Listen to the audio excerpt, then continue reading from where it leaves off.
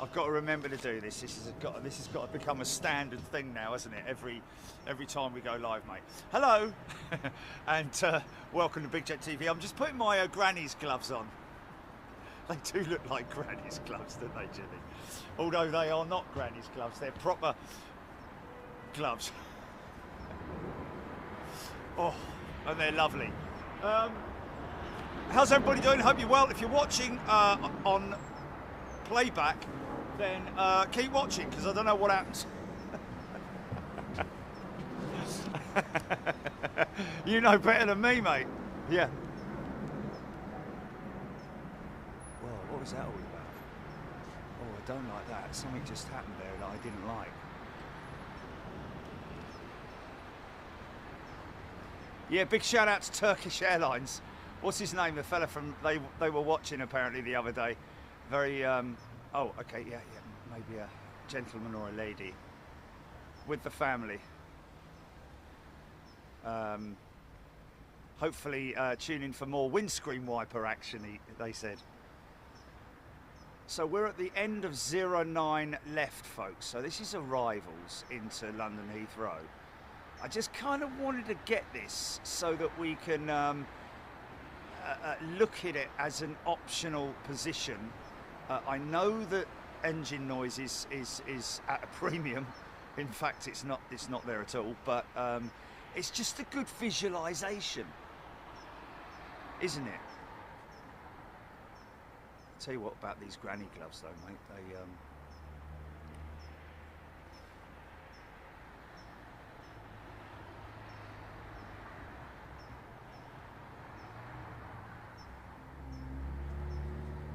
Carly Simons is a new member. Or Carly Simmons, maybe. I don't know, but Carly, a very warm welcome to you. Hey, by the way, folks, yeah, she's going around again.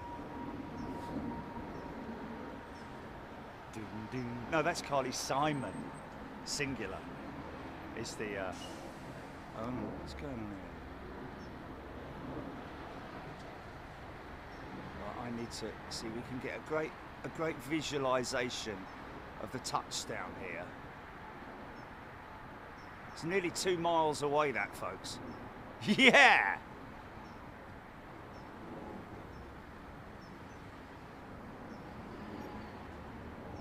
Still a very slight crosswind, ever so slightly northeasterly this time round. Ben B saying Air India have done some Christmas shopping with Airbus. They have indeed. 350s and 321 Neos, is it? Crazy how many orders those guys have put in. But I guess what they're doing is they're, you know, when you place an order, you've got the right you've got the right to cancel it. So rather get yourself in on that position on the ladder. Friedel Bossman saying that it shows the skills of the pilots. It does indeed.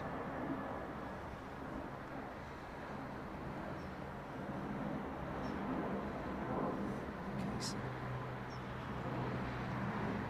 little bit of road, but nothing too bad. And you know why?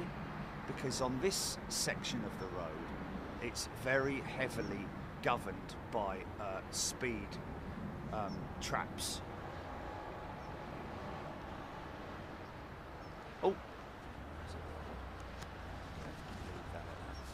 and there they are, Air India. Just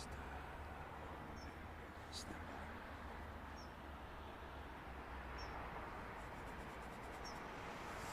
by. Big shout out to Sanj at Vodafone, at the Vodafone store. He knows who we're talking about if he's watching. I don't know if he is. But Sanj, thanks again for helping us out, mate. Really appreciate it. I just need to make a couple of adjustments here. Oh, and folks, can I just give you a little bit of an update on the coffee lids? Now, they look to the untrained eye. Let me just show you quickly.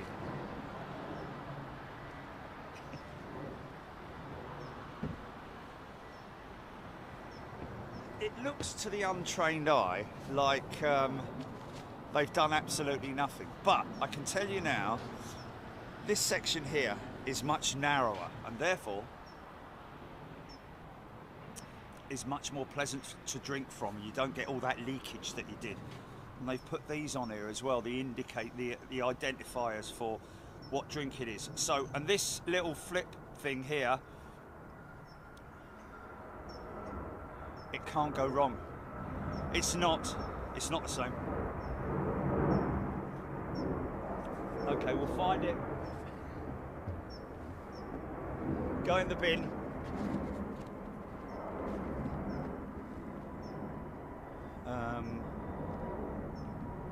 Yeah, I'm a little bit concerned here about the power going into. I'm going to switch the power out from this to this because I'm not. There we go. What's that going to do? Put that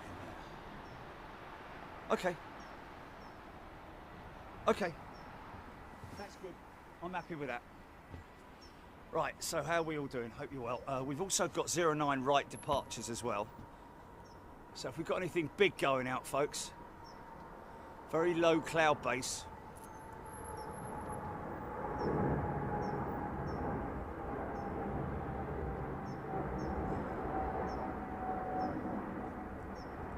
Okay.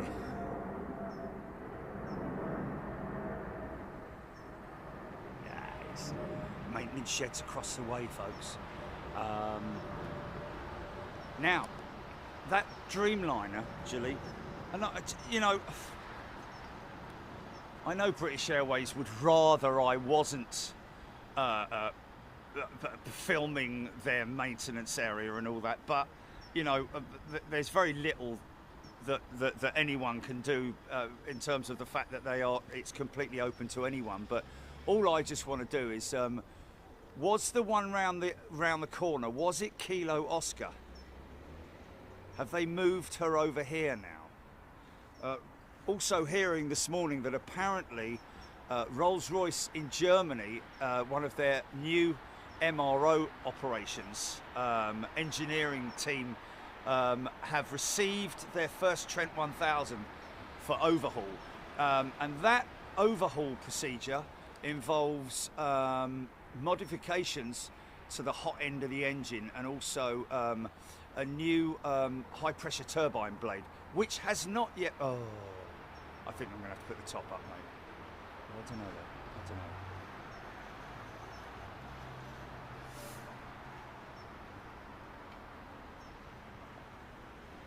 What, inbound?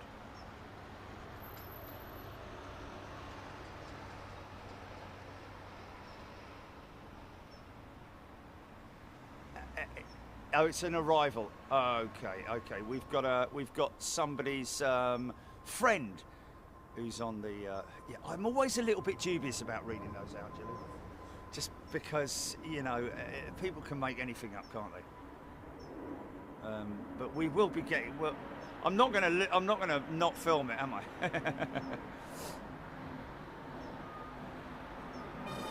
Tim saying your 777 landing wipers screech made the TV news here the other day. I nearly spat my dinner out.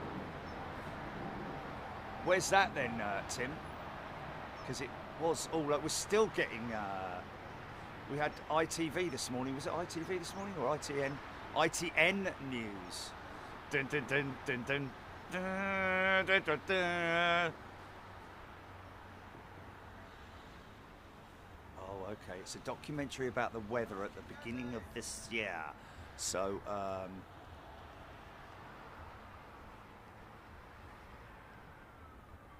big chunky undercarriage on the Dreamliner, man. Watch the wings. He's in Perth, is he? Nice one, Timo. Look at the wings sink, man. Isn't that beautiful? This looks like, yeah, PIAR returning to Heathrow. Well, returning to Europe, actually. Lizzie, new member. This looks like Saudi Arabian Airlines.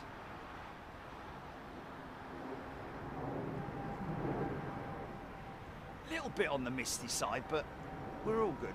I'm just wondering whether I might just, I don't know if I need to though, put the upper deck on.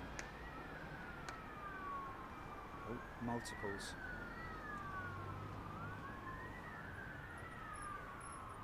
Ian Keane looking cold there with those low clouds. We had 41 in Perth, Australia today. Bloody hell.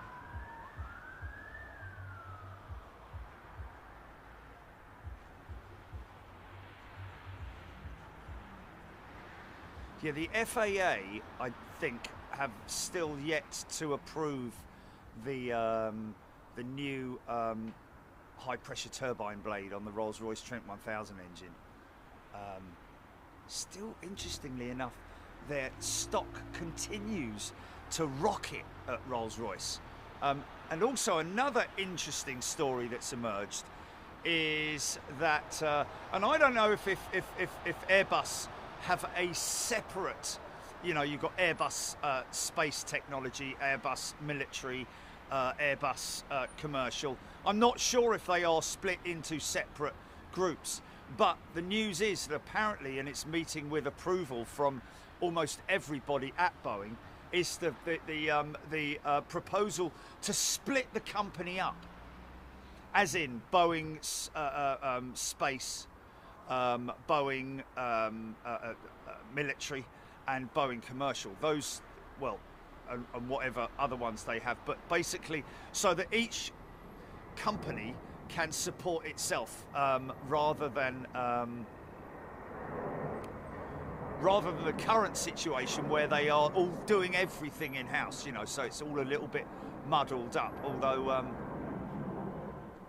you know, actually I think Airbus space division is also struggling quite a bit, but I know Boeing's is.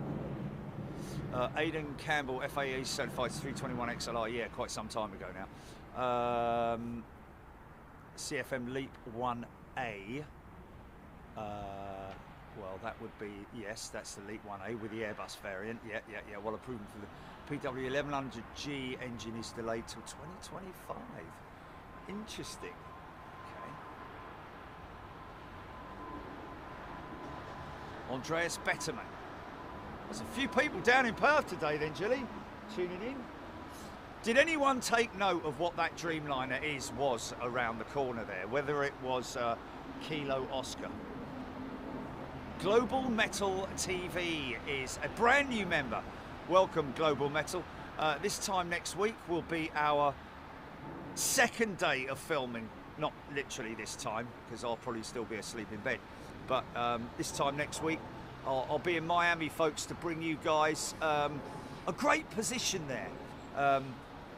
From a balcony, a hotel balcony, which is overlooking the airfield, and it's pretty damn cool, I have to say.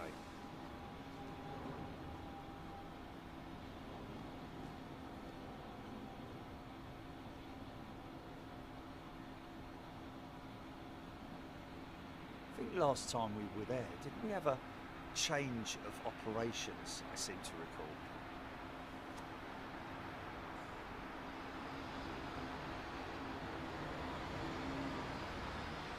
Louise Richards. Good morning to you, Louise. She's a new member.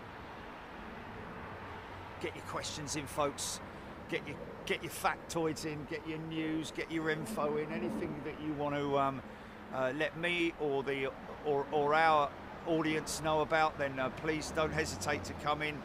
We get people who give us information on inbound aircraft, special liveries, anything like that you want to talk about, anything in the news that's current. I don't want to talk too much about the news, just from the point of view that the Friday night show will be sort of covering my my weekly swipes.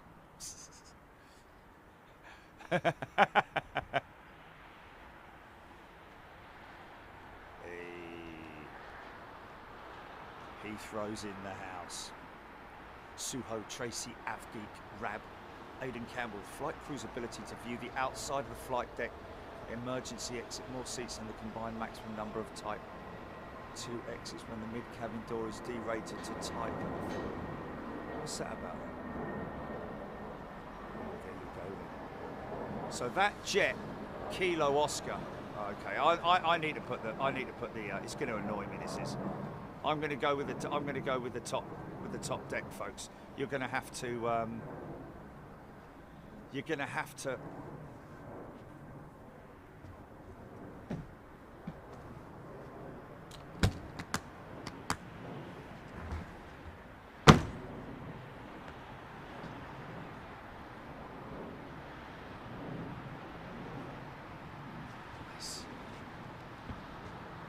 Let's get that. I'm going to get the second level on the van, folks, just to.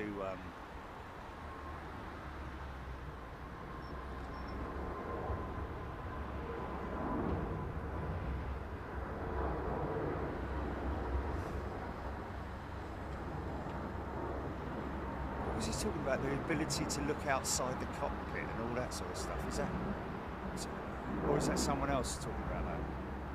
No, Aidan Campbell, flight crew's ability to view the outside of the flight deck emergency exit. He's obviously talking about something that's an ongoing sort of yeah, right.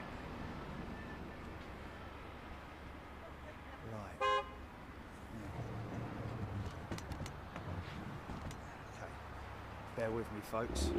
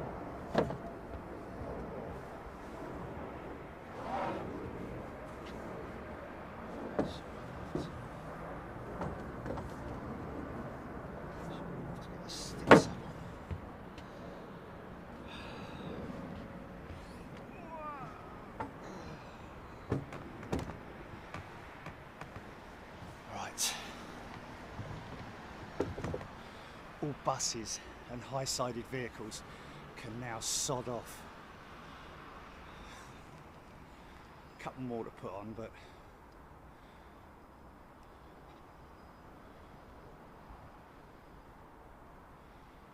Tom and Jerry, look.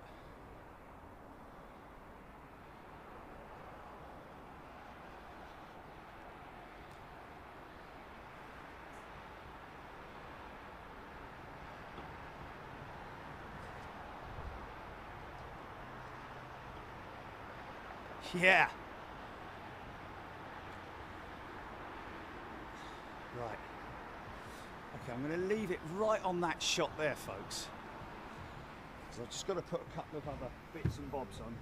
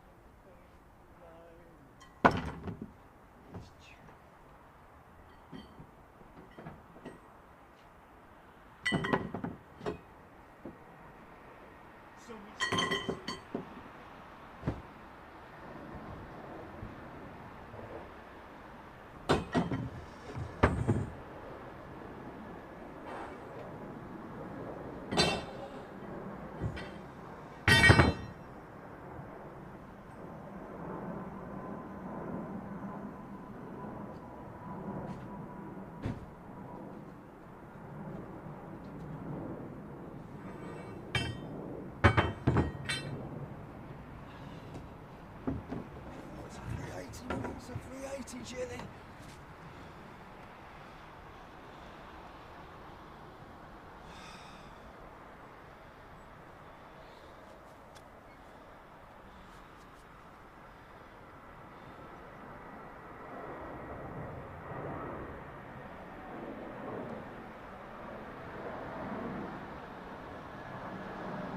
Wow. There's a very skilled pilot, man. Well, I'd say, yeah, just doesn't have to specifically be a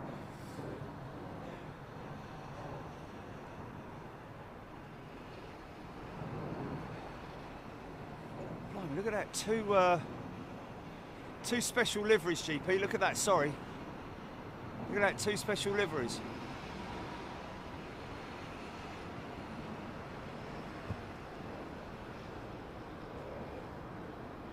He's got large on the reverse. It's a long stop for this guy. Would look great in the wet. We could do with a bit of rain, couldn't we?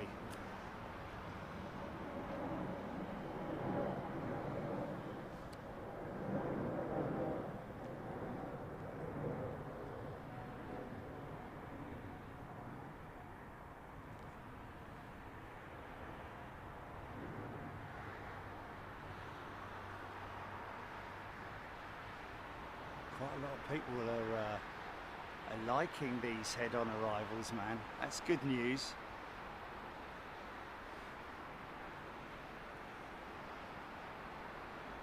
Jimmy G61, you do hear scaffold being erected. I'm just going to quickly pull you back to there while I finish. Oh, 767, stand by. Whoa, what's going on here, mate? I don't like this.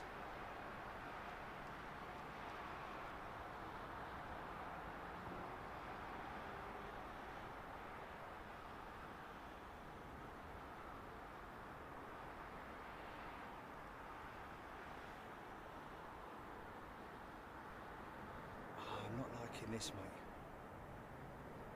mate.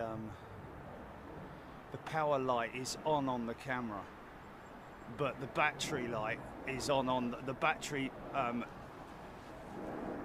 icon is on the screen, which shows that it's not charging. Generally, that generally is what it means.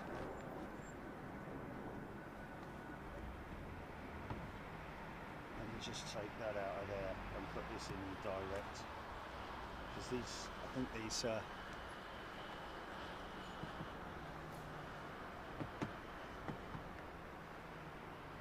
oh mate, that hasn't done anything. What's going on here? The light's on the charger bank. Stand by.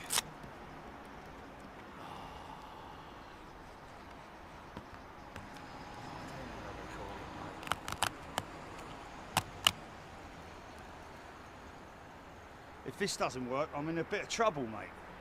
Be honest with you.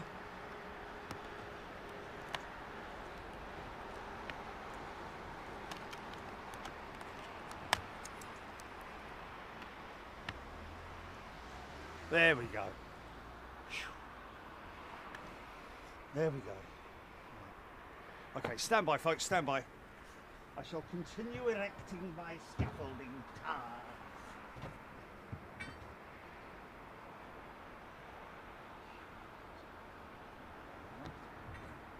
So those D-connect, those not angle connectors, absolutely bleeding useless.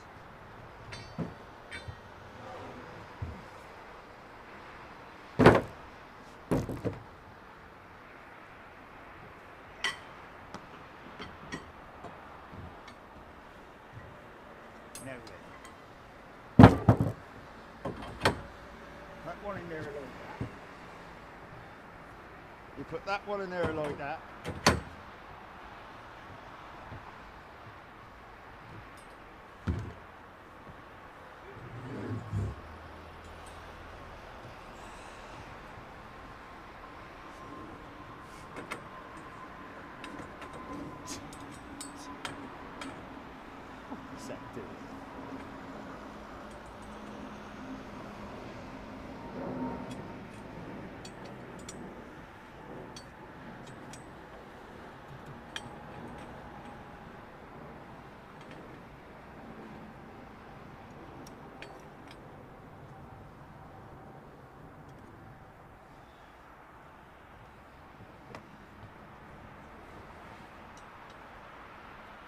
Yeah, there you go. Here we go, folks. Never say never. Big shout out to the friends, our friends at Turkish Airlines.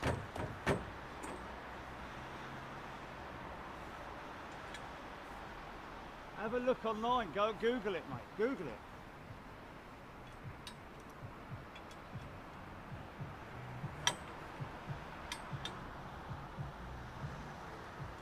Should do that. Two right angles. Right, here we go. Sorry, folks. I do apologise for doing this, all this maintenance work whilst. It's a lady, is it?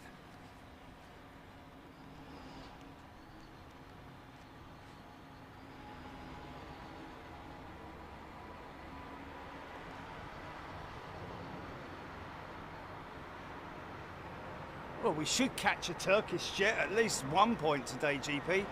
It's either their 321, 777, 350, 330. They bring them all in here.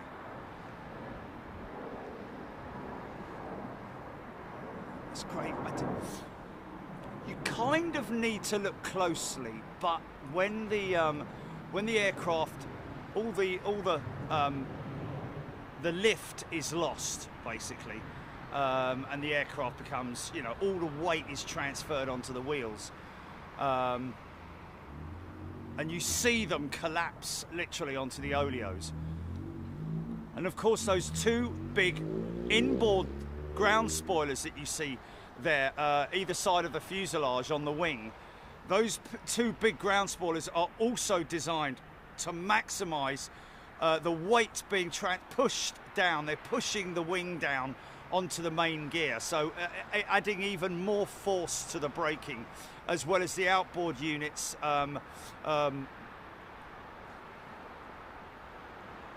negating any lift, and also as a power stop as well, which we've sort of like been over a couple of times. Like, let me get these two last bars in this standby.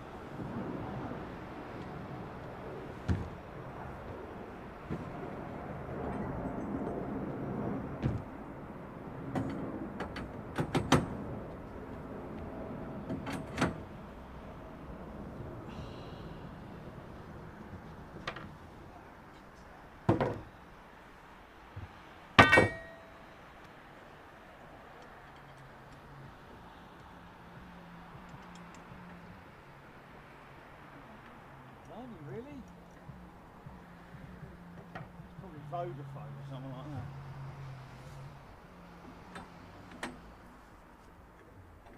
Oh, did you? Oh, that's nice, isn't it?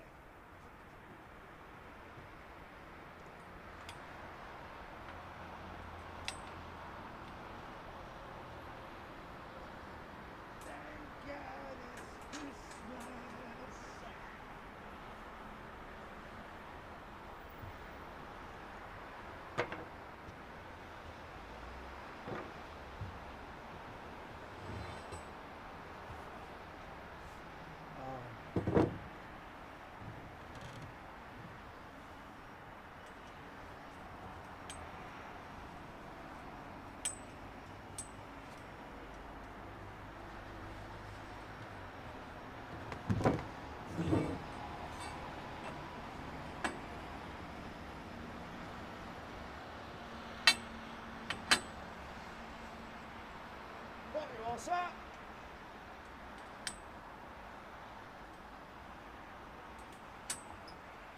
Right, we're all done. Perfect. Nip that up. Nip that up. And then we're done. Time to go home now.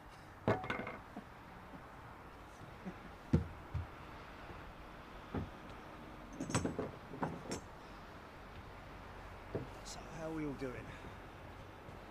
Everybody's well, I hope. Oh my God, it's doing it again, Jenny. What's going on here? What? Let's go see this.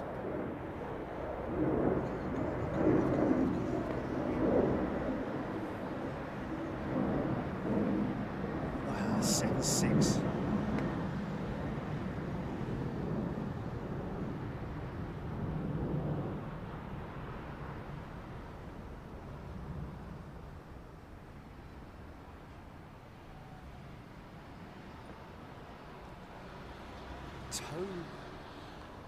Toby asking, why does the 787 hydraulics always start whenever the flaps go down during landing? Well, to be honest with you, Toby, the noise that you're hearing is normally a winder, which is operated by an electric motor. Most of the Dreamliner's systems are electrically operated. So if you're hearing a noise, then that's generally the winders. They're like corkscrews kind of thing.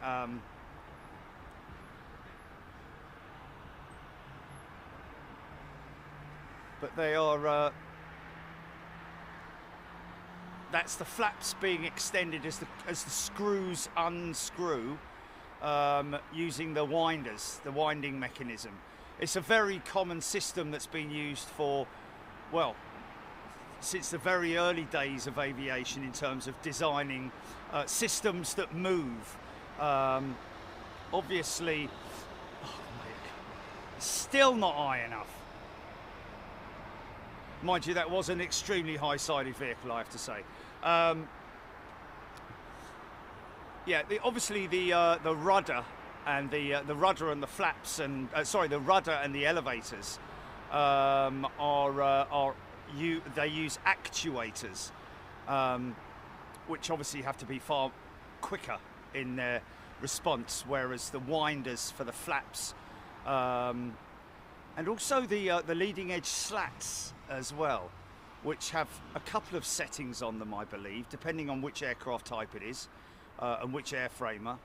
But obviously the flaps will have, during landing, on the approach, you know, once they've set the aircraft up on approach, they will start to extend the flaps to slow the aircraft down, to, you know, give it that natural 3-degree slope.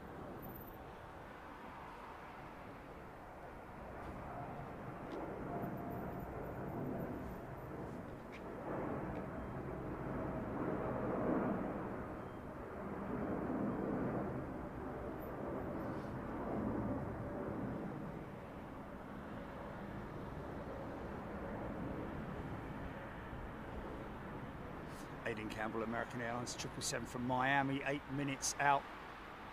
BA retrofitting its 380 fleet in 2026. Neil saying, well, this £9 billion investment or spending spree that British Airways are going on, I haven't heard anything about them improving the website, which is a little bit worrying, because obviously, you know, it sounds a bit boring, doesn't it? If you're putting that out to the general public, you know, and we're improving our website. It's like, really? what's that got to do with anything? We want to see like new aeroplanes or new cabins and stuff like that. Well, yeah, people do want to see that, but also people want to be able to have a nice, clean, easy booking experience. Whereas how was your one for Miami, GP, with BA? Was it relatively? I don't seem to recall you stressing about that, to be honest. Top of a bus, top of a bus.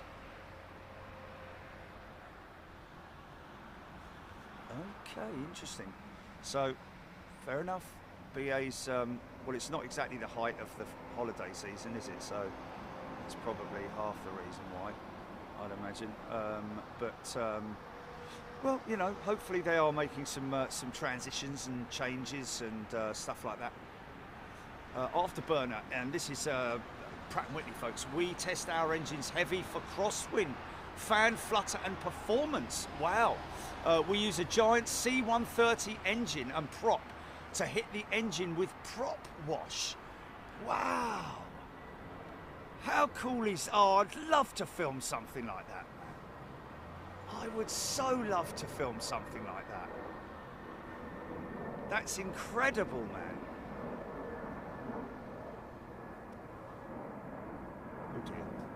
Johan saying BA website is rubbish. That's just a straightforward negatory on that one for Johan. Oh no, sorry, that was Ridder's. My apologies. Ridder's 747. Michael Stocks, yeah. Air India's order book, and well, I say Airbus's order book is chocked full of orders now. I mean, those orders that Air India have just put through won't see the light of day until probably 2029, I would have thought, at the earliest.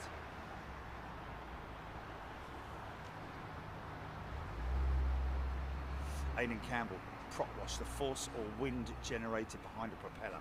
Indeed, prop wash. And trust me, man, those things can deliver some serious...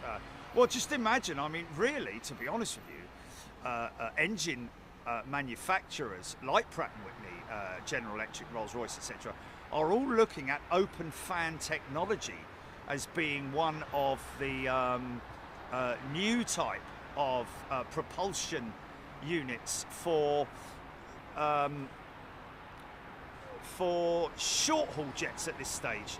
They're kind of like trying to figure out the way in which they're going to be able to fit them, because obviously the fans will be massive. It's basically like having the engine open but without the cowlings, if you can imagine it. So that's kind of what we're talking about with what he's talking about with the C130 prop. I guess that's mounted to a framework and not the actual work itself. That's crazy. Because it's not something that you can really do in a wind tunnel, can you? Because the wind tunnel is designed to house an engine of X diameter, and you can't really sling it sideways in a wind tunnel. So that's interesting how they did it. So they run the engine outside, I'm guessing. Wow. BEA doing 6 minutes, Chris Mason saying. Nick Gray, American 777 from Miami, about to join the final approach. Neil saying Airbus closes in on 770 airplane delivery target. That's interesting. That's a Pratt & Whitney's. Oh, wow.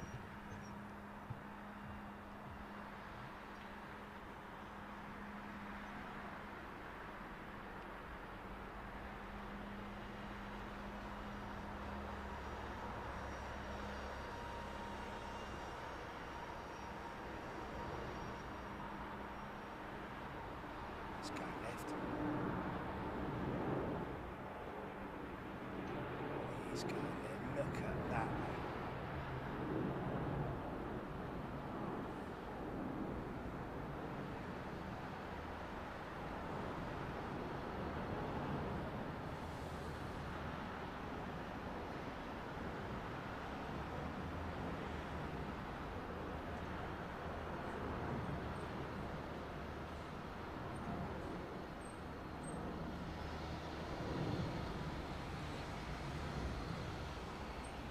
They've already got 737 Maxes and 777-9s on order, haven't they, Air India?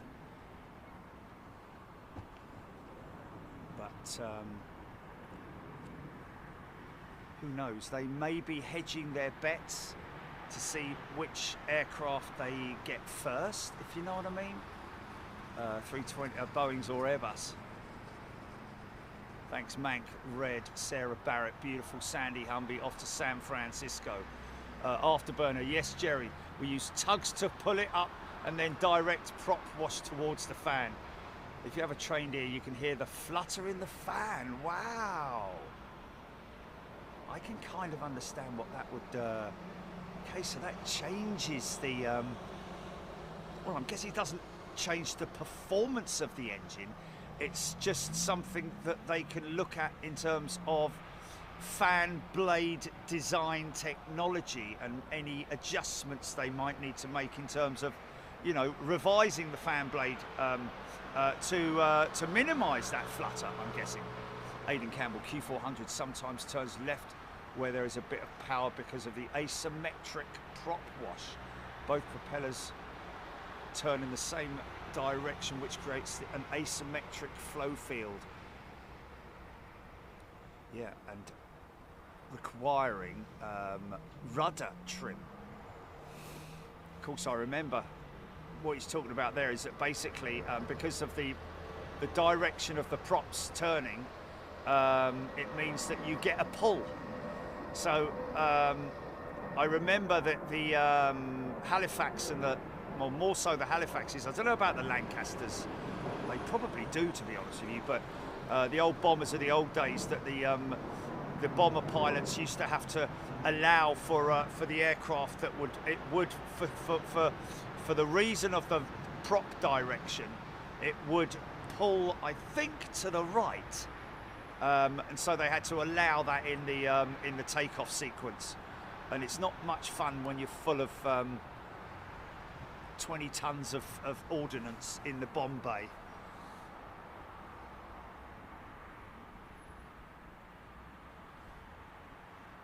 James Cribbins, currently watching with my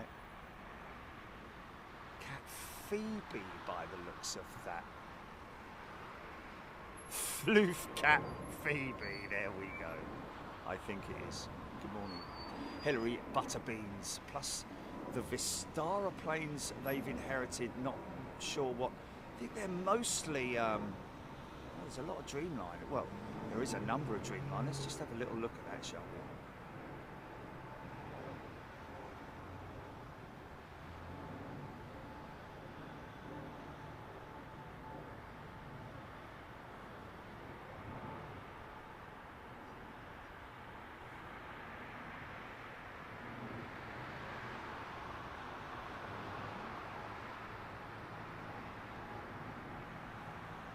Vistara has a fleet of 70 aircraft, 53 Airbus A320neos, 10 321neos, and 7 787-9s. So I'm guessing that yeah, that deal has gone through, hasn't it? Are they going to be? There's our Turkish friends. Look, there we go. I knew there'd be one sooner or later.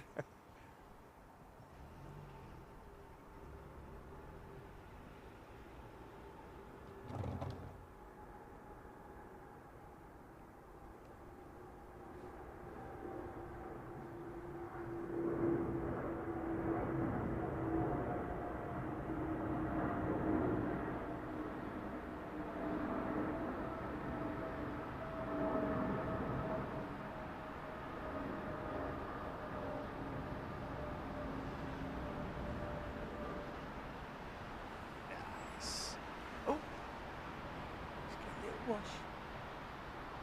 This is a wash, or it's de-icer training.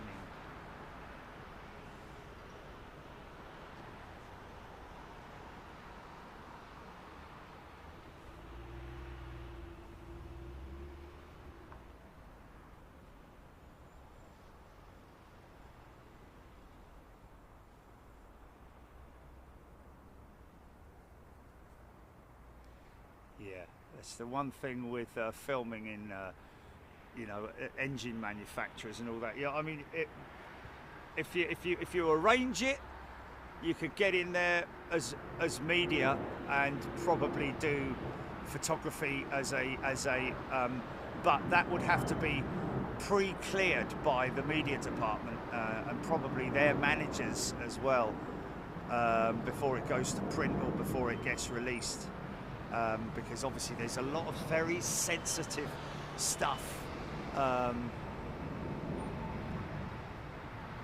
that engine manufacturers don't want to give away. That's why Rolls-Royce are making it a very sort of like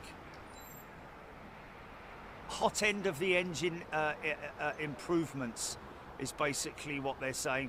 They are talking about a new high pressure turbine blade on the Trent 1000 engine, but they're also to improve time on wing going to be making huge improvements, it has to be said, they're saying, that will allow about another 30% time on wing for the Trent 1000. That's going to start rolling out next year.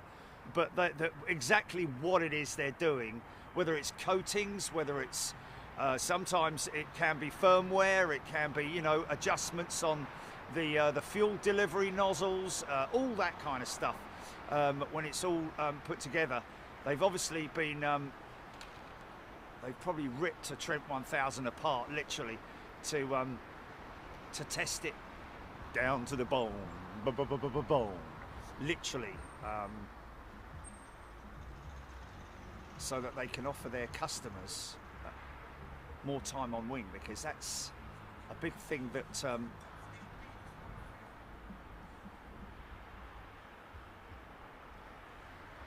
quite a few airlines are sort of like, you know, are struggling at the moment. I read one the other day. What was it the other day that? Oh yeah, it was with the Pratt & Whitney engine, wasn't it? Sorry, Afterburner, but ASUL with their fleet are struggling with their E2 jets, isn't it?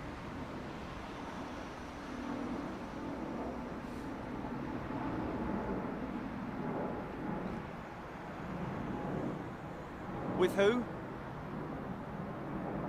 Oh really? Yes, 100%. Yeah.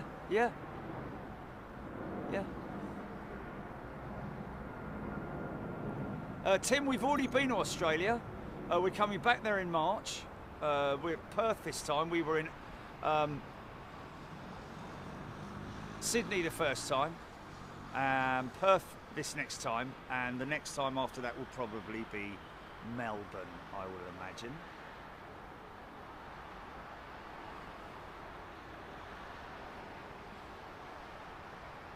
Yeah, it's not as easy as that, like, you know, asking Afterburner. I mean, if you work in the team, each department is very, you know, very tight on regulations, and I'll be honest with you, unless I can do it live, I'm not really all that interested in. I mean, I'd love to go in, you know, inside the fence at Pratt & Whitney, but, you know, because of all the very sensitive things that are happening at the moment with, you know, the bad news really with Pratt & Whitney, Rolls-Royce mainly.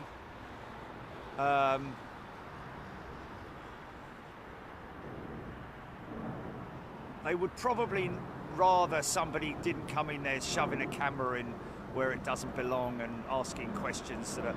Not that I would do that, you see. They don't realise that if I went inside the fence, I wouldn't talk anything about the issues. I would just be looking at how efficient the engine is and how bloody quiet it is as well, man. But you see those, especially the E2 jet. It's just unbelievable. Let's go around. What happened there? Flipping heck, man.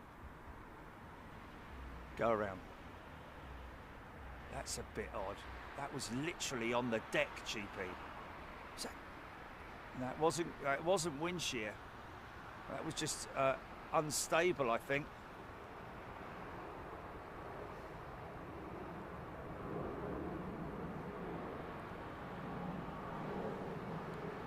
Darn it! See? Where? Dolphins in what room?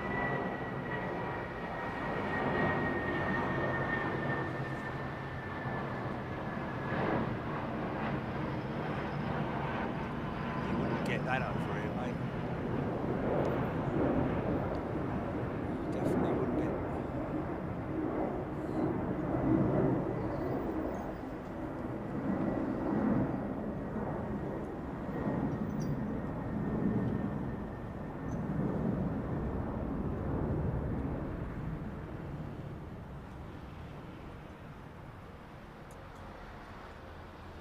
Afterburner looks like V2500 or CFM56. What's that on?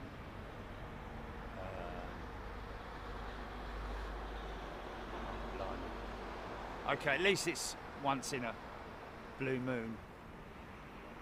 Chris Gossman tuning in from Seattle. Thank you, Seattle. LA Golf. Oh baby, I think it's tossed salad and scrambled eggs. Richard Edwards, unexpected toga, global metal TV, too steep approach. Well, they were literally on the ground, weren't they? So I don't think it would have been anything to do with the approach. I think it might have just been unstable.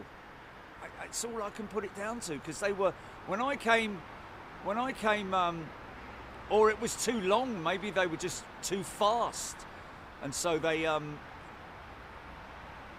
it was like around about here, more or less. They were on the runway almost when I looked. By the time I got the camera on it, it was a good 30, 40, 50 feet or more from the ground. Nick Faze is watching from the engine shop whilst on lunch. How cool is that, man? What a great smell the engine shop has. Sure thing. I don't think you can make a, you know, like a perfume out of it, you know, like an aftershave. Engine shop by you know what I mean? real man's aftershave. Engine shop. Back of the van.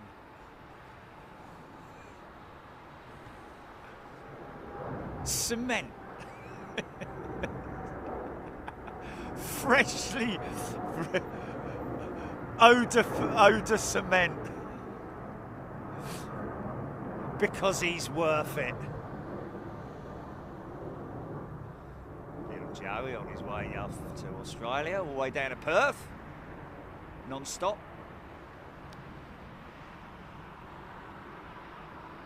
Not everybody's cup of tea. I've heard good. I've had mixed reports about the old the Perth direct route, and you know, I think the jury's still out on that. Hold on a minute, let me get this thing straight. Shed effect for men. That's brilliant, mate.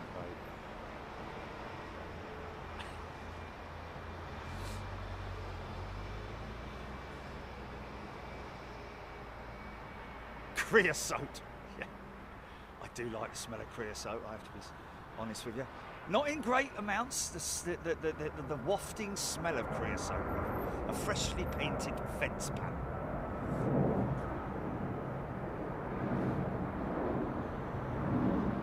Yeah, it is a long, long way down to Perth. What's that? Neil saying Korean Air completes 1.4 billion merger with Asiana. Oh, it's happened. Yeah. Sumpoil.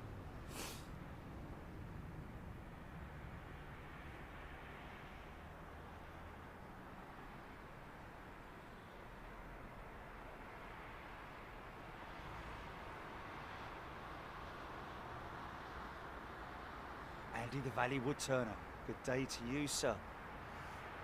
Gearbox for men. AIRBUS. Yeah, all right, we'll stop that now. Gearbox for men. I like it. I think we've stumbled on something here, haven't we?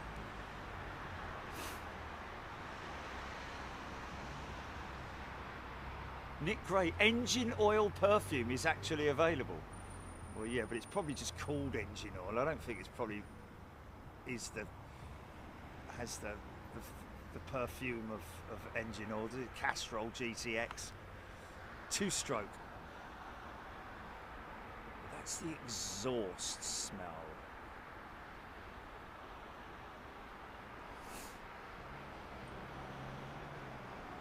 Even Ivana, good morning to you. This looks like an A330 Neo with the big Trent 7000s. Back wheels first, back wheel set first. In from Orlando. Down come the front set. Up go the spoilers. And on go the reversers. See the elevators being used just to keep the front end down, but also just to not to keep the front end down, but to ease the severity of the front end dropping onto the tarmac, onto the runway, should I say. You'll notice it on the big jets where they might run it on the mains for a little bit. Remember back in the day, the old American 330 pilots used to wheelie for hours. Well, a couple of 100 yards.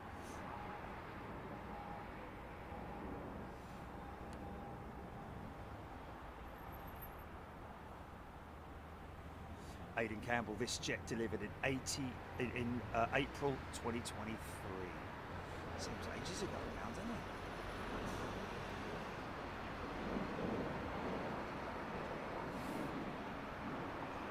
Sierra Folk. I just got off work. It's 7:30 a.m. I get to watch the show live whilst waiting to spot the Norfolk Southern freight train. Brilliant.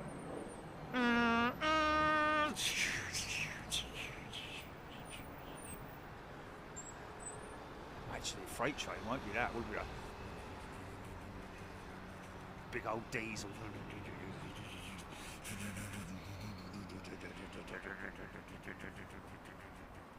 Massive great generator on wheels.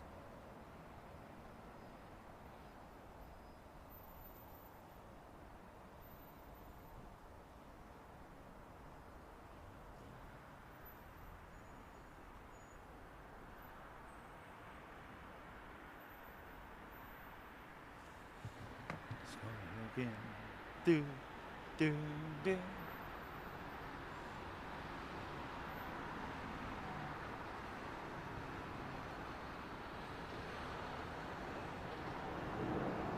One about Afterburner's thoughts. I don't know if you read in the news a while back that a tool, a fan turning tool, had been left in the and it wasn't anything small either.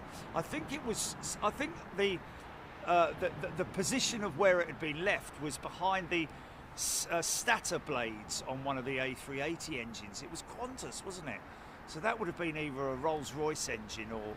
But like a long piece of nylon or plastic or whatever it might be, which is used for turning the fan in some way. I'm not sure exactly how it's used, but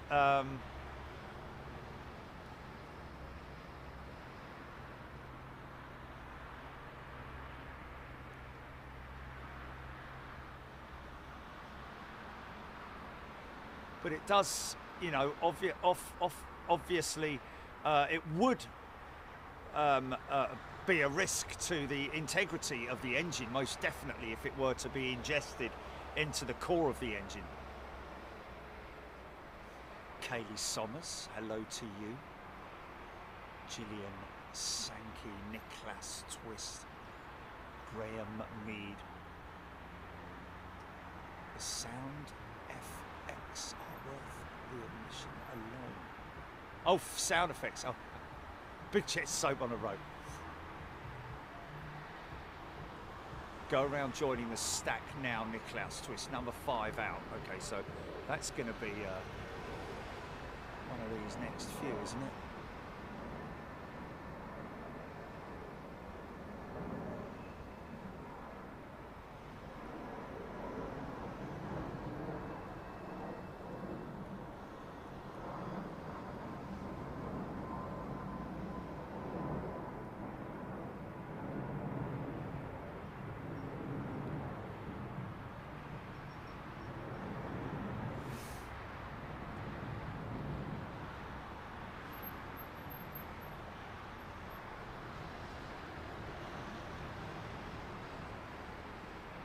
Yeah, we're always very lucky with the amount of people that like to get involved in all that. Can I just, it's been, we've had this email for quite some time actually. It was originally sent in June. Flipping heck. Flipping heck. And I don't know if Rob is watching, but I'm going to read this one out now in its entirety.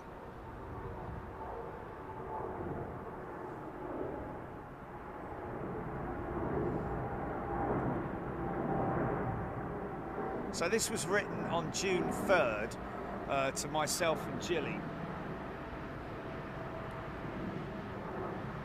Dear Jerry and Jilly, this is from Rob, by the way, folks. This is from Rob, and it's entitled "Thank You."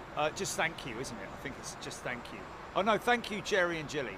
I've been a keen viewer of your channel for a while now. It's given me wonderful viewing. Thank you. In my professional role as an administrator of 2 care homes for the mentally ill, your channel is now giving others lots of enjoyment. Richard is one of our residents. He has recently started going with a carer to a local aerodrome. It's not very busy, but enjoys watching light planes coming and going. On the back of this, I introduced him to Big Jet TV on YouTube. It has brought much happiness to him. There is a mention of in the attached newsletter, which goes to about 500 people. Oh, that's fantastic, man. It's just amazing. I just wanted to thank you for what you do and let you know how much enjoyment you bring to people like Richard. Wow, it's humbling. Things like that are just so humbling. And thank you, Rob. Really appreciate that. And a big shout out to the young gentleman who's going to the local aerodrome. Must be great fun, hey? Hey, listen, man. I mean, you know, even a local aerodrome is quite fun if you seeing the like aircraft coming and going. It's very peaceful, I have to say.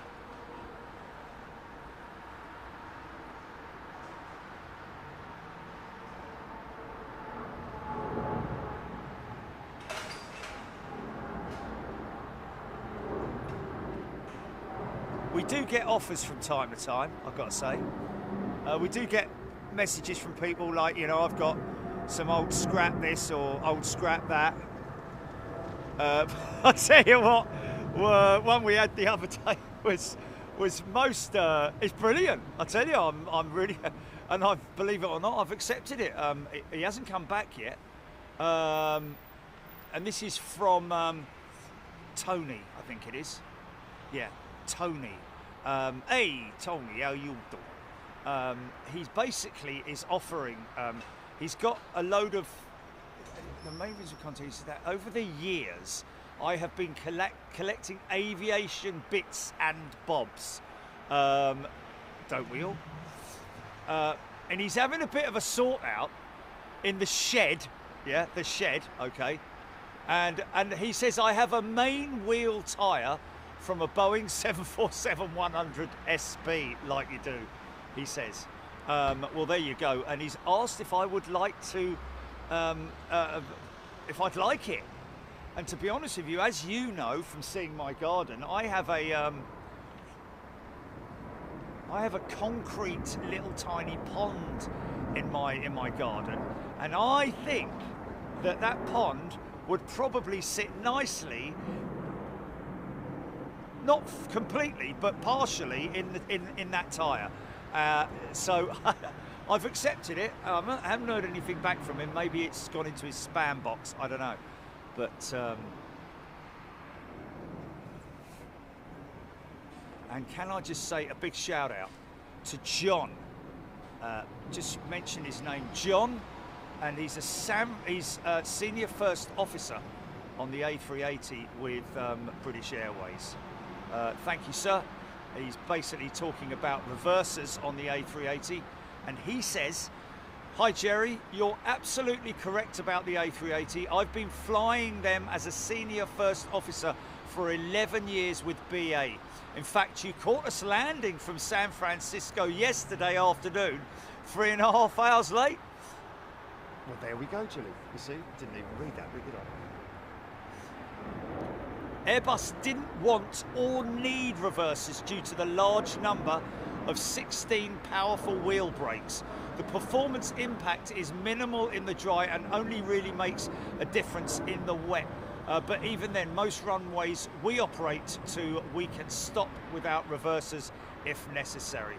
The only reason they had to include them was for the regulators and to appease the airline customers. There we go, just like we said. So there it is from the Orcs' mouth, so to speak. Thanks, John. Appreciate that, mate. Hey, he might be flying me to Miami next week. He might well be. Fear love. Try the Biggles restaurant, Denham Airfield. See, things like, I've heard of that before, that Biggles. Gold 777, there we go.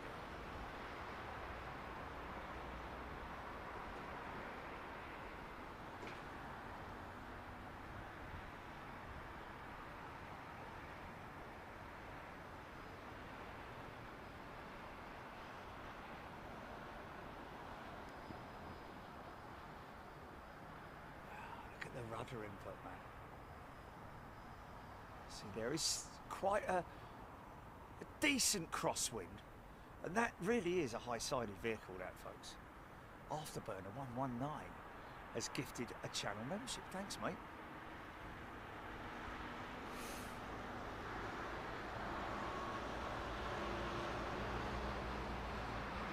Glen Hobbs. Fascinating as any busy airport. My local is Halfpenny Green. Lovely little aerodrome near Wolverhampton.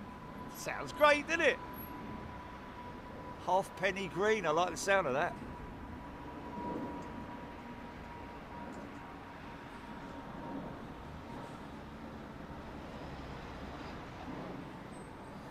I'm right there with you, Afterburner. I am also a cancer survivor, my friend. And that was, a lot of that was through brute force and just literally, like, you know, never give up. A big shout out, of course. I've never really given praise to the NHS for looking after me, man. You know, unbelievable people who work extremely hard for very little money. We've also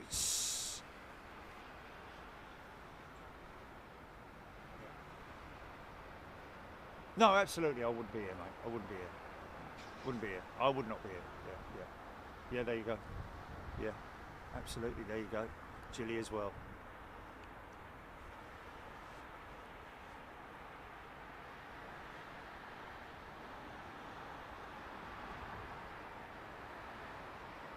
Yeah, so we have now more or less finalised what we're going to be doing on Christmas Day, folks.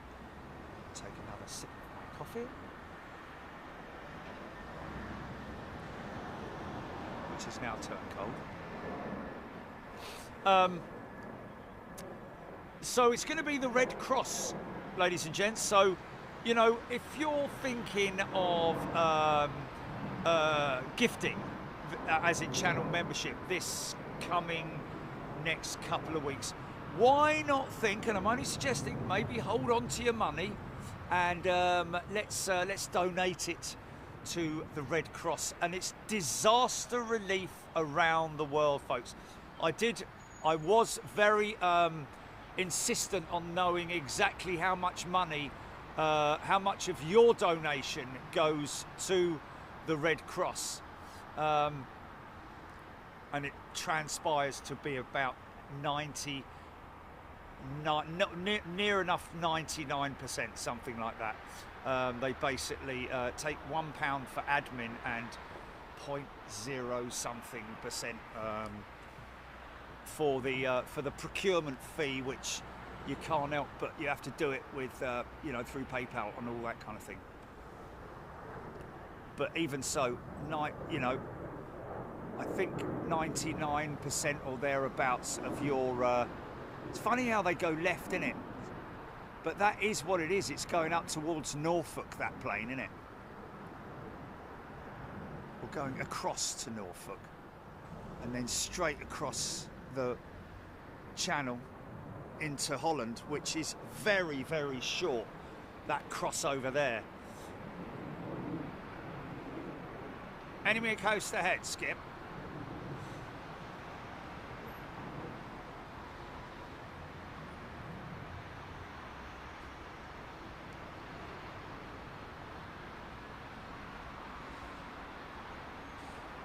Big up the NHS.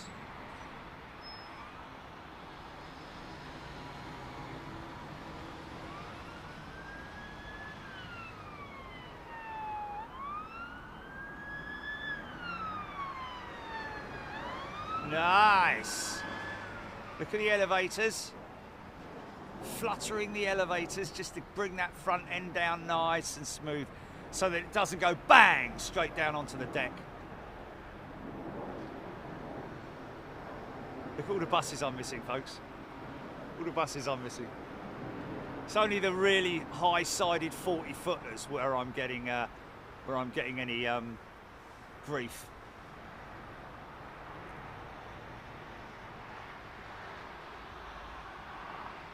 More likely Suffolk rather than Norfolk, Aidan Campbell.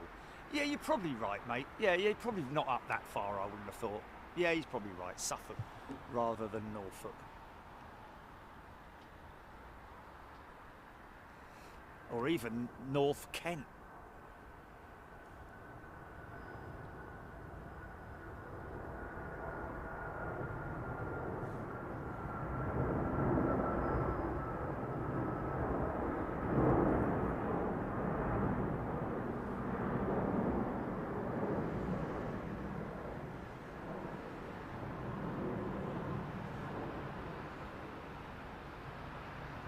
Beautiful. Stunning. Beautiful, man. Tell you what I'm going to do. I'm going to pull this back a little bit so I can get. There we go. Lovely. Right, there we are. Lovely.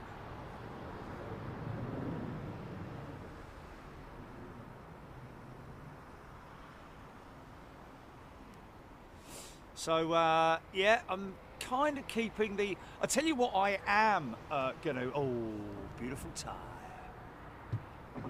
Tell you what, I am gonna do on Friday night. I'm gonna the main. Nice.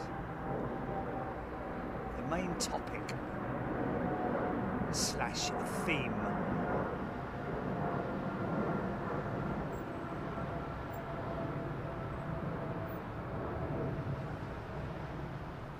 For the Friday night show will be about new engine testing. Now, wow, came down a little bit heavy on the front there. See the big silver thing on the leading edge? See the leading edge of the tail fin there, folks? The vertical stabilizer. That is the high frequency radio. Nice. Sorry. Would you prefer? I don't know.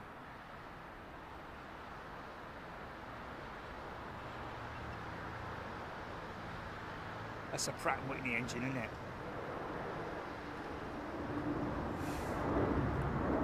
Oh, bless. What's his name, Tilly? Hey. Has he got a wingtip missing? Or is that just me? Did that aircraft have a missing wingtip on the port side? Or is it just an illusion? Have a look back, folks. And tell me what you think. Look like us.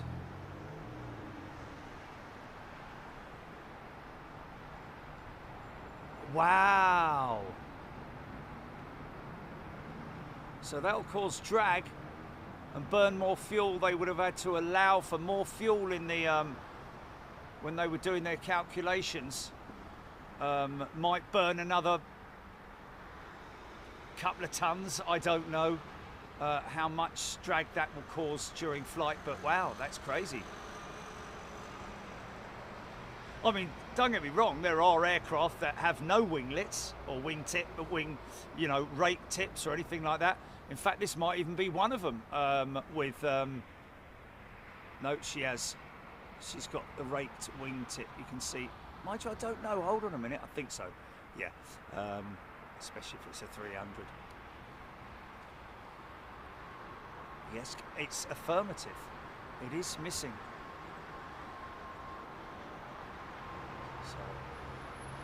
So, you know, it improves the efficiency of the wing, does the wingtip. I'm not sure as it'll cause a lot of drag. It will just be a different aerodynamic reaction, won't it, when the air reaches the end of the wing, whereas it normally bleeds off of the top of the wingtip and then right out of the corner, it will be off of the corner of the wingtip, if you see what I mean. Thank you, Hodgie. Definitely missing Kevin B. Definitely missing Philip Edwards. Rogers also confirmed it. Vicky D loving the viewpoint. Oh, that's brilliant.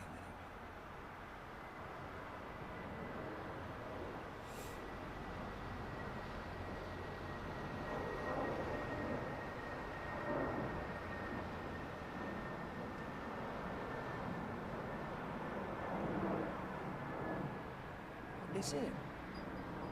Oh.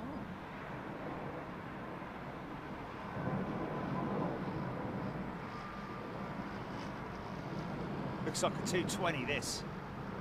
I'm telling you that because I'm looking at the cockpit. No, it's not. It's a 320. Sorry.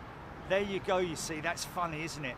Looking at them head on, that flight deck looks very 220-ish, but then I zoomed out and I looked at the winglets and nope. It was a 320. Neo with SAS. Could be Dave. Could be Dave.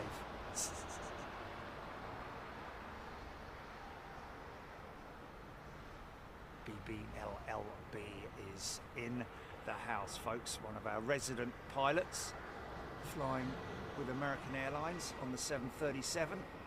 Hope you're well, my friend. I'm intrigued to know what it will be like next time we're out in Chicago. I imagine that the situation will probably still be the same with regards to accessing that ridge, but at some point that's going to become inaccessible, isn't it? Other than by walking for quite some way.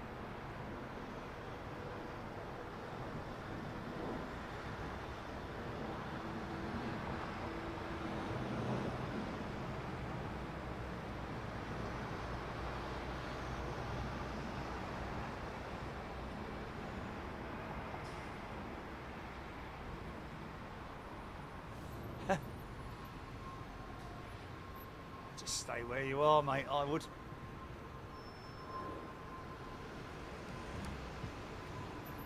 Virgin tail on the moon.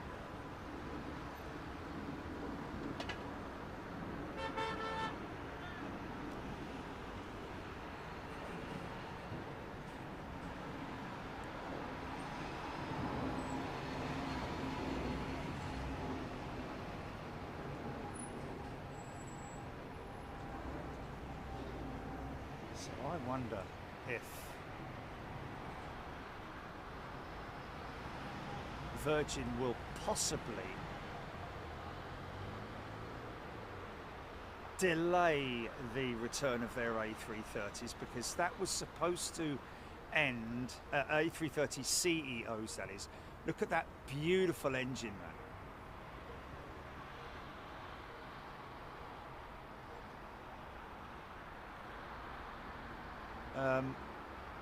That's of course the Trent 7000 engine, which resembles more of well, technology from the Trent 1000 and the XWB as well. Technology that's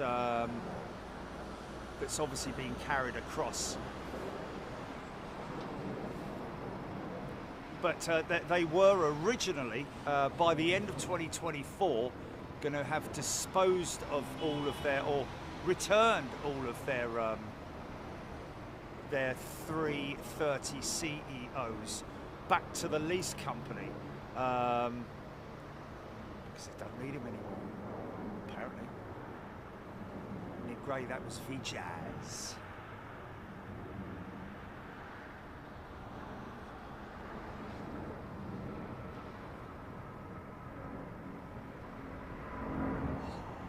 Listen to this.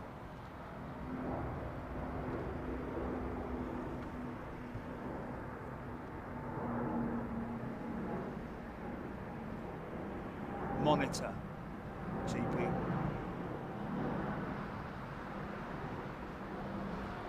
Screaming emu. Another one of our resident pilots, folks. If you've got any questions for pilots, BBLLB on the 737 and Screaming Emu on the E190, but also type rated on the A220 as well.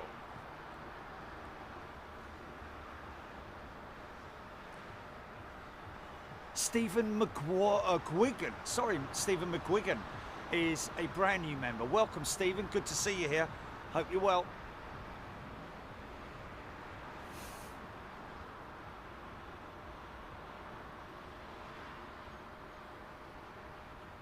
So Air India going big on spending. Obviously, you know, that's in terms of spending. It's all. It's not like, you know, they've reached into the wallet and just written them a check. It's all futures money, basically.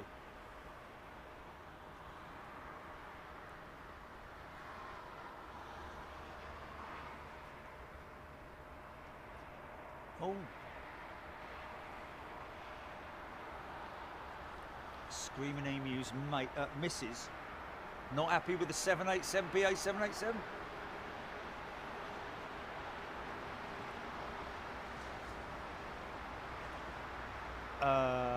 Well, it's a funny one, isn't it?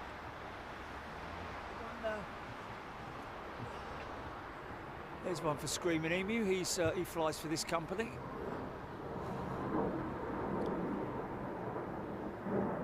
Depends on the seat, though, doesn't it? Whether it's economy, premium economy, or, well, economy or premium economy, isn't it? You've either got the choice of both, or you're going business, aren't you? Is that right, Julie?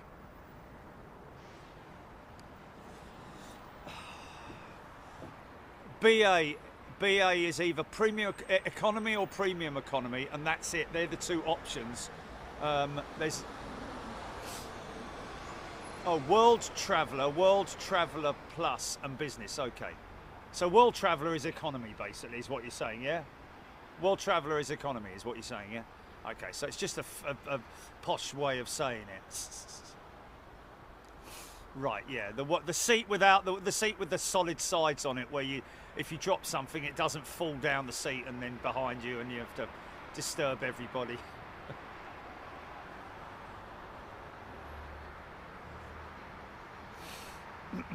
Yeah. Reza Omar, going to apply to the British Airways Speedbird pilot program. Really hope I get in. It's so competitive. You're right, my friend, Reza, but you've got as much chance as everybody else, mate. So don't let that put you off. And look, Reza, if you don't get into BA, there are other options. You can, I think that Ryanair do an academy. I think EasyJet do an academy. I'm not sure if when we're talking about academies here, folks, we're talking about where the British Airways take a certain group of youngsters every year and basically put them through schooling at their expense. Of course, when I say their expense, and I'm not 100% sure if this is the case, but normally with these sorts of programs, they will expect you to stay with the company for at least 2 or 3 years after you are qualified, just so you can pay them back, basically.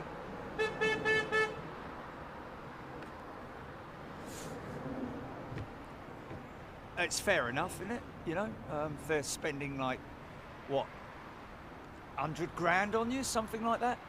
Leslie Fraser has gifted 5 channel memberships. Like I said, folks, remember Christmas Day this year. We're going to be live on Christmas Day, like we are every year, to bring joyful and triumphant greetings to everybody. But also to, and yes, there will be a kind of normal scheduled program, apart from probably a reduced regional service, I would say. Mate, you're going to get a ticket. You seriously, man? What an absolute knob. Anyway, doorknob, that is. See you next Tuesday, mate.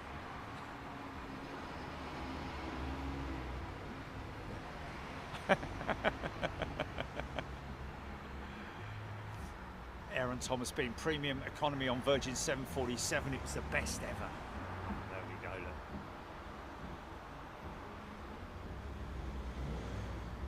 Matt Jepp did Heathrow to Singapore 380 economy on the 30th. Can confirm upgrade was needed. Oh dear. Well, we flew economy with Singapore Airlines to Sydney, so we flew. Yeah, we paid a little bit extra for exit row seats. That was it, wasn't it? And it was economy. It was economy. So we can confirm that we were all right. I'll be honest with you, if you're flying in the, in economy, just try and book a decent seat. That's what's critical, because the last thing you need to be is squashed in, in the middle row, like in the middle of the middle row with somebody either side of you. It's like, it's not fun, man. You need to, yeah. Yeah.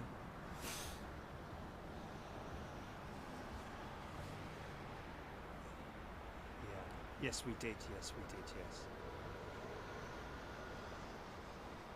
Yeah, it depends. Yeah.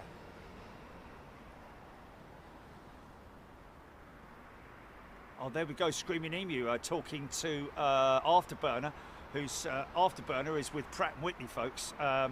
Interesting that Screaming Emu, we were just talking about doing crosswind flutter testing on the Pratt & Whitney engine on one of the GTFs, and he uses a Hercules engine to create prop wash at an angle to simulate a crosswind landing, and he said that those observant people, those in the know would be able to hear it, but you'd actually hear the flutter of the engines.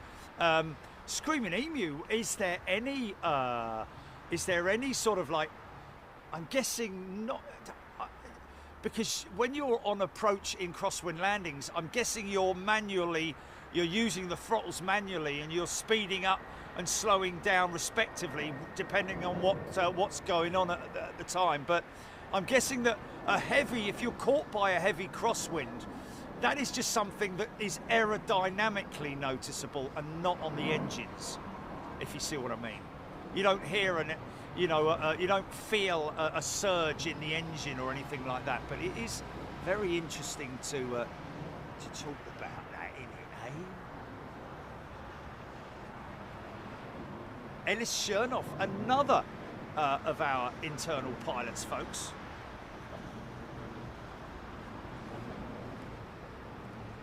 Flown FedEx DC-10s. I say DC-10s, I mean DC-10s. MD-11 as well, but another old school, easy for you to say.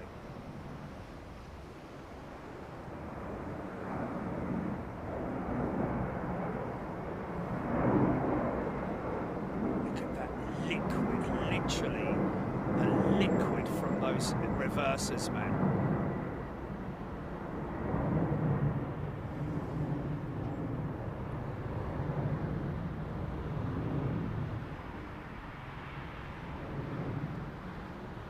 So what is interesting is on some of these engines,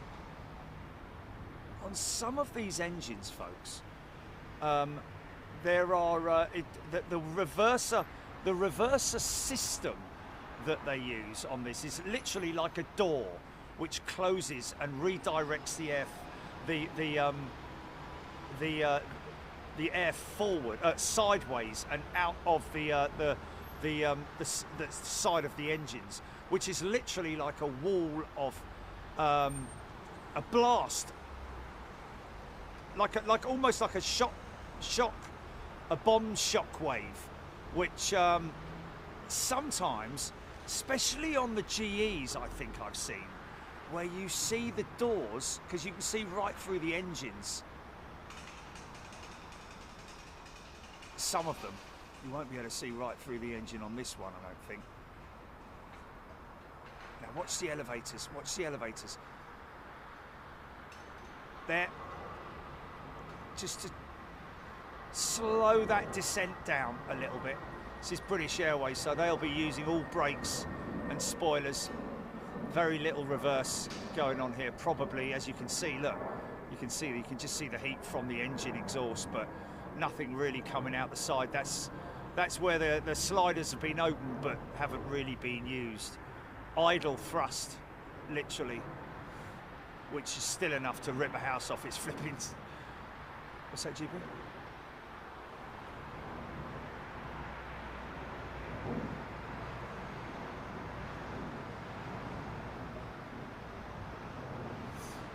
So we've got Tom Falkingham saying BA228 from Phoenix.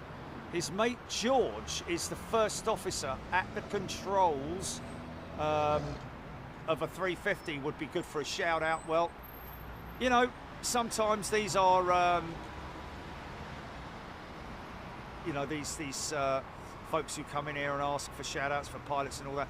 Well, you know, we're a happy bunch here, and so we sort of like we'd rather believe you than think that you're making it up. But we do from time to time get a few. Is it erroneous? Is that? And you can normally tell as well. Like, my dad's flying that plane or something like that is obviously. But that's a legitimate one. Thank you. So let's see if we can get him to number one then, folks. He's a subby. Karina, light chop means nothing to WN pilot, but that would mean moderate chop.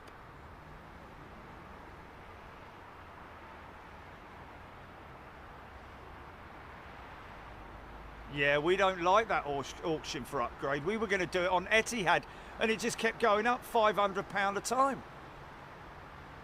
Every time we bid, yeah, it just went up and up and up and up.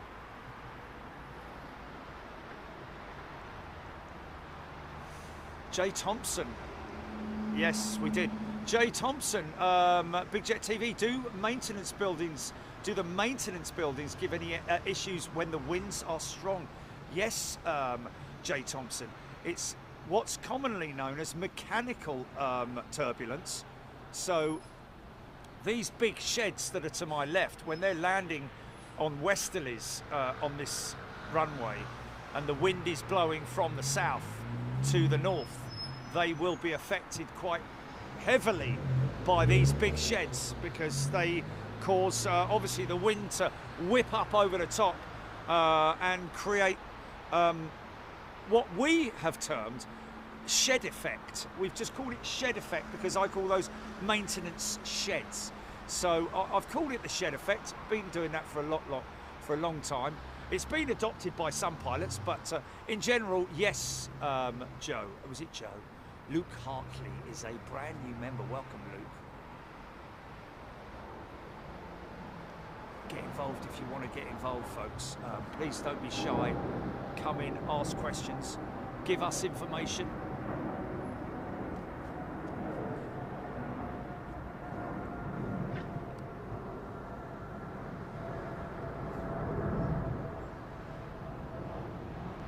old Sanj was saying in the Vodafone store, he's like, oh, I don't like, I'm scared of flying. I'm like, really? I said, just embrace it. He says, I try to. I said, well, just keep watching the show, mate, because these guys up the front of the plane, you know, obviously they've got your well-being at heart, but let's face it, they want to get home as well. You know, without wanting to sound selfish, they're just as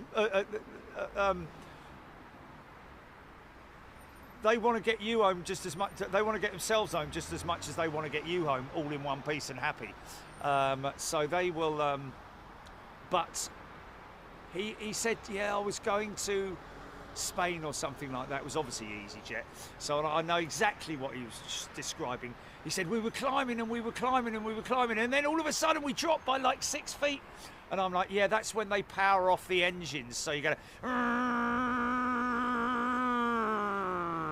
And for those people, I can understand, because the retard on the engines is actually sometimes quite noticeable. On the 777s, for example, when they climb out with BA, you know, big, heavy, strong, heavy climb out, and then they level out. And that level out obviously feels like the top of a roller coaster when you're going over the top of a roller coaster. So for people who are a little bit unsure, then, you know, I can understand that. But I told him, don't worry, mate. That's just a mechanical thing that's done when they slow the aircraft down, because it doesn't need to be powerful anymore. Aidan Campbell, what is GX Lee doing? ETA at Heathrow is showing 10 p.m. Oh dear, they had another issue with the 380.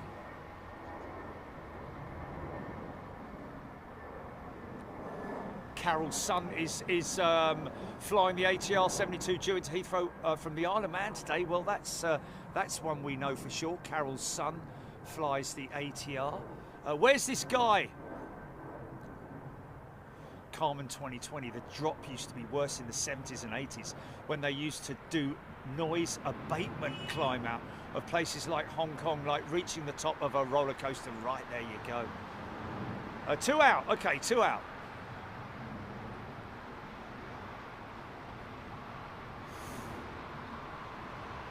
And this is George at the controls. Next one in, yeah, GP? Okay, we've got George at the controls, folks. No, this is a Dreamliner. Yes, a Dreamliner, yeah. Okay, so it's 2 out, right, okay. Afterburner on our RTB JB601 Mayday. I forgot my earbuds were in, and I'm screaming to my wife, it's a full Mayday.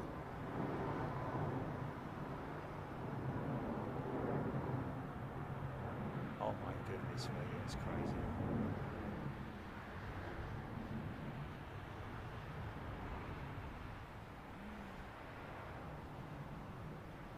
Big flex, deflection of the wing.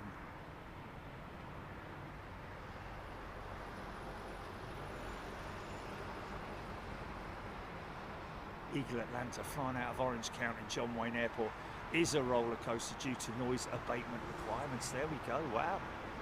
Other people confirming that.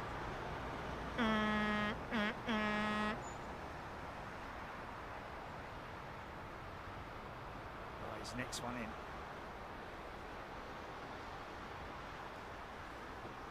Down to below 60 knots.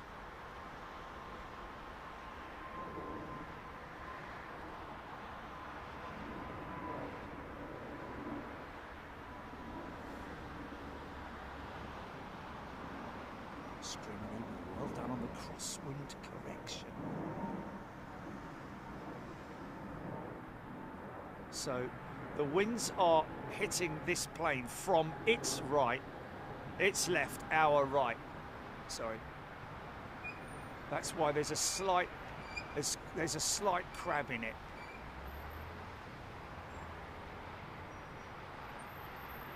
It's a flipping bright, isn't it? If he knows he's being filmed.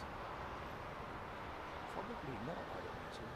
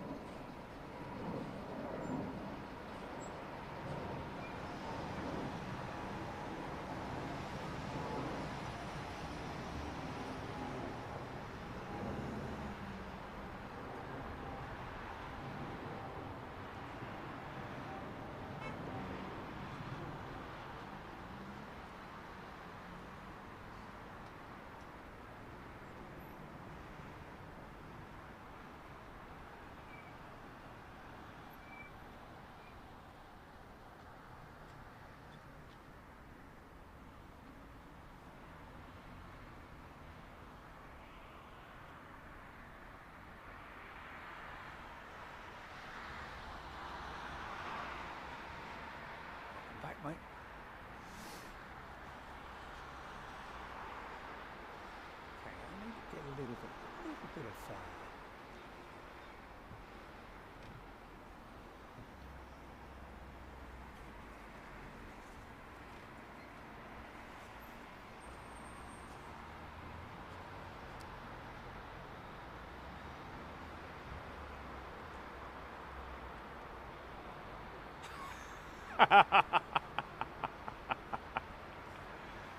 Oh wow, look at that.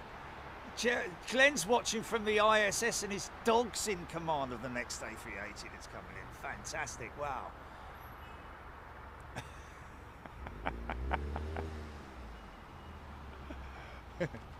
Fair play. Afterburner, we talk ALF, aft looking forward at work. Okay, ALF, aft looking forward. Okay, so from the back forward, okay.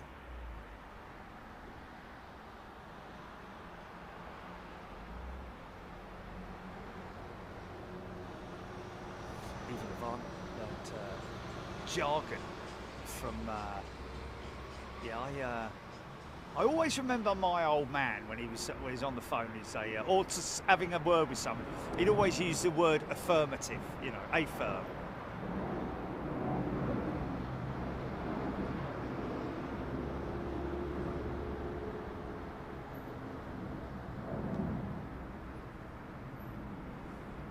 A bit heavy on the flare there, wasn't it? I don't know, was it or not? This is Qatar.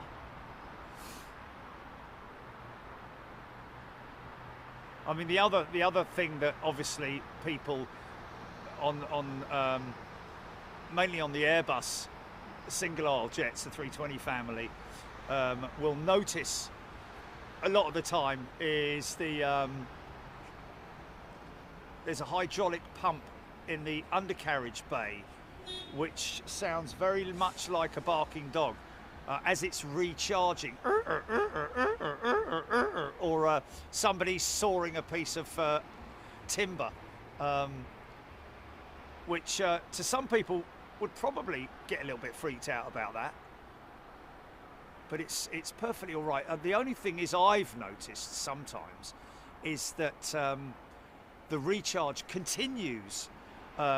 Normally it kind of finishes. It's for the flaps, I think. I think it's the actuator system that recharges itself or whatever it is. But it's something to do with the hydraulic systems on the aircraft, maybe the gear or whatever it might be. But it can sometimes continue on. Because I was normally it fires up during pushback and then maybe for a little bit as you're taxiing away from the gate, but then it normally stops. And one that I travelled on last year, it was going all the way up the taxiway, all the way on, and then literally as we were taking off, it was still charging, and it was still charging halfway across. So it must have been a seal of some sort that was faulty. You see all the jelly forming around the aircraft there. That's the heat from the reversers being blown out of the side of the engines. Used to be right out the front on the old Pratt & Whitney no bypass engine, none shall bypass. On the 8Ds, the JT 9Ds maybe, or 8Ds, or even the 3Ds that were on the DC-8s, and the Conway engines didn't have any bypass on them at all. And just literally blew the air straight out the front of the engine.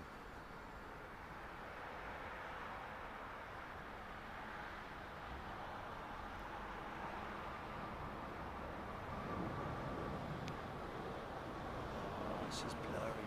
Come on, girl. There we go. Cool. So believe it or not, these wings are heavily flexed up. I'll get the whole wing in the shot, folks, so you can see how much the wing drops. So the passengers sitting over the wing now will be able to see the end of the wing. But look, watch what happens when it touches down. Look how much the wing just, oh, it's long. Watch how it droops. Look at that, man. That's crazy. takes on a whole different wing shape, man.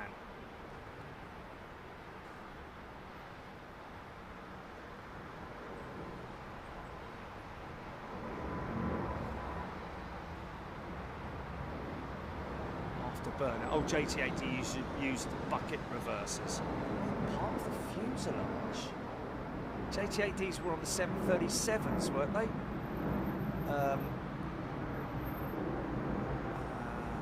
And on the 727s, maybe. But they were part of the fuselage. I thought it was an extension to the...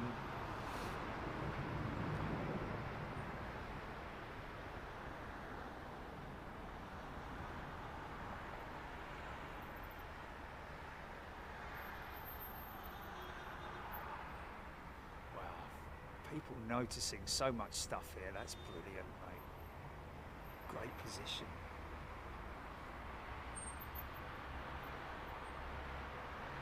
'17th Mustang wings of gliders seem to bend rather a lot to what I can imagine they do, especially modern glider wings. I'm imagining that glider wing technology has come on quite a way. I've certainly noticed.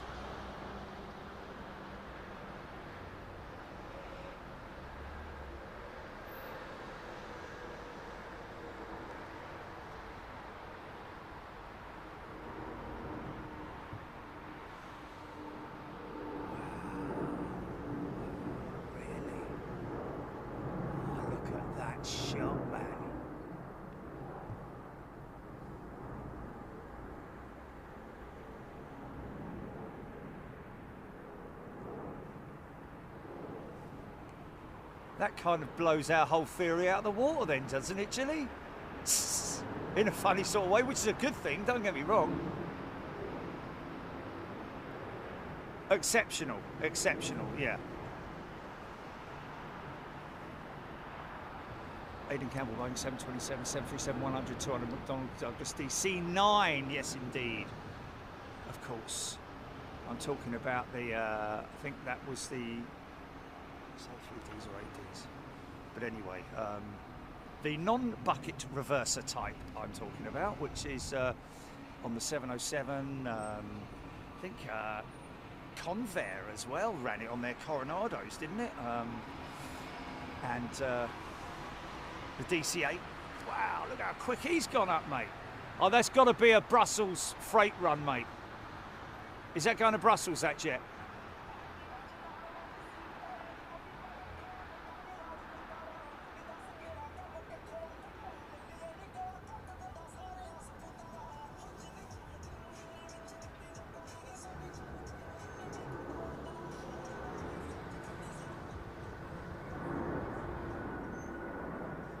Molly Hitchcock's a returning member. Welcome back, Molly. Hamad Khan saying Emirates destination Dubai, jet due in 10 minutes. BBLLB, only the elevator flaps around, the rudder moves, but pedals don't.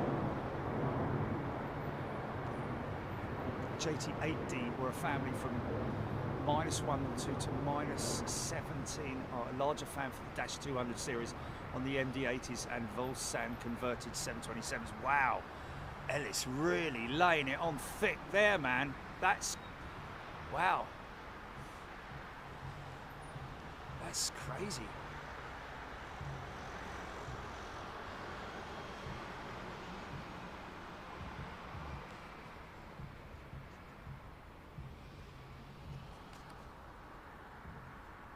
Screaming the old JT8Ds like on the 727 had a spool time of 5 to 7 seconds. So you move the power lever and it takes that long before the engine makes the commanded power. Wow.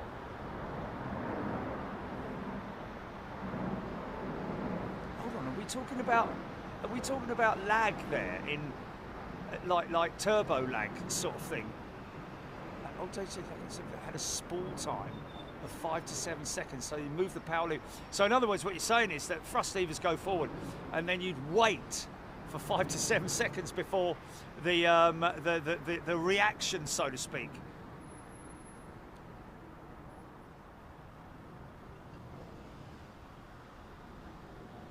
Oh, okay, so he's saying had to stay way ahead of it. Nice one, Screaming Eagle. Great info, mate.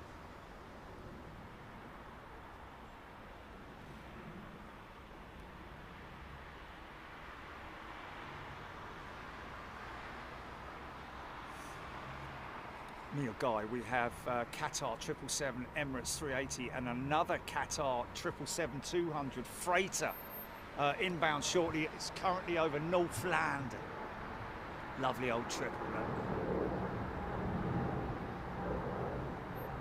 See, I much prefer the Star Alliance livery with the grey cowls and not those horrible blue things which... Wow, easy. Look at the wings, man.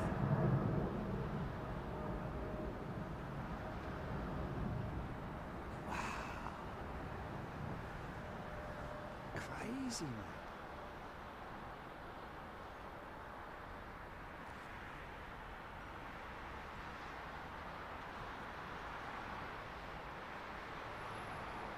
Yes, indeed. The NG, that was the main. This is an A220. The NG 737 was powered exclusively by the CFM56 engine. So they moved from Pratt & Whitney and went over to General Electric. And boy, oh boy, was that General Electric engine a big selling engine. I think it's the most popular engine in aviation history, isn't it? CFM56.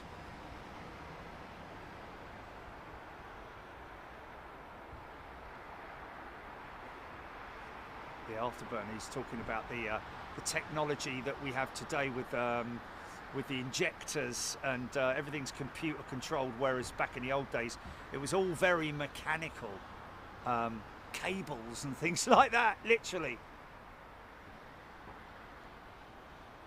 Almost like the old carburetors of times gone by, as opposed to fuel injection that we now have. I'd loved a good old twin choke carb. Had one on me Capri.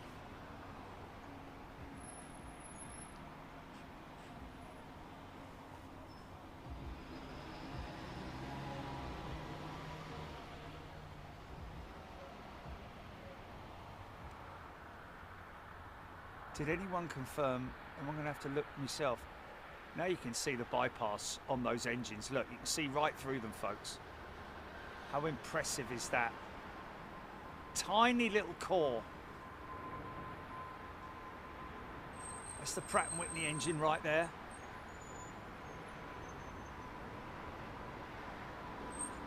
I did ask you about that Virgin 330 that just went out a little while ago, whether or not it was... Yeah, it is going to Brussels. There we go, I thought it was. Went up like a rocket, mate. You see old, you see old, 747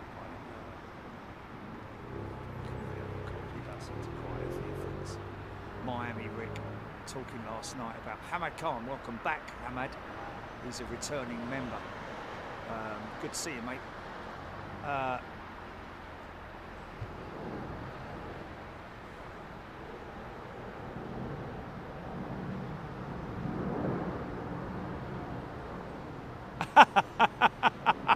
Did he really? Lucky farmer. That's hilarious, man.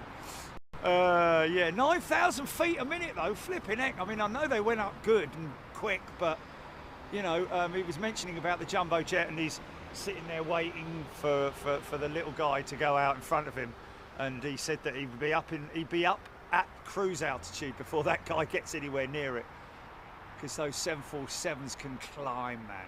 I remember a few people telling me that. One in particular was Zane Dunning. CFM provides support to optimised fleet availability and plans to maintain high level of spare parts production until 2045. Grab this one, stand by. Beautiful Air Canada. The Trash Panda.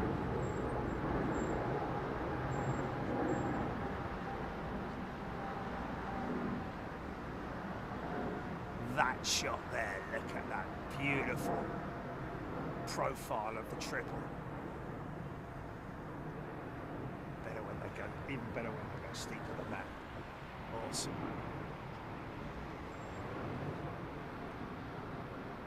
JD the Prophet, thoughts on the new BA first? What's that? What's a little bit more on that, JD the Prophet? A little bit. I think he might be the. Are you talking first class, or are you talking about BA? I don't know. New world thing going on. Quite sure where they are at the moment. A better BA, a newer world, searching for new things. I don't know what their slogan is at the moment.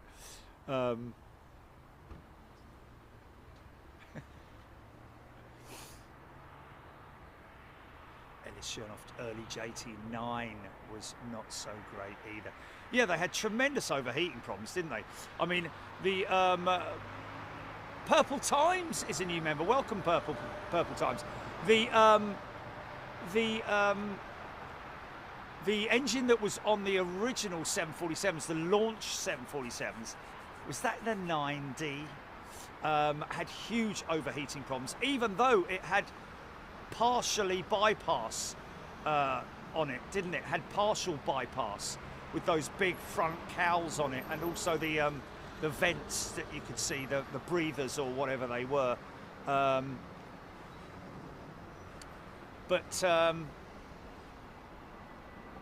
Aaron Thomas, ATR, then the 380. Carol's son on this one, folks. Yeah, JT9Ds maybe, or the JT engines anyway, the Pratt & Whitney engines on the 747 originally were really problematic with overheating issues for Boeing, and luckily for them, Sarah Deal's gifted a channel membership. Watch the flex, watch the D-flex on the wings, folks. Watch them almost straight now. Lift negative. Look at that. Yeah, that the RB211, Rolls-Royce literally came to the rescue. And that was a chance meeting. Look at all that liquid heat being thrown out the side of those engines, man. There we go, Aidan Campbell, JT9D turbo fans, there we go.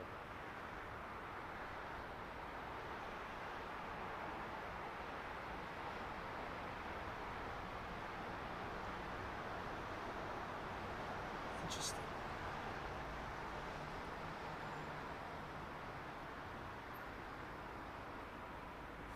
Yeah, when you're working with new technology, it's always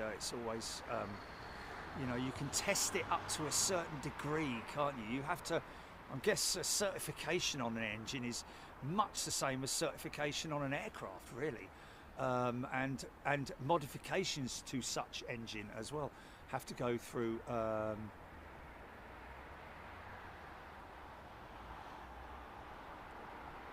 Ellis Chernoff, 10,000 hours flying the 3, 8 and 9s. Wow, how cool is that? Yeah, of course you can. Hold on a minute, mate.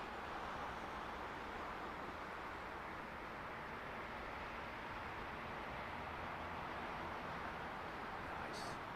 Go on in.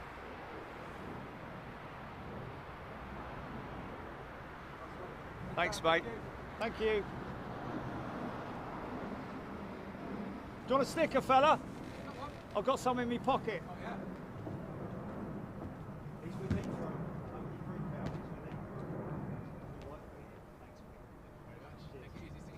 See you soon. Happy Christmas.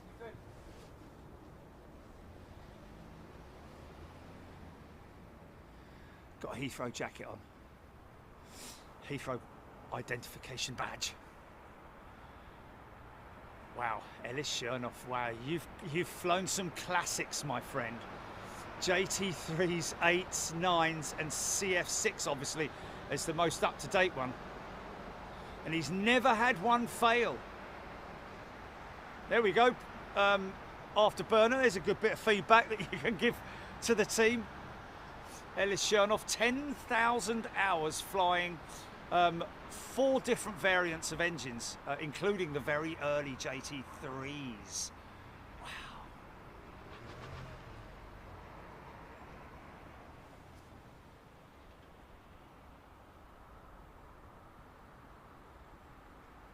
Lowlander, Loganair, Isle of Man. Livery has a green belly and green on the tail, whereas it should be black. Let me just try this, folks, because I'm going to do the old, I'm just going to go with the manual focus here. Bear with me, bear with me. Okay.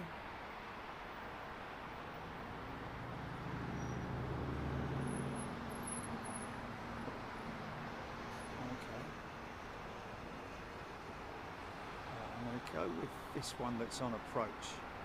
And this is our little... there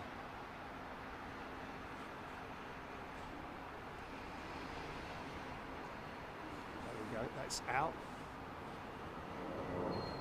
That's in, and that is...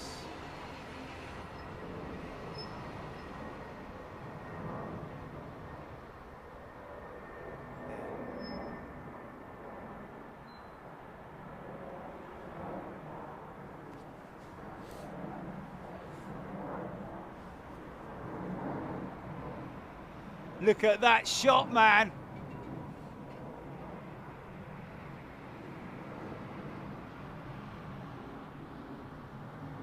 Wow.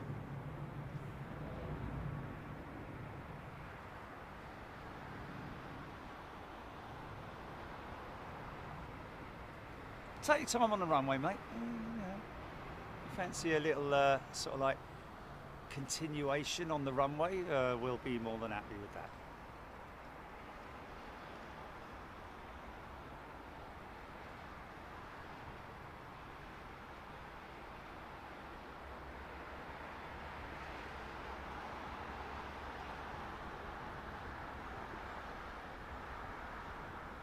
Easy, son. 2 for the price of 1.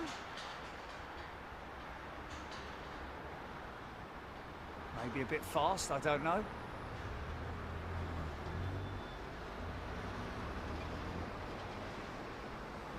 need to get off the runway soon, you old son.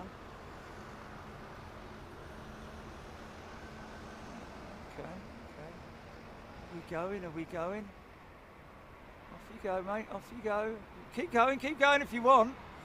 Oh.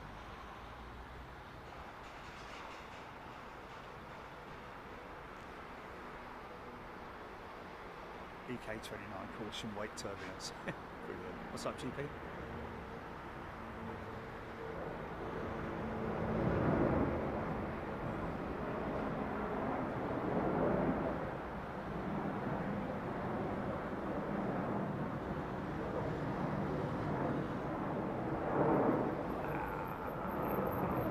Just crazy.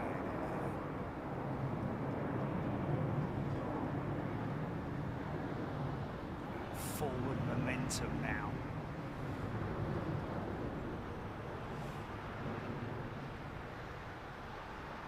She should come all the way down here, folks.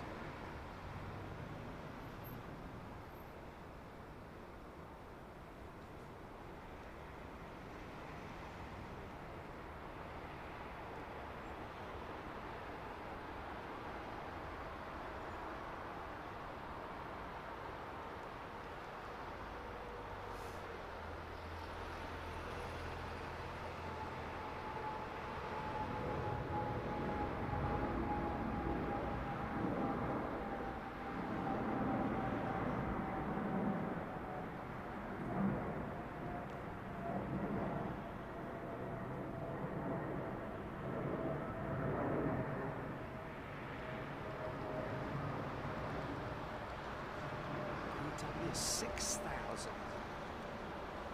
Okay, well, I'm only aware of a PW 4000 on the triple. Where is the 6000?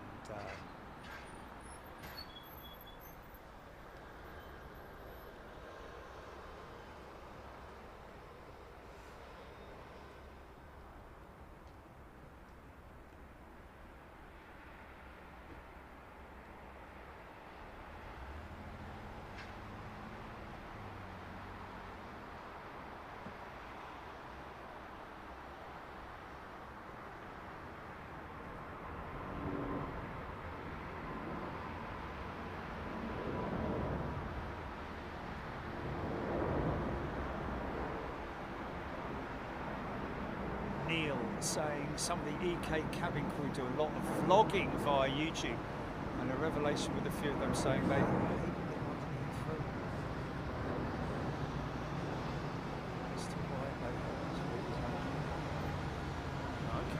I'll be honest with you, Neil, that those cabin crew will probably have their cards marked by management, because Emirates are very strict about their exposure, and certainly, obviously, they try and deal with customers on a feedback basis, but I would find that very strange if that got through to the general public, because Emirates would be really hard on their tail, man, with somebody saying how much they hate a specific operation route, etc., etc. And of course, the other thing, of course, is, I mean, it's kind of a bit like, almost like whistleblower sort of stuff, that, isn't it? You know, in a funny sort of way.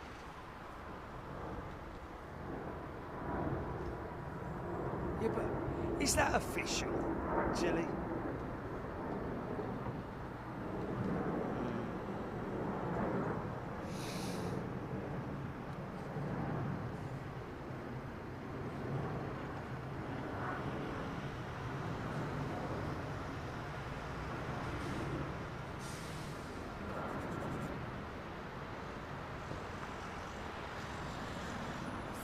Pretty self-explanatory, isn't it?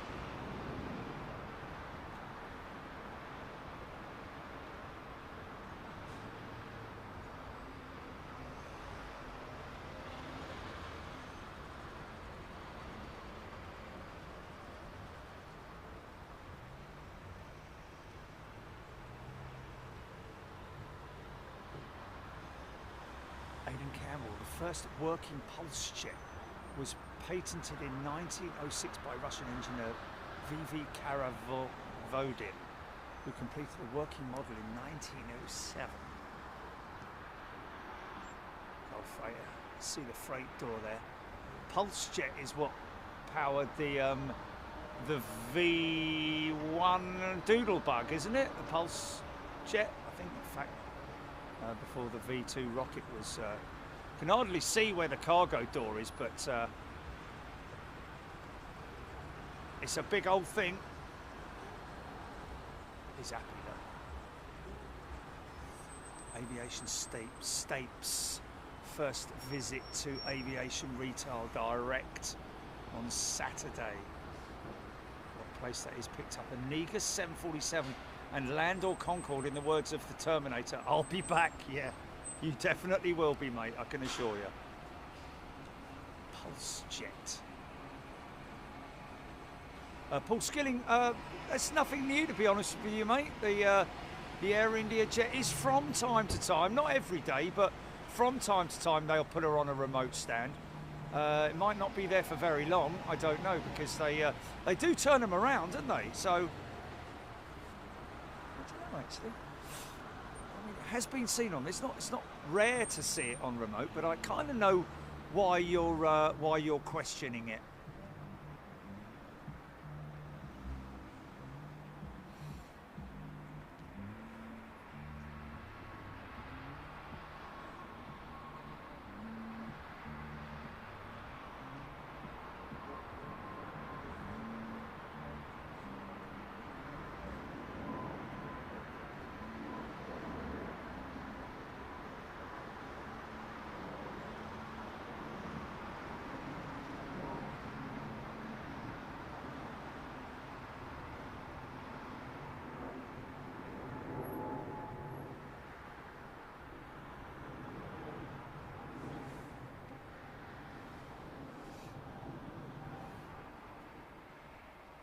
Stephen, yes, it was a pulse jet that powered the V1, linked to an odometer, which cut the engine, or it was over London, or whatever the target was. Okay, an odometer. Okay, wow. So, odometer.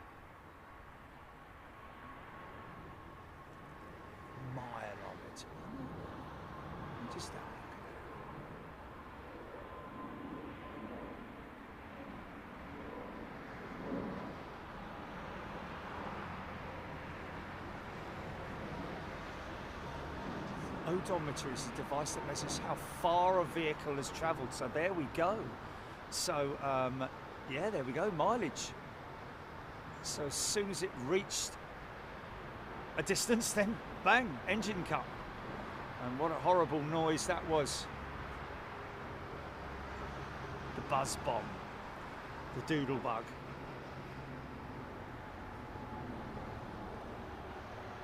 And it was quite a daunting sound coming over, like that was the pulse jet that you heard, the noise of the pulse jet, which was quite daunting and frightening for all residents. But anyway, away from the war and back to planes.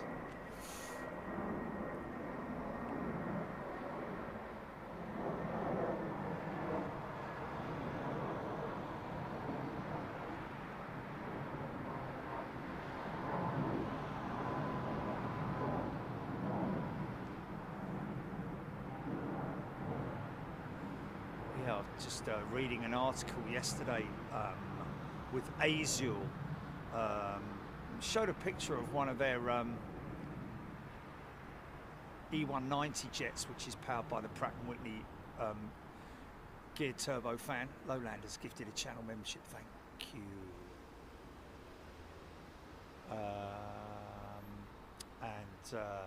Yeah, saying that they're having issues with engine manufacturers in general. Rolls-Royce, Pratt & Whitney mainly.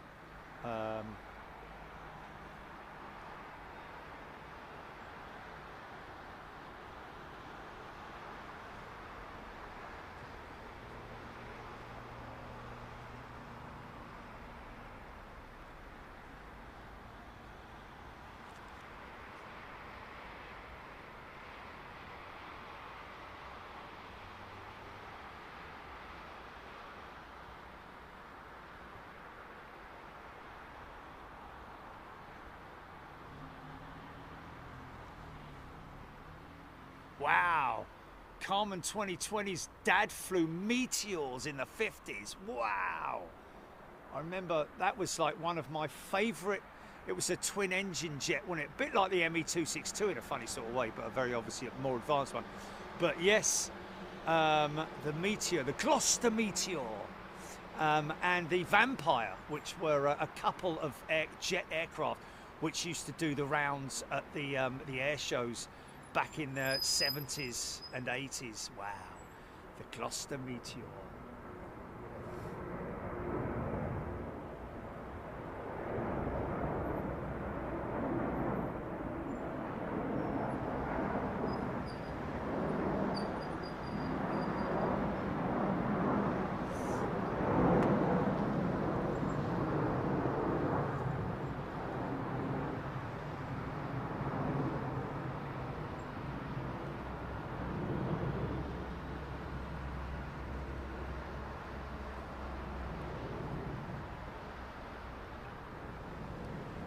France, we have a apparently we have a rogue arrival, but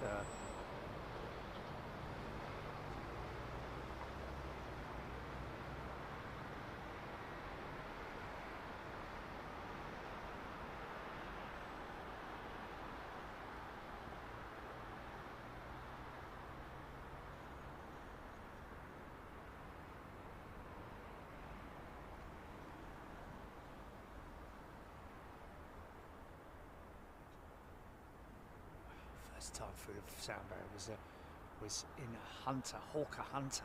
Wow.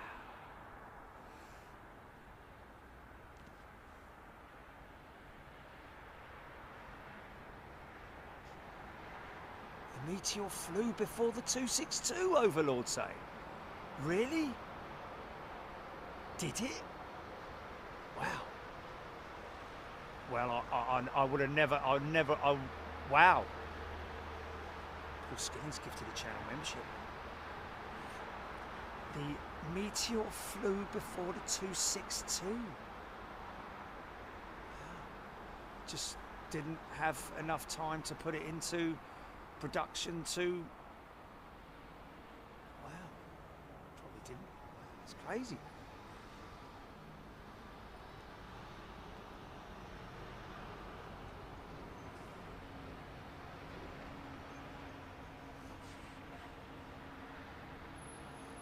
Carmen saying meteors were used to chase V2 bombers, V2 bombs. Wow. Chase V2. Wasn't the V2 the rocket? V1 was the doodlebug and V2 was right. I can understand them chasing a doodlebug, but not so much a V2. Flipping it. Good luck with that. Andre Jarvis. When I was doing my airframe technicians training at Britannia, we did our airframe training repairs on 3 old Vampires at St Albans College. Wow. How cool is that, man?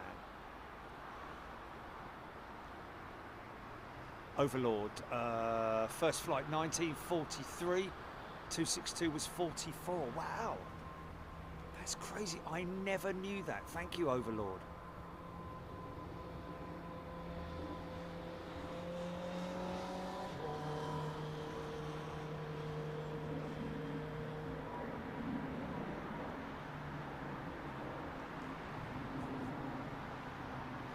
Yes, Screaming Emu, V2 is a ballistic missile.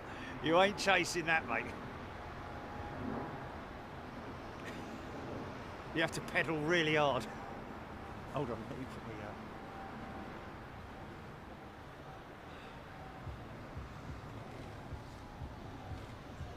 He meant V1, right? Easy mistake to make, mate.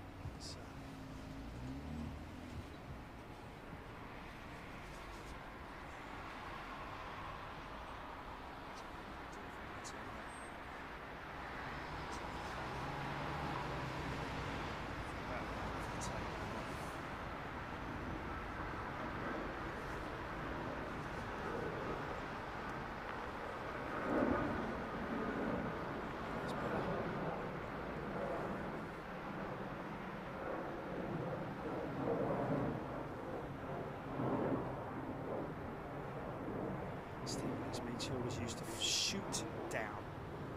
The Meteor was used to shoot down V1s along with the Spitfire 14s, Mozzies and Mustangs. You couldn't shoot a V2 down. Well, I'm still a little bit confused about, because the only combat that I'm aware of that the Doodlebug had, or the only resistance, was Spitfire pilots tipping the wing. Never heard of a Meteor or a Mosquito or a Mustang for that matter. Maybe there were some reports of it, but that I'm aware of. But obviously I need to read up on that. I'd imagine it's probably the best thing I can do. Do a bit of research, Jerry.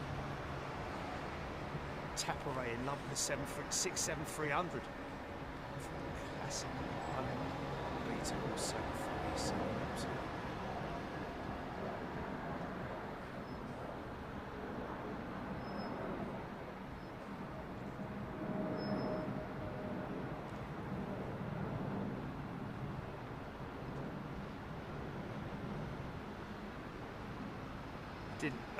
Aileron didn't tip the wing and send them back to Germany. He used to dip the wing so it would affect the gyroscope and put it all off, make it discombobulated, and it would go straight into the ground, normally, or into the sea. Globe Metal TV. Grandmother told me they saw V1s fly over East London and you would never know where it would hit. Yeah, exactly. Yeah. Exactly, that would be it. The engine would cut out due to the odometer that was the simplistic odometer, it has to be said.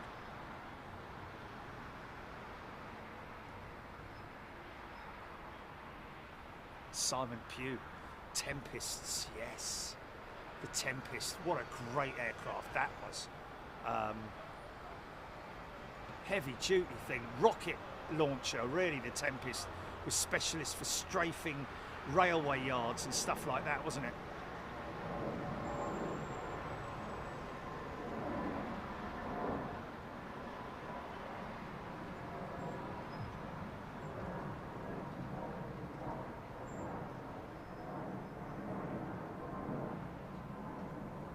God blimey. Scropey's grandmother count herself lucky all her life, basically, by the fact that she was just had a Just had her hat blown off by the shock wave from a doodlebug. Blimey. That's about all you'd want to have blown off, isn't it?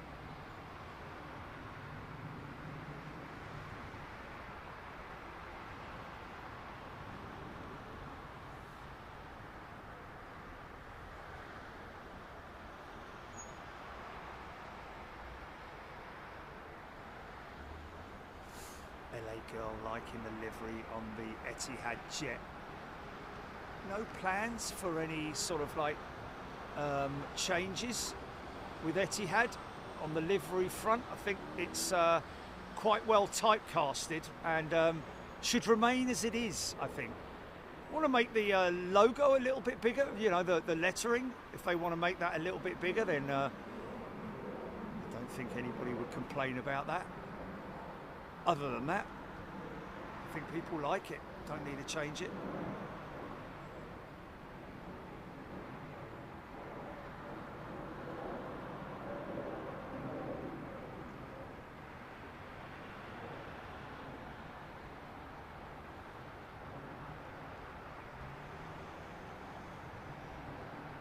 Little bit of crab on them still.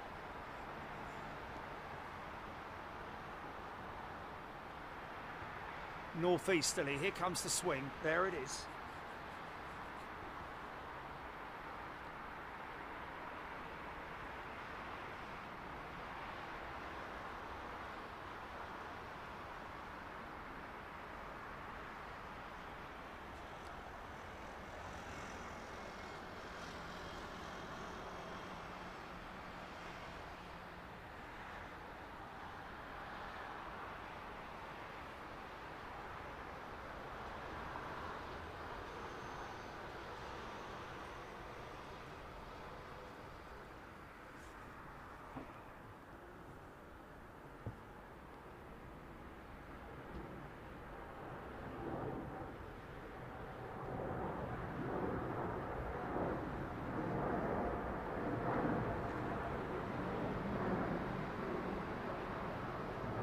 Look at that flex, man. Look how that wing is flexed, mate. Wow.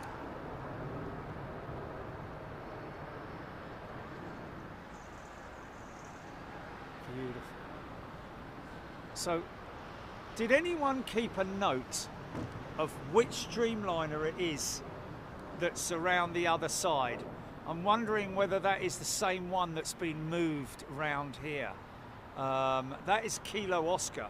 What was the one that's round the other side that we looked at the other day during our travels around the perimeter road, around the perimeter road, really, as it was yesterday.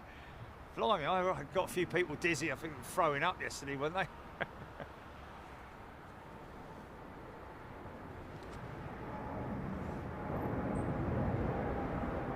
Nice.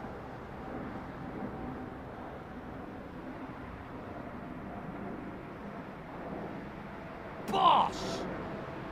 Wow! I think that might have just been a bit fast, because it was a lovely landing, but it was blooming fast, I think. Easy, son.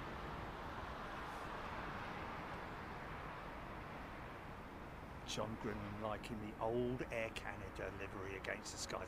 Mind you, John, so does the new one, I've got to be honest.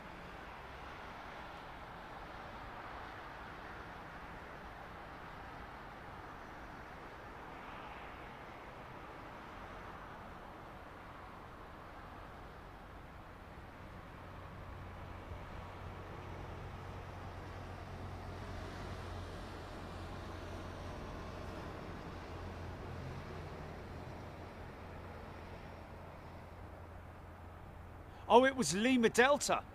So that is another one then, is it? Oh my goodness. Lima Mike, yeah? Okay, I see you with the typo, right. Lima Delta. Thank you, Michael Skip.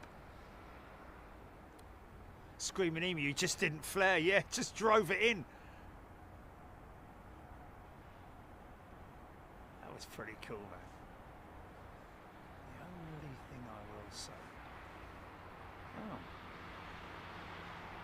Ah, wait a minute.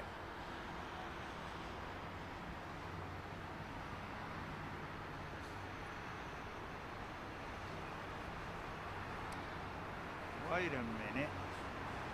Hold it right there, Shim.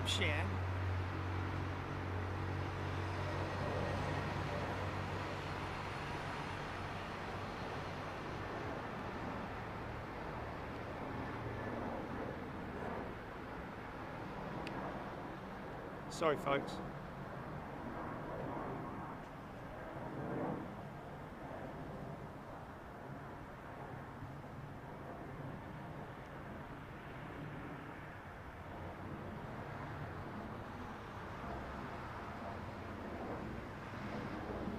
That was on the wrong. That was on the wrong setting.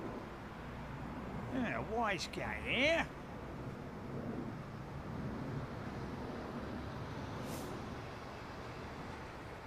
Brian Stewart, we will see plenty of LATAM in Miami. Great position at the hotel. Got to ring them up actually. I might ring them up tonight, Jilly, just to double check that room and all that blah blah.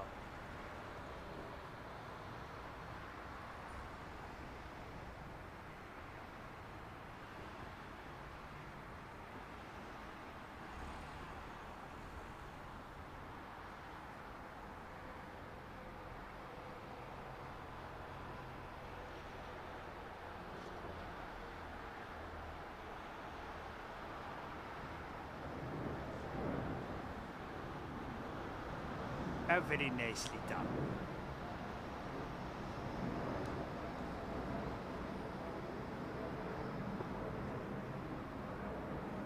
Aiden Campbell, Virgin Atlantic 350-1000 from Lagos, 3 minutes out. My mate Andrew likes the African routes. Plays golf out there a lot, from what I'm hearing. Overlord BA467 in from Madrid is my flight to Belfast at 3:15. In other words, that's his aircraft, I'm thinking.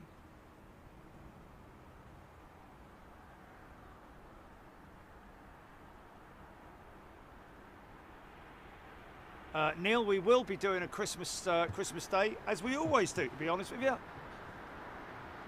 Have done for the last, I don't know how many years.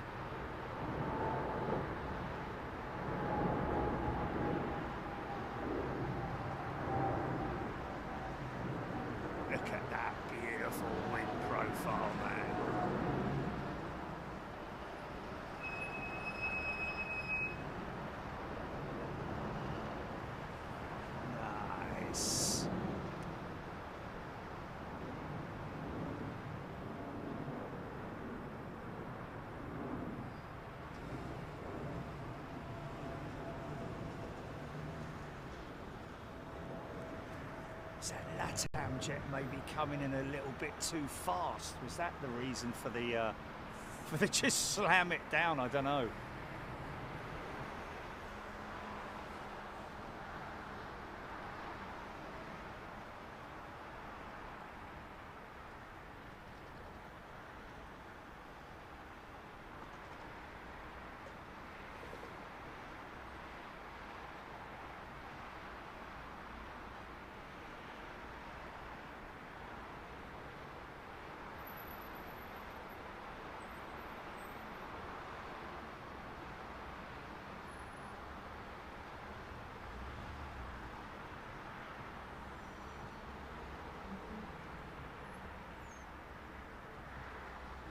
Another one for our friends at Turkish.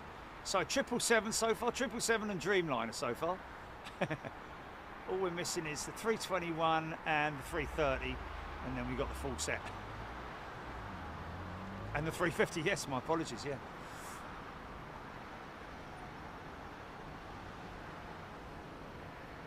Reagan Hillier, give a shout out for the gifted membership.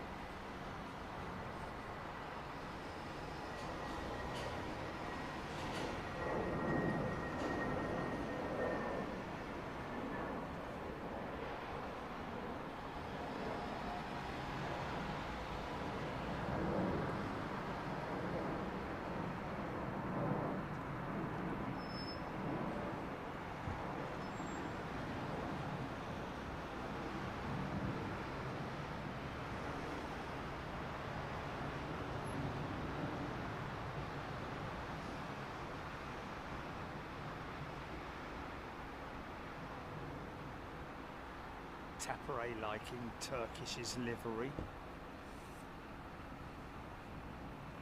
It's one of those simple liveries, isn't it? Does the job, don't need any. And you know why I like those liveries that don't bleed down into the fuselage? Because it's still kind of clinging on to that old school stuff, you know, for as long as you possibly can. When I say about bleed, I'm talking about what we're seeing like on the American jet there, for example, where it bleeds into the fuselage, whereas Turkish, I think it's just straightforward, isn't it?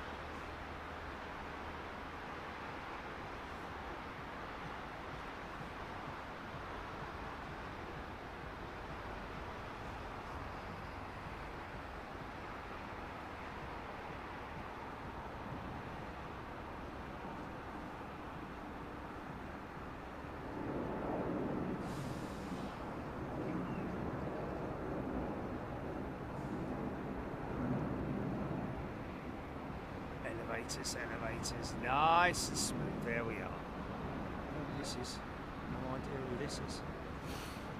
Look at that beautiful wingtip, folks. Winglet. Mind that.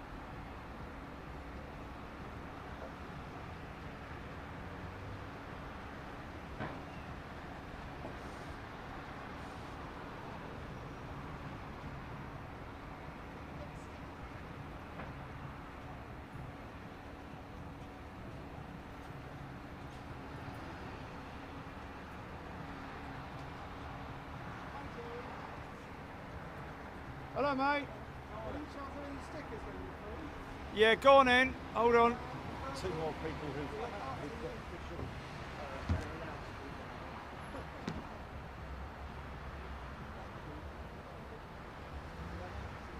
Can you give him a couple? Yeah. Thank you. Appreciate that. Oh, cool. Nice one, man. Happy Christmas. How long have you filmed it for now? I'm going to watch it. Be on till about 3 o'clock, half 3, something like that. Thanks, mate. Happy Christmas.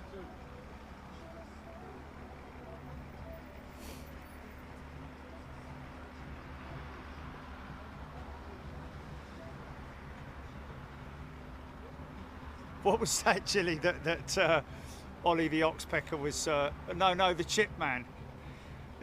He's obviously been told, some bloke down the pub told him, yeah, when you use the loo, it just comes straight out the back of the plane. Oh, that's hilarious, yeah. Well, you know what, it's not hilarious because people, obviously, who know, are able to educate those on who don't know. But it is quite interesting how it was back in the day. Do you remember you used to get blocks of ice from the toilets and all that kind of thing falling randomly on things? But that's when there is, it's just a malfunction of some sort. But I think as is known as the honey truck, isn't it, has obviously been, or honey wagon or whatever. But yes, it's, and of course there have been numerous stories of the honey wagon accidentally being put on blow instead of suck. Yes, and the rest you can, yes.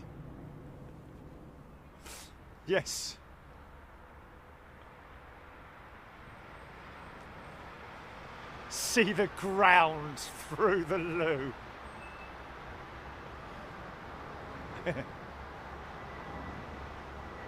Easy, son, easy.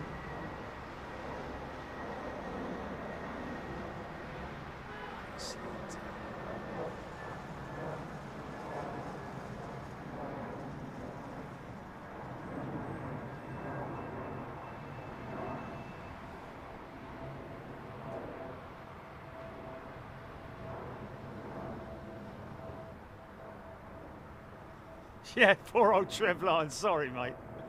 He's enjoying a nice sausage and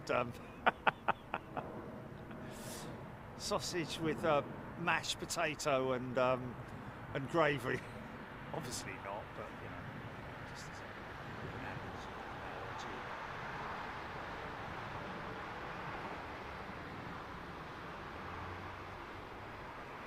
going on over there? It's a learning lesson, I think. New trainees, maybe. New recruits.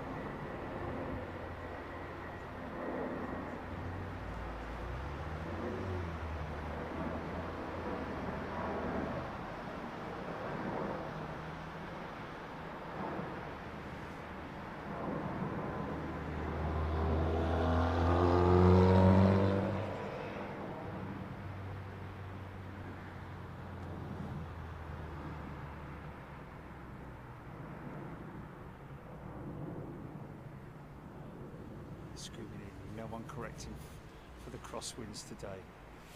Yeah, you missed it. You missed a good weekend of a good couple of days of crosswind action. Screaming Emu, it has to be said. Always go back and watch it, but yeah, you'll see from one of our posts that was not really. What day was that on, Gillis?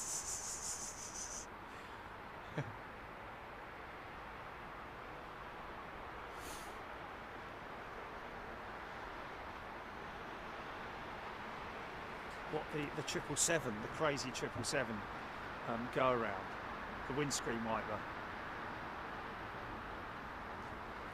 It was Sunday, wasn't it? Was it Sunday?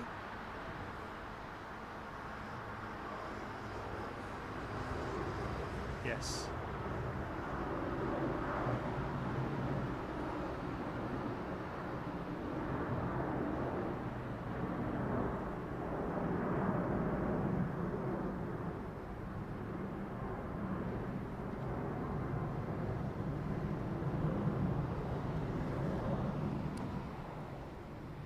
Yeah. Yeah, yeah, totally, man, totally. Yeah. Screaming at me, we can dump portable water on some jets, but that's only done to keep it from freezing overnight in the winter. Fair enough, okay, so portable water. As in, when you say portable water, you're talking about like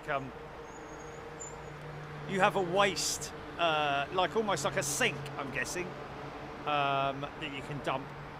Do you dump that? Wow, do you dump that during flight, or is that dumped, you know, when the aircraft's on the ground? I'm guessing when it's on the ground. Is that, you know, what he's saying is like stop it freezing overnight. It's on the ground maybe when there's no power on the aircraft.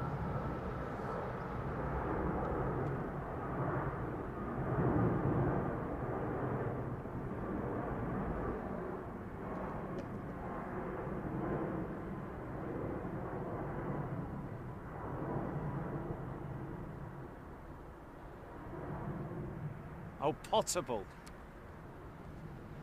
Safe to drink. Yeah, drinking water. Yeah, okay, yeah, no, that's right, yeah.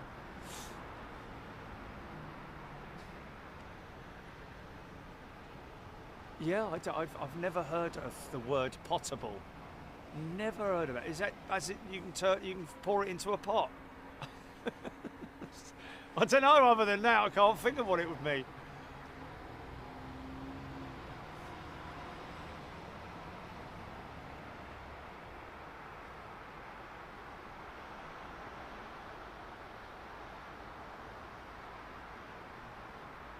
John Pierce, if the brown tanks are not emptied after every flight, how is the weight calculated for the next takeoff? Well, John, there will probably be, the pilots will note the weight of the aircraft when they land, as in once the, I don't know actually, would the engineers do that, or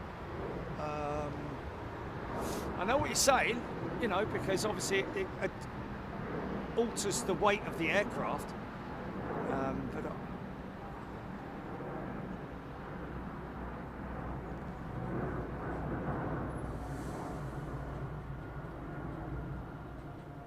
swagtacular means drinkable. There we go.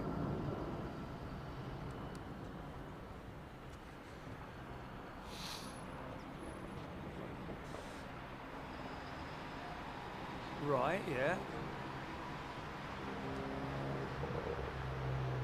Okay.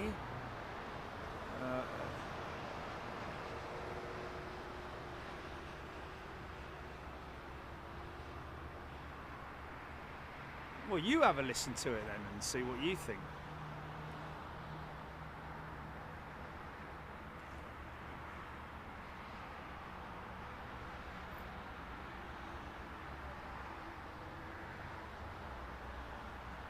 Thank you, Philip Edwards. Potable, safe to drink.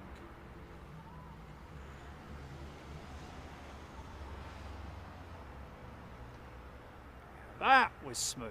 Compare that to the LATAM touchdown, which was seriously heavy, man.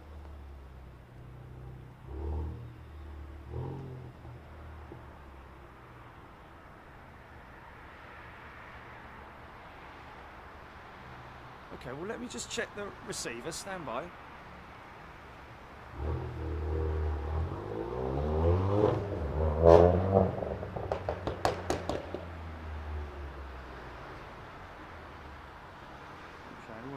I'll have to change the dB setting then.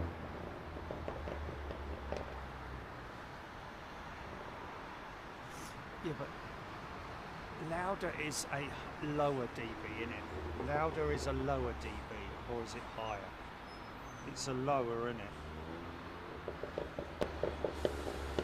How's that? I've just switched it to 9.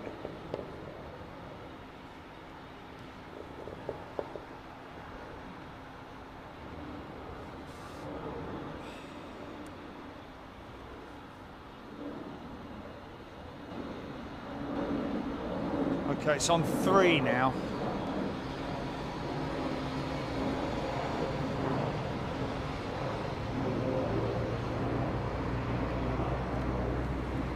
Interesting, because the standard setting on those roads is -12.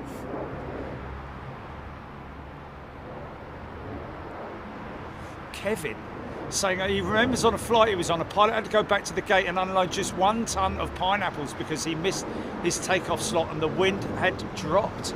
Wow. That's a good job there was a ton of pineapples on it, wasn't there? Well, you still got those pineapples on, John? Yeah. Oh, we'll just offload a ton of them, mate. Be all right, won't it? Yeah, but what about the... No, don't worry about that. Just put it on the next one.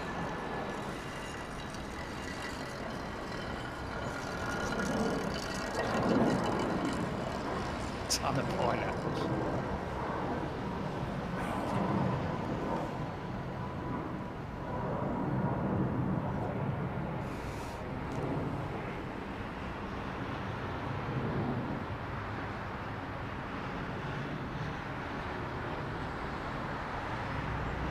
See the rudder moving there, folks?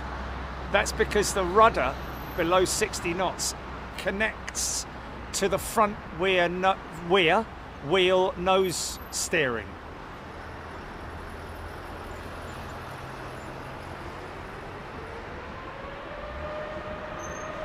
Oh!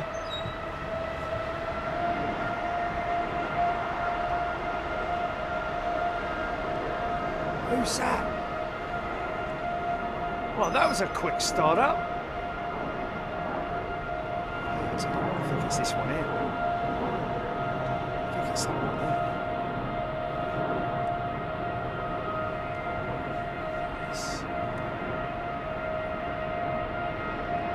Reality. Called the Tiller, Neil, yes. Only on one side on the Boeings, both sides on the Airbus, I think.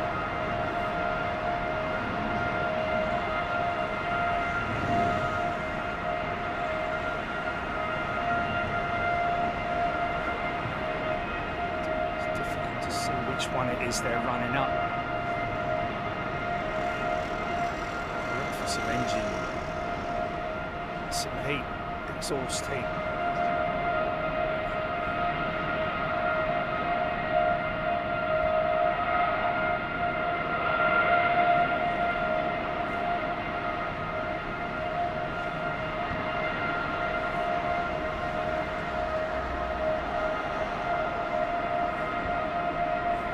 It's got to be a BA, one of these BA jets, mate. I'm just looking to see which one's got its beacons. None of them this end have. Let's just see if there's anyone on board the flight deck. Somebody on the...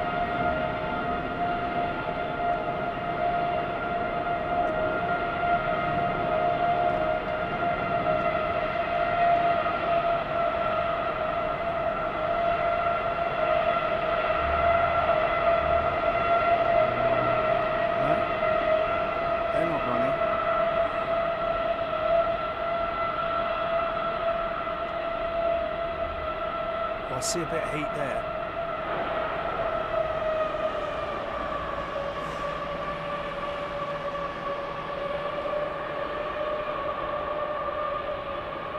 So everything's moving because when they run the engines up, they vibrate, they fix them.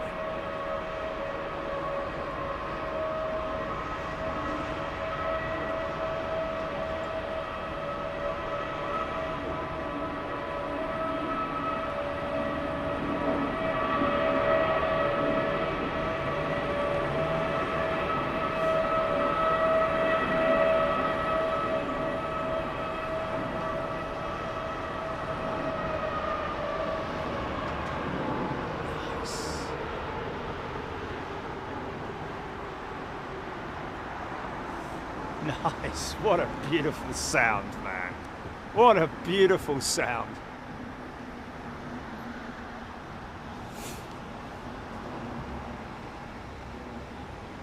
Hey, they must be doing full-length departures out of 09 right now, Chile, because otherwise the Qantas jet would have gone out of here, wouldn't he?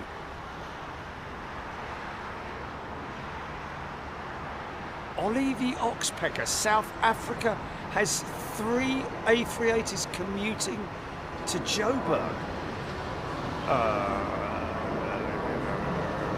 Think about that. Need a little bit more info on that.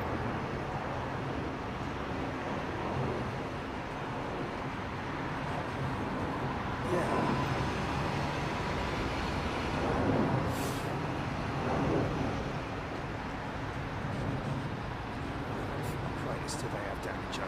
Oh, Qantas are going to be going to Joburg, aren't they? I seem to recall them announcing.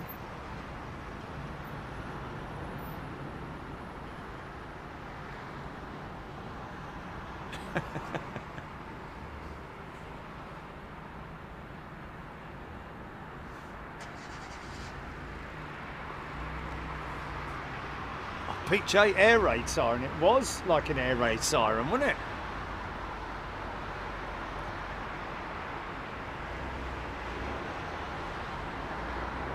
Pete J saying, as a kid, the local chocolate factory used to use an old air raid siren to signify shift changeover at 2 PM. Love that, man. Oh, what a fantastic thing. Interesting that what are they doing there? They're not catering it, are they? Are they maybe, I think that might be some possibly like seat maintenance or IFE changes or something like that. Ridder's 747. You would think that it would be parked up in the back. Oh, hold on a minute. Do I spot the tip of a tail? Yes. There we go. It was India Mike. It was India Mike. And there it is. In his little tail teeth over there, look. Where's his naughty little thing trying to hide, did you?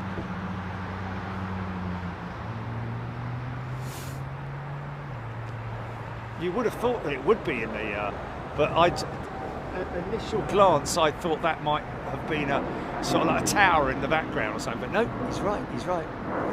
Paul Skilling, Singapore 380, 20 minutes out. Thank you, Paul.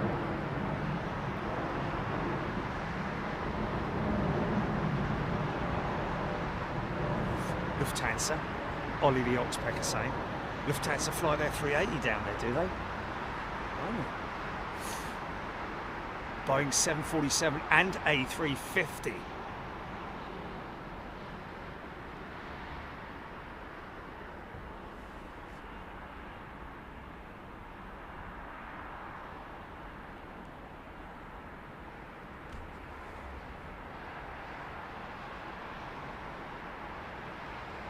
India Mike doing the run-up, BBLLB, there we go. That was her. What is it, 777 or...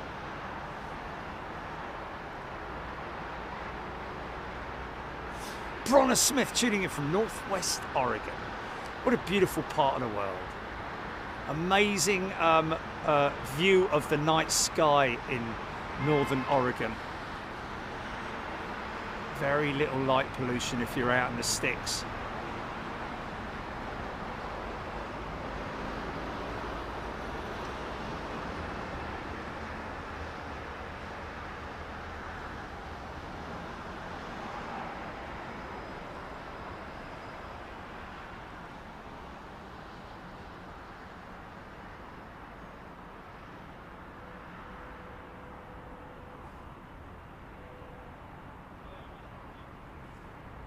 B777-200, Paul Skilling saying with BA is that jet. So that could have been Rolls-Royce engines or it could have been General Electric engines, one of the two.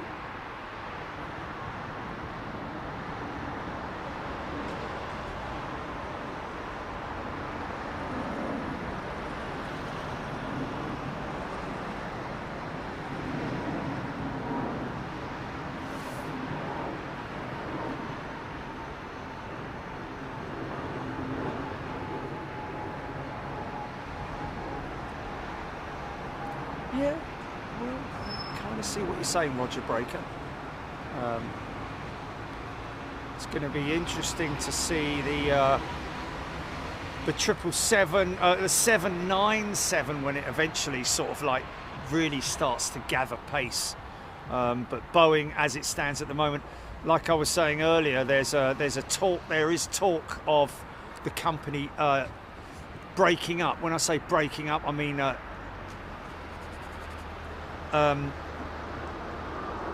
breaking into independent companies like Boeing Space, Boeing Commercial and Boeing Military.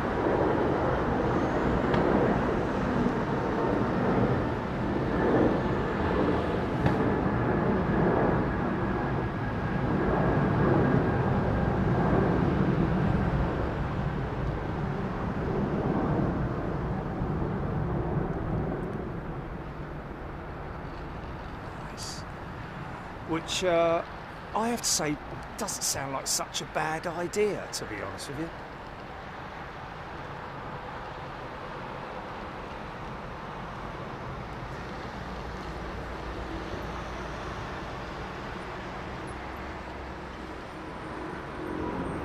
Karina saying VS.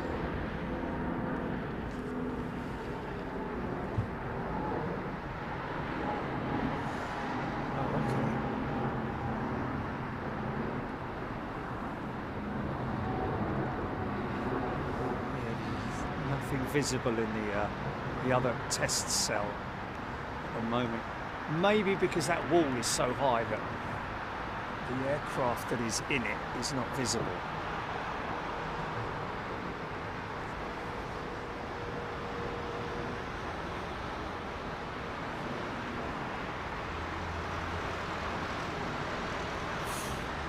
Yes, Sananda, A-firm.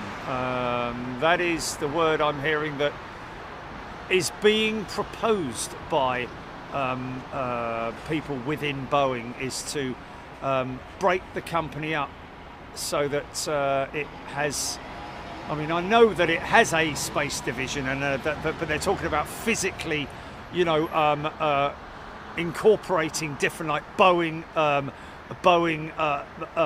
commercial, Boeing airspace, space, sorry.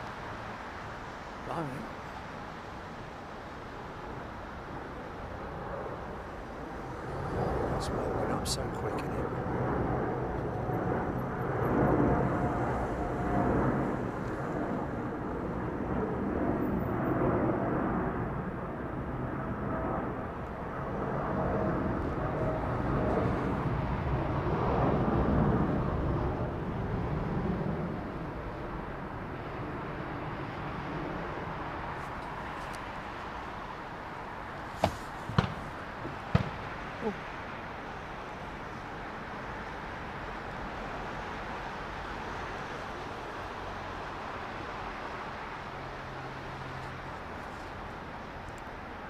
don't know about that, Roger. If there was any...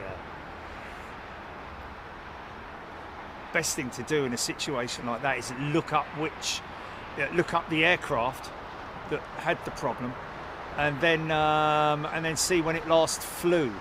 Richard Hall gifted a channel membership. It's quite an interesting one, actually. Look that up.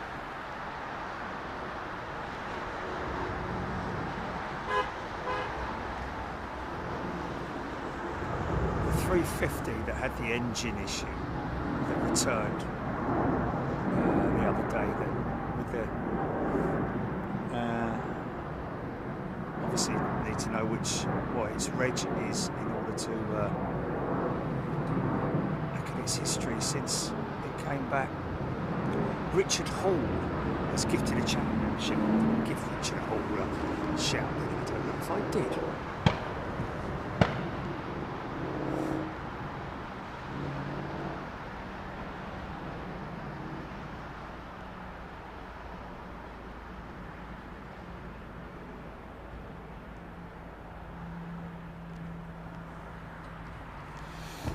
So that is 278 British Airways 787s sitting over there with engines removed.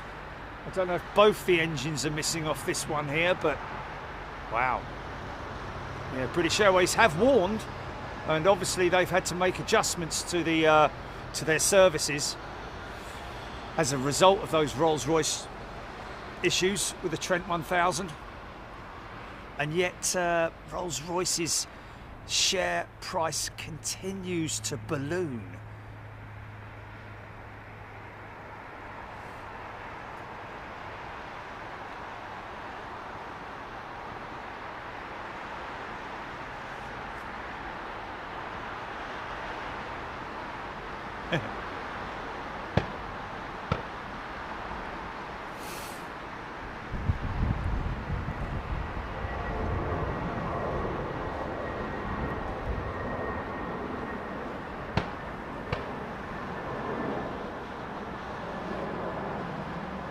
It's not a backfiring engine, folks. That's the ground ops teams out with their bird scarer equipment, which lasts for about 5 minutes. The birds fly away. When they've stopped doing it, they come back.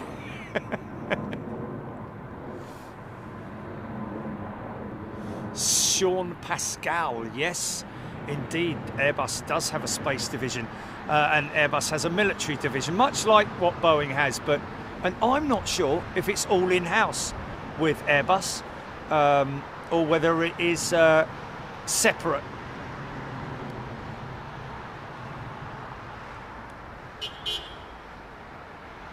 Tony McCall saying they do because they make a lot of satellites. And of course they have their military division as well with the A400M and helicopters as well.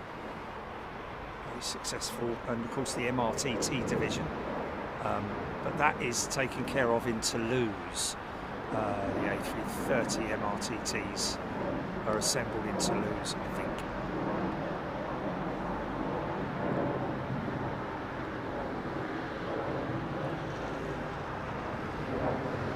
Singapore 380, 10 minutes out. Very smooth.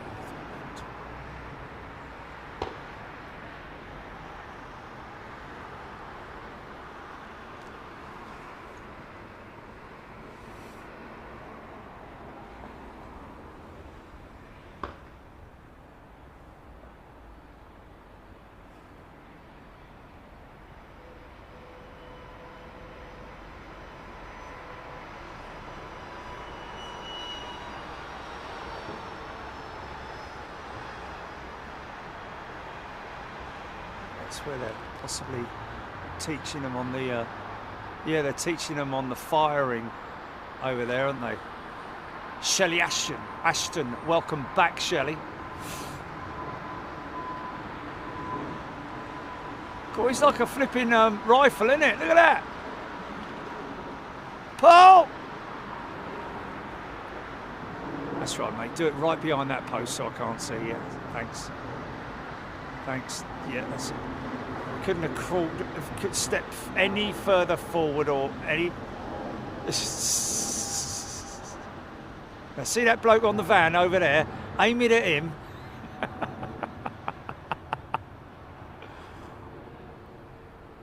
Ready, aim, fire!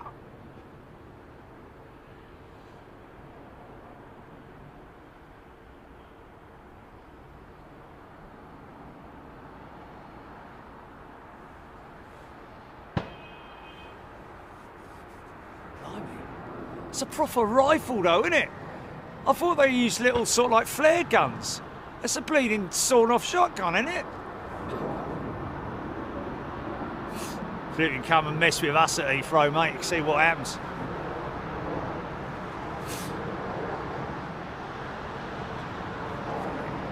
Flipping lampposts, man. It's always...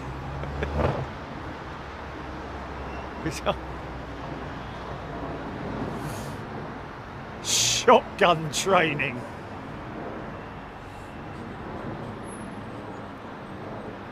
We're your firing squad, sir. Ah, jolly good. Anywhere in particular you'd like us to aim to, sir? Yes, 30 feet above my head if would be perfect, thank you.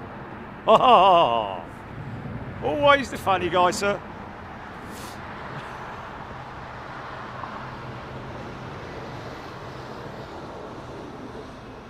See that bloke over there, look?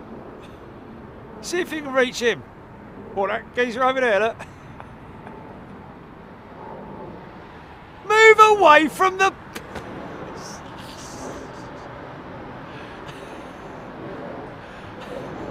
You got all that space to the left. All that space to the right.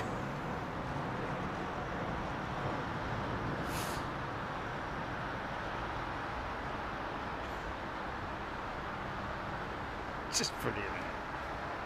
You just can't make it up. Can't make it up. Geezer's over there having a chat. Look.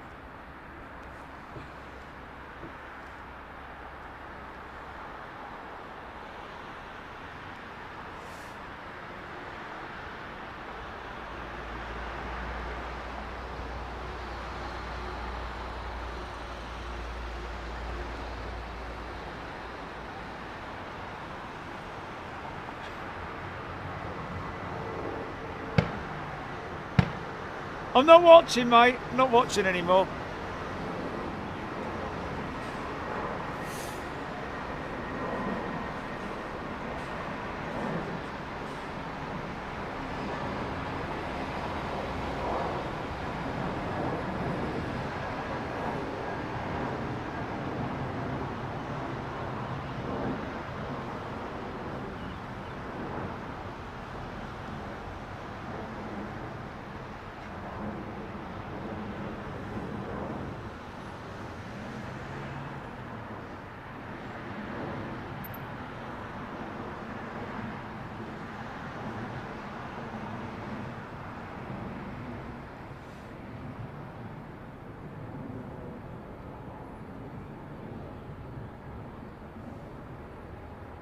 Jez White slinger out of the hold. That sounds like about the time that I need now to open up my fresh coffee drink.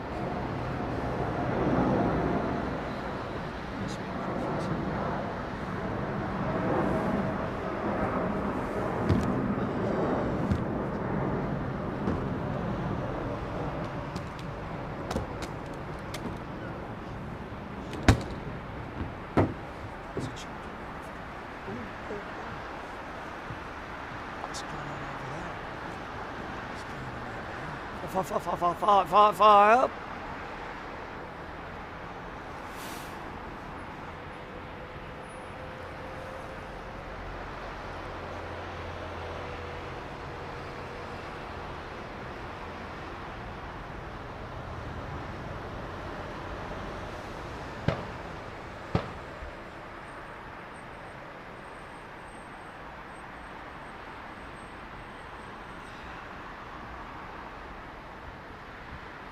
Now, they will put that out on, whatchamacallit, won't they? On the pilot's what's it called? No. They'll warn the pilots about that on approach. ACARS?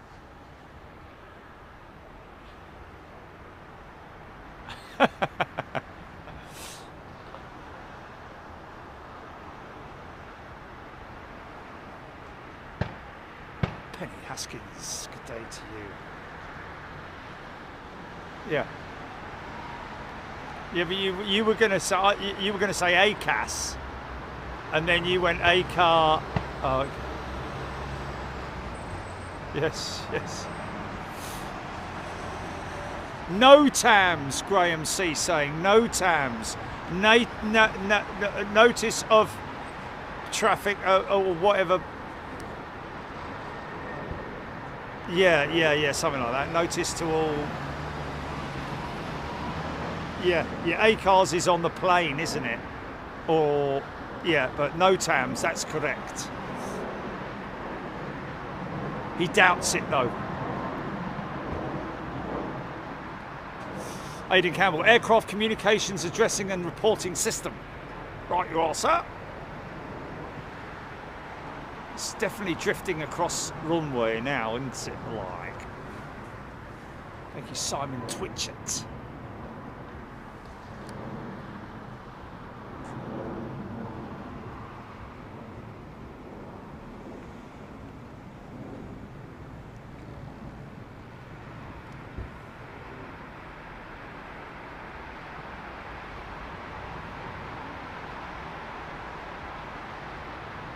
Class twist, thank you.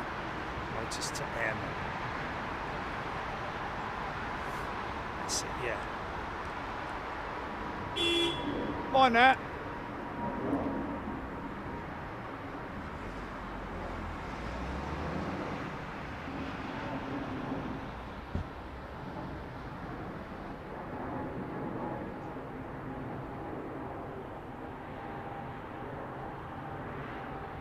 About Big Jet TV, wasn't it? Yeah.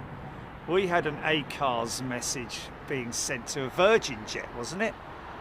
That you're on Big Jet TV. Yeah, bring it in steady, you're on Big Jet TV or something like that, wasn't it?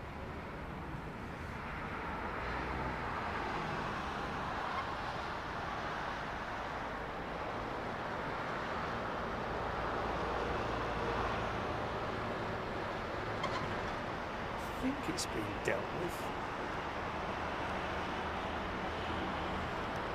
Might even be an intentional fine. I don't know though. The way that's drifting across runway.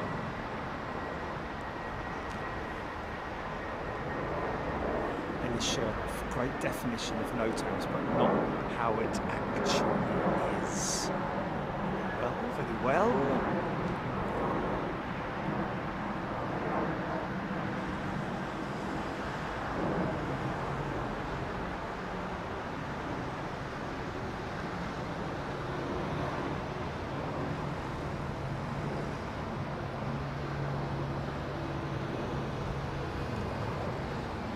Yes, possibly, yes.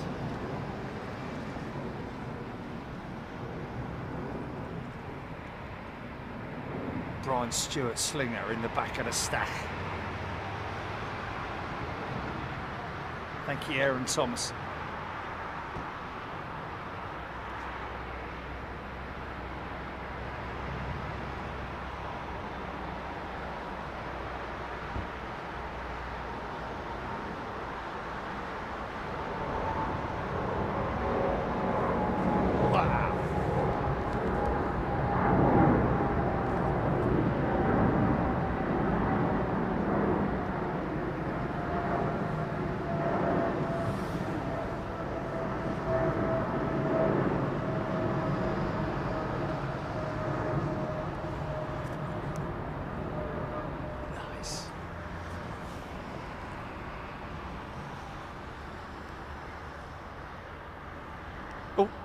Say okay.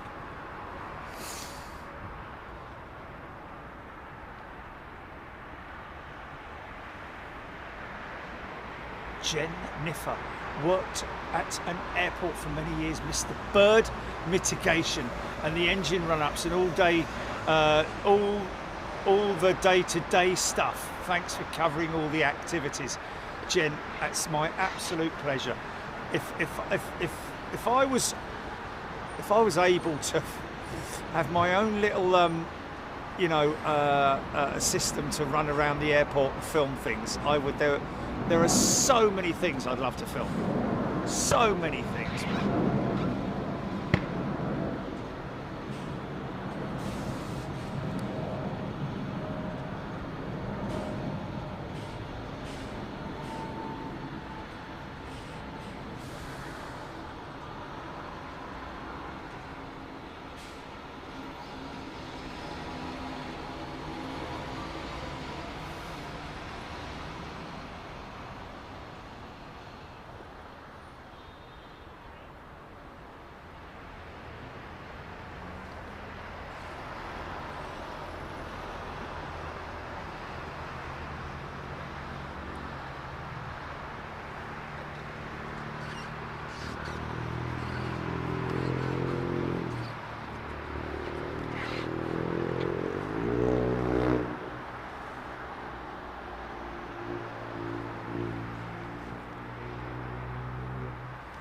Screaming him, just want one jet to kick the rudder and drop a wing. Well, you should have watched the other day, Screaming him, because you would have been gifting a lot, mate. There was a hell of a lot of that, mate. Patrick Wooters tuning in from Luxembourg. Good day to you, Patrick.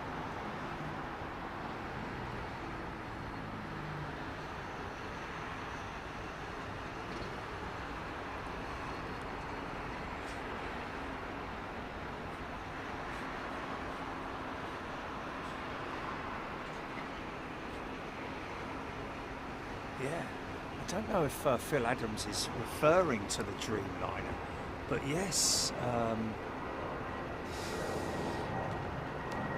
in terms of Japanese wings.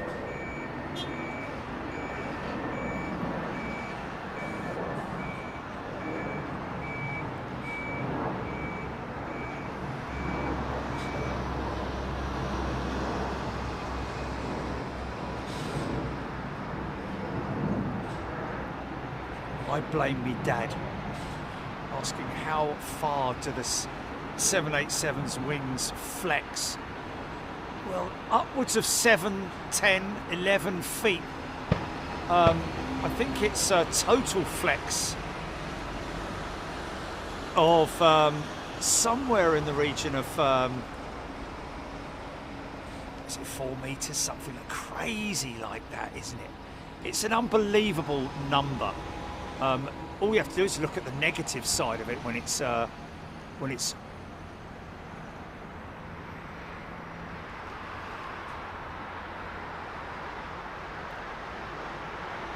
Charlie Waterman and his mate Timo locked into the show, looking forward to Miami.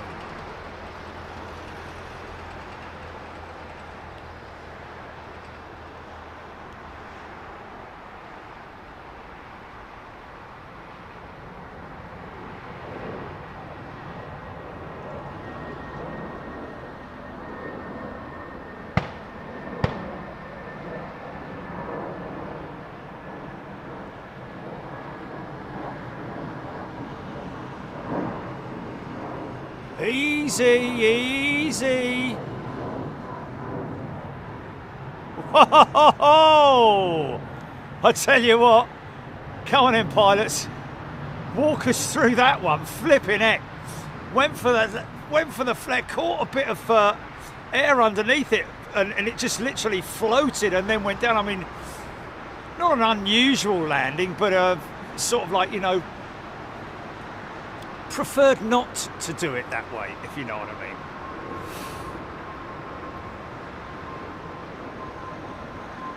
Maybe a bit fast. Maybe a bit fast. I don't know.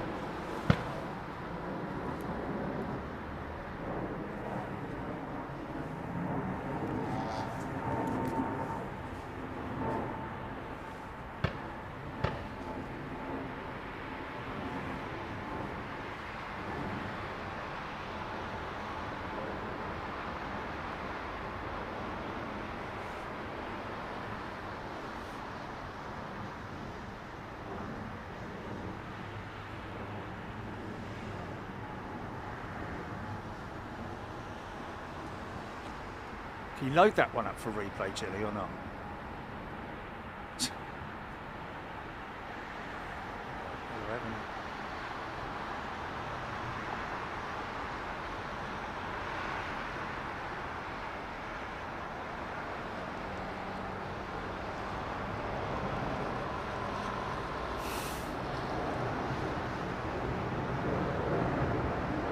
Okay, so we won't use it anymore then, no? I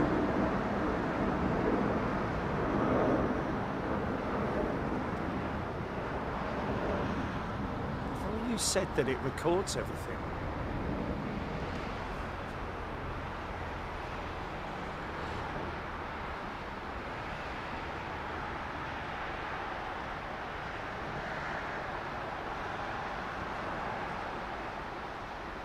It's kind of pointless having it then, isn't it? If you're the one in control of it. No, because you're always doing other stuff, aren't you?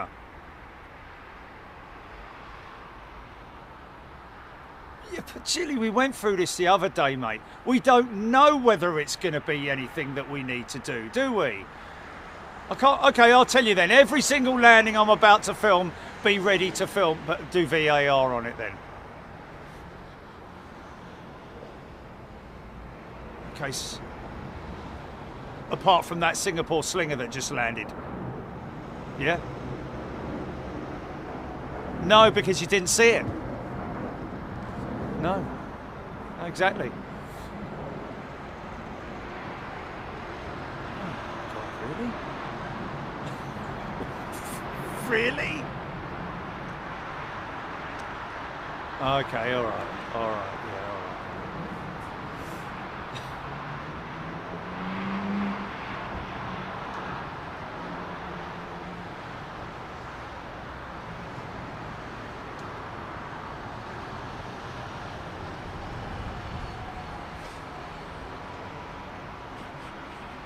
There's no point in having it then, is there, mate? There's no point in having it. I thought it was recording the whole thing, and then I could just go VAR, you go, right, hold on a minute, let me wind that back 20 seconds, bosh, we're done. No, all right then, okay. Well, we'll take it off and won't use it again then. We won't use it again then. It's quite easy, isn't it?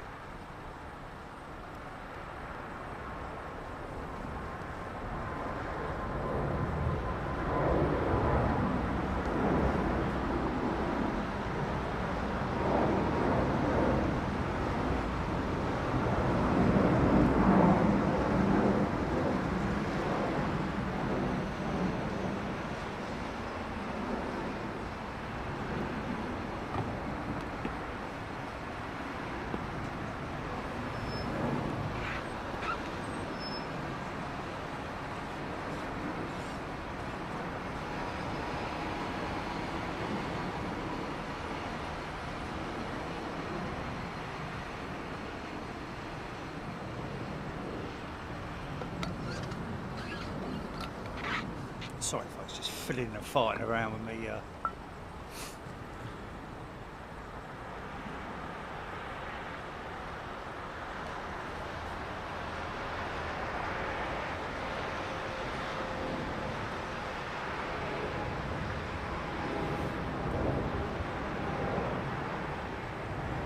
Yeah, the position we're in, folks, is the same as it was on Sunday.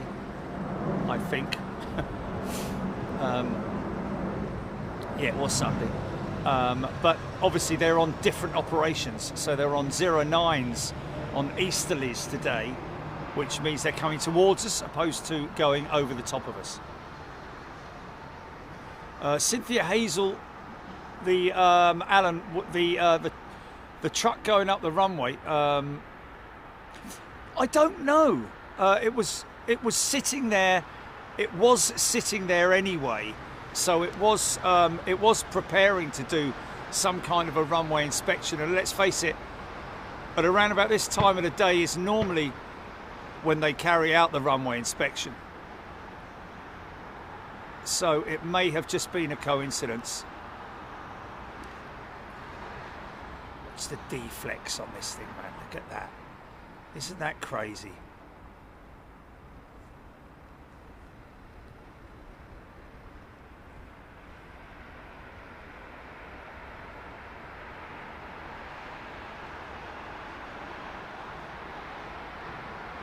For God's sake, don't ask me that, Julie. Yeah, don't ask me that. No. Yeah. Okay. All right.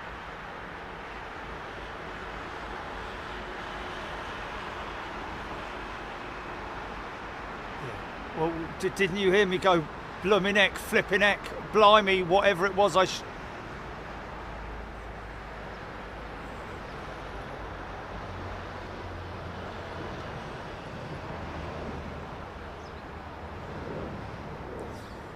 Well, you didn't hear me say a thing, so you wouldn't have heard me say, wow, look at that, or, oh my God, or, because you didn't hear me say, flipping heck, that was heavy. Easy, float, or whatever it was I said. You obviously were not listening to me, Gilly, and it's understandable because you've got so many other things going on.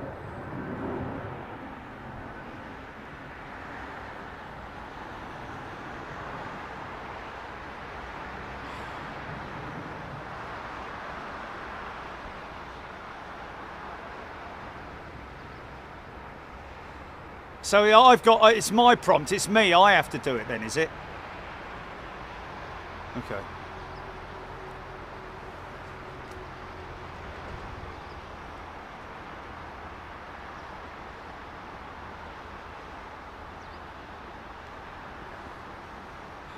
It's always me, isn't it?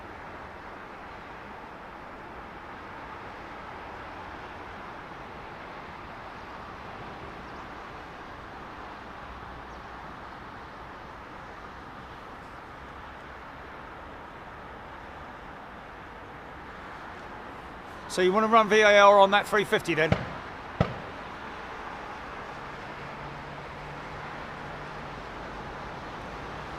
Huh?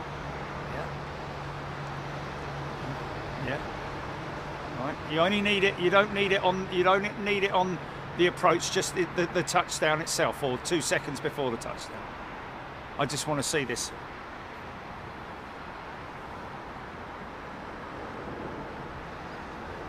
Well, it's a good job you got it then, isn't it? So, okay, go on then. Let's have a little look. Let's have a little look at that. Okay.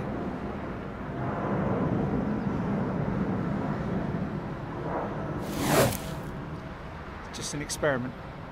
Yeah, I'm ready. Yeah.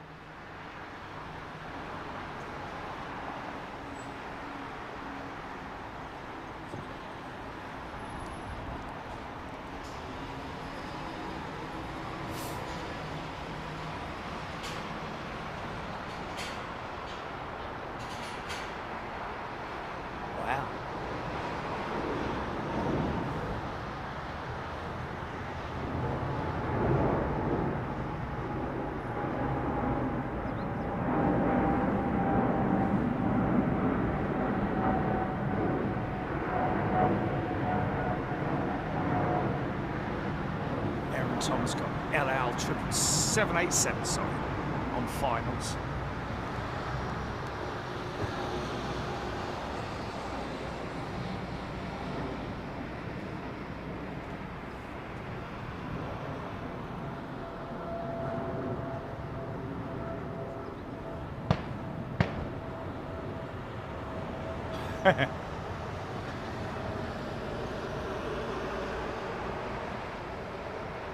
Screaming Emu loves the replay stinger. James Kelly loving the replays.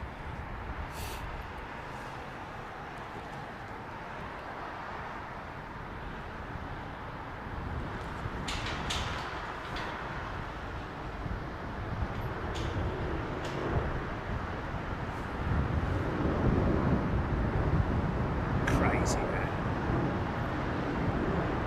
Feel the darkness coming in already, man.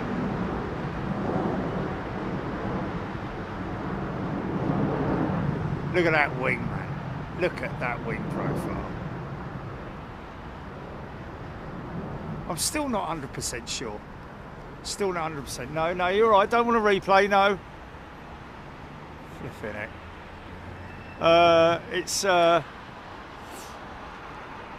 Still don't know if it's true or not about the Dreamliner wing, whether when it was tested, whether it was bent to destruction and didn't snap. I don't know. Be a better world is 3 out.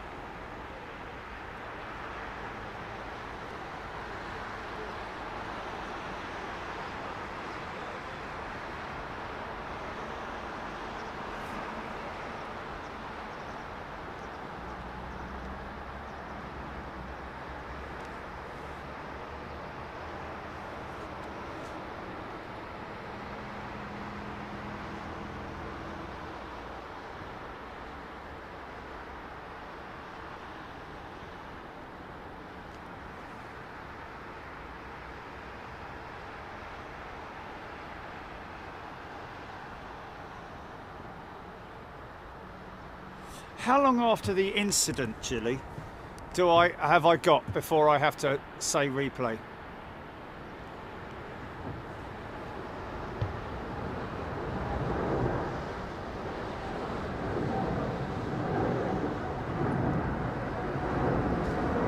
No. There you go. Because it's not gonna. You're never gonna look up and it's just happening, are you?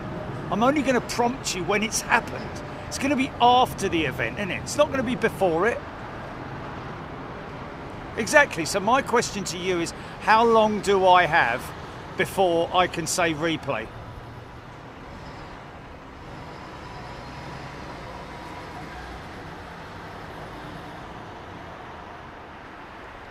Okay. We could have then in that place put the case. Yeah. No, we couldn't have. This is BA's longest journey yet, or biggest thing yet, or better world, or better BA. Engine start. Shh.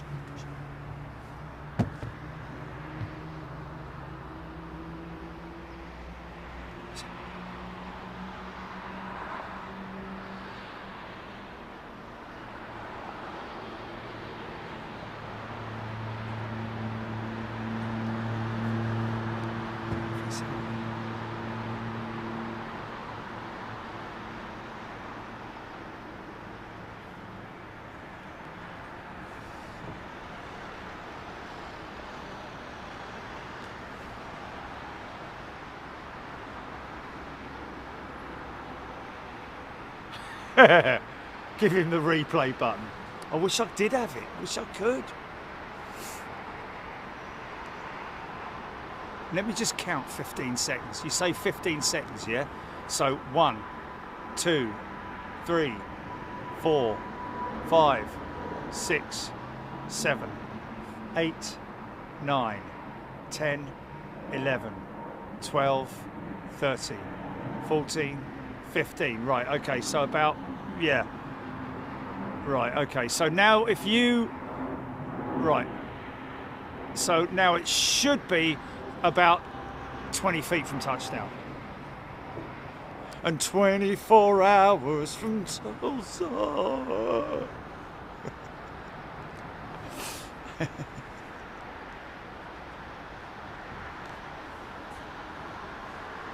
Is this a replay of the rant?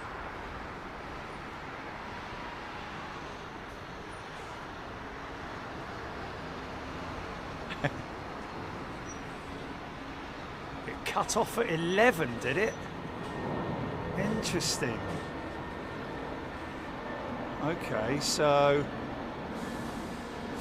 when it started though, Jilly, where was it when it started? So I have to literally tell you as it happens.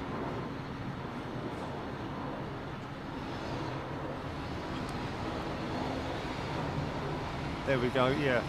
So before you hit the button, you've got to add another 4 seconds on at your end. Right, okay, yeah. Okay. So my counting was accurate. Mark Luscombe, if we get a replay of Jerry asking for a replay, does the world end?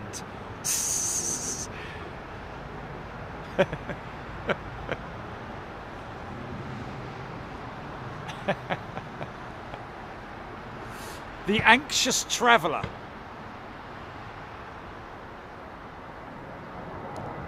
EK31, 49 minutes out, Aidan Campbell. Well, that's got to be our EK1's got to be our closeout, isn't it, Jilly? Before the darkness falls upon us.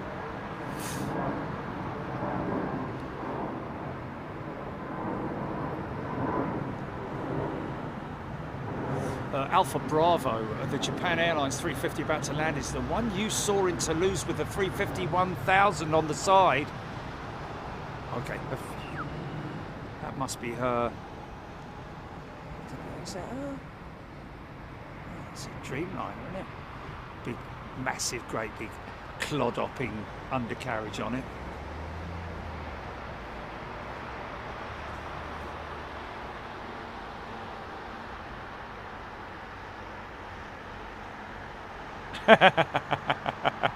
Linda, proper ding dongs.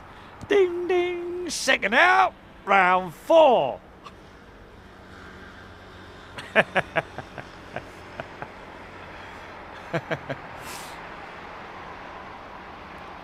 Don't cross the streams. I blame me dad. Whatever you do.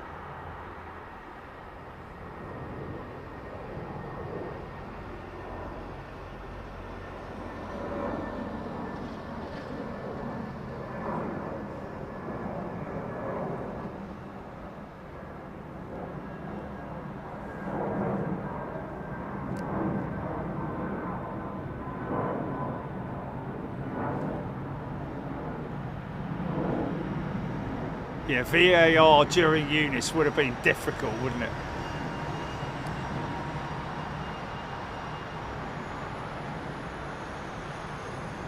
Would have been good though, wouldn't it? It would. Well, no, it wouldn't, because it would only be relative to touchdown or very late go-arounds or something like that. There's no point in doing a VAR for an aircraft that's going around when it's before it's landed.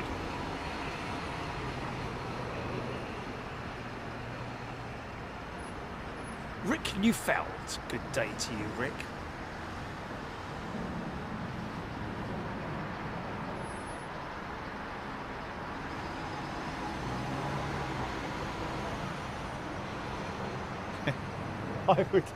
I would probably recommend, I haven't done this yet, I don't think we've done this yet, but listening to a one of the extra shows on double speed, Jilly. That might be quite funny, actually. I think we might do that on Friday night, just as an example. Be like Pinky and Perky, wouldn't it?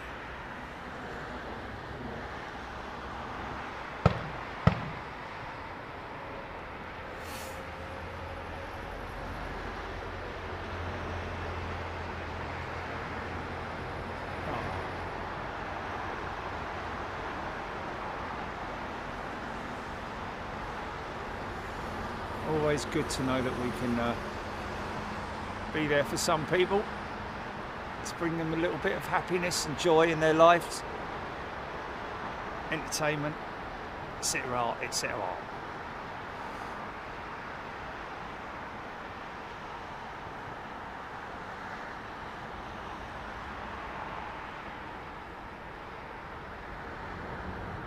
It's the one we saw in Toulouse, apparently.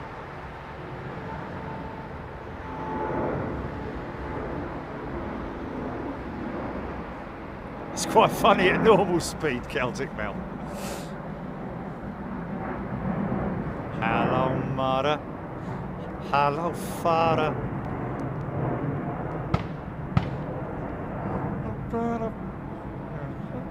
I have to get the lyrics for that, wouldn't we?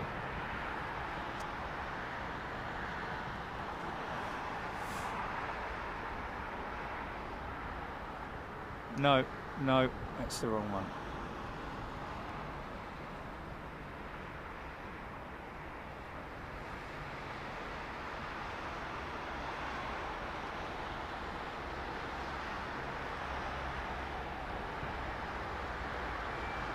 How bright the 350's lights are, mate.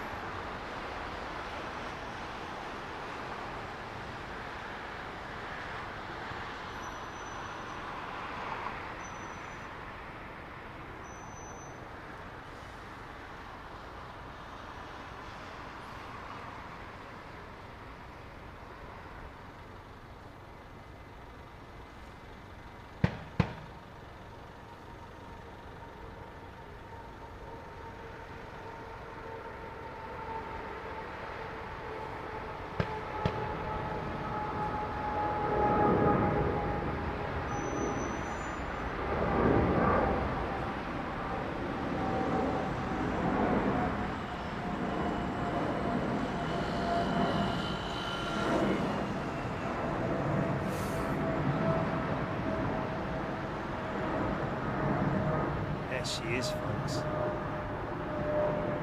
I think we've seen her here before, though, haven't we? It's not the first time we've seen this jet. We've seen it many, many times before, but it is the one that we did see at Toulouse before she was born. You say that, delivered, you know.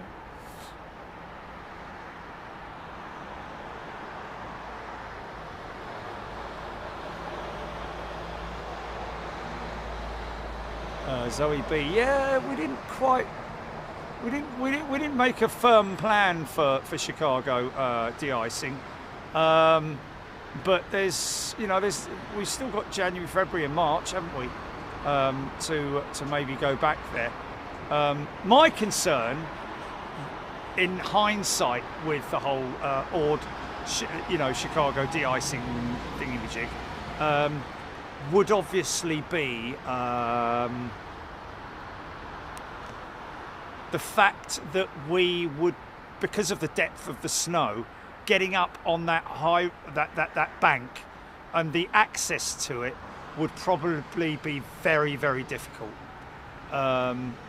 unless the operations teams had some kind of clearing system up the top there, because obviously, you've got to be careful about what's underneath you when you're driving up to something, and we certainly wouldn't have been able to get into that field the way we did in the truck. So access would have been a little bit difficult, but my question was whether we could still film it from our normal position up by the Tarco truck.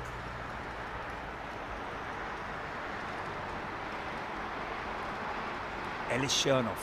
When I was in college, we used to go to Miami to watch the props flying cargo. Wow. CL-44 swingtails with flying tigers.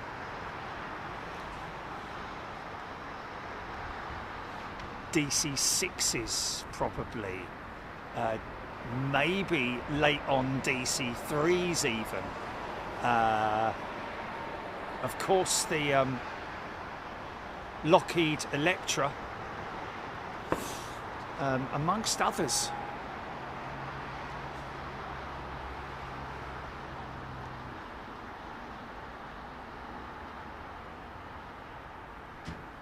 Brian Stewart, January and February in Chicago, very uncomfortable conditions.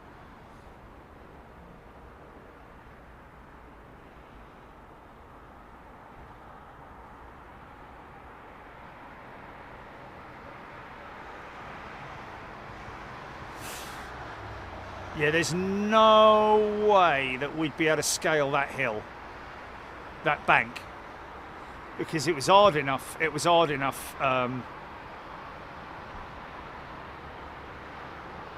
But that was further down, wasn't it? The one that is right opposite the de-icing pad.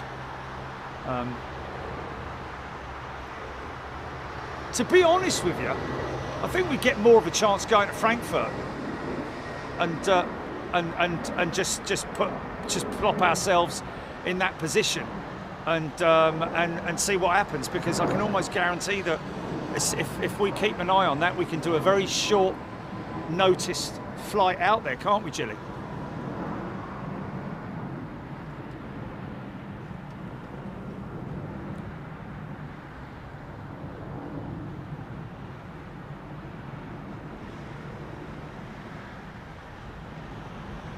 Yeah, Iberia's just landed, yeah.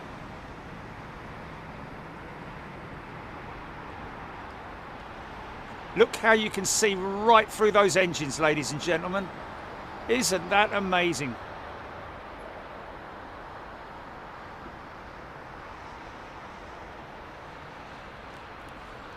I mean, what is interesting is that the bypass technology is nice.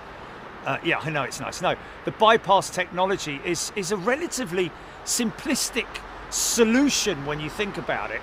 It's just the way that they've brought it into modern day engine technology. Kelly Grimsey is a returning member. Welcome back, Kelly. One Arm Bandit Adventures had a US Navy Lockheed fly into Pierce Air Base near Perth today. Wow. Nice. Would you see that if you were filming at Perth, if you know what I mean?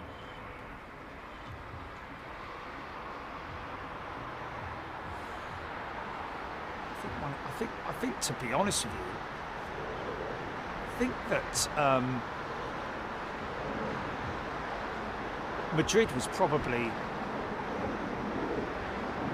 sorry, Lisbon this year was probably one of the best European shows that we've done, just through how dramatic it was.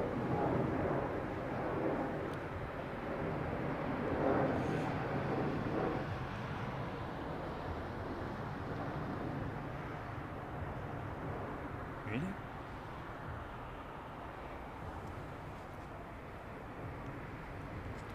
Yeah, it's just a one-off, isn't it?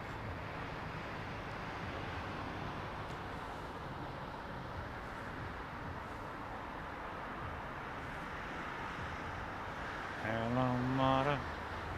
Hello, father. Thank you, father. And fear up.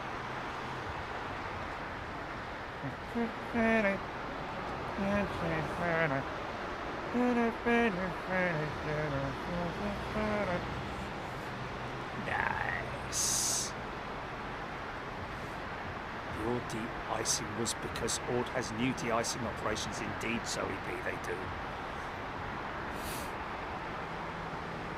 Well, I was actually planning to travel out there specifically for filming the de-icing, because if it had been right down there in front of me, wow.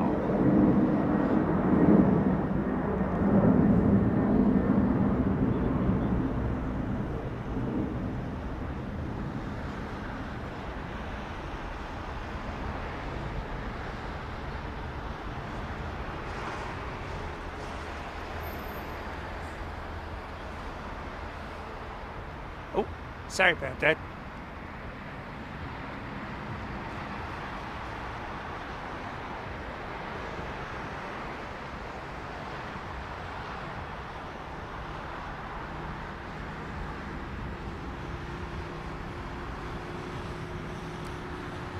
I certainly like the idea of a Frankfurt show when it really gets cold. Well, it's cold now, isn't it? But,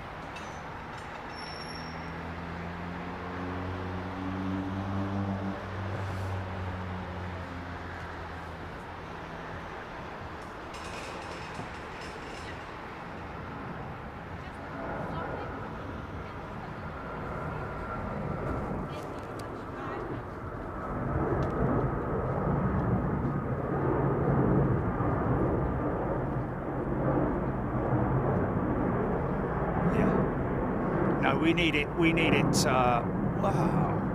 Oh, flipping it, what's that all look? Look at that, lot. And that's interesting, because they're sort of like flying in the updraft normally. That's something that you get in an updraft, isn't it? In warm air, rising.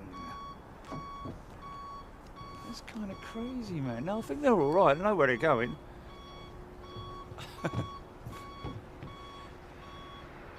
Yes, yes, yes.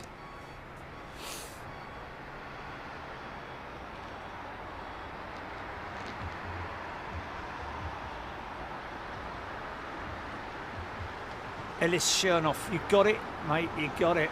Something always happens on Big Jet TV, doesn't it? when we're away. Oh, look at that little thing. ERJ145, is it?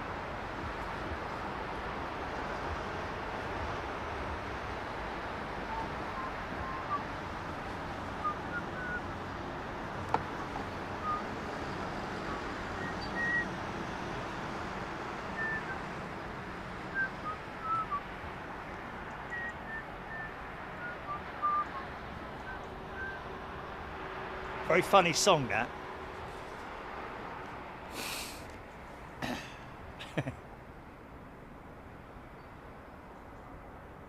Yeah, no, no, I didn't see it. I didn't see it, but it is very funny. I'll have to sing it. In fact, I tell you what, I might even have it on my little karaoke microphone thing, Jilly. I could do that, couldn't I? Christmas Day, maybe do have a bit of a sing-song. Hello, welcome to Waldorf. Speak up. Goodbye.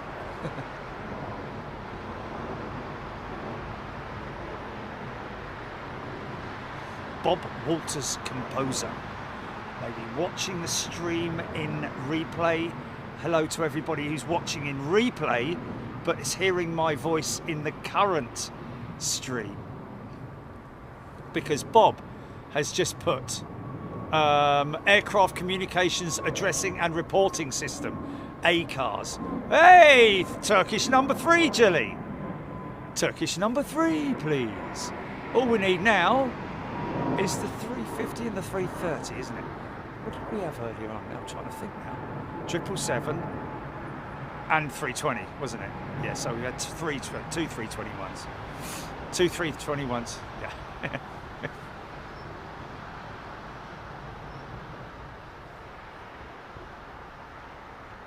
Ellis Chernoff, Logan Airy, MB145. There we go. Embraer, I think that's.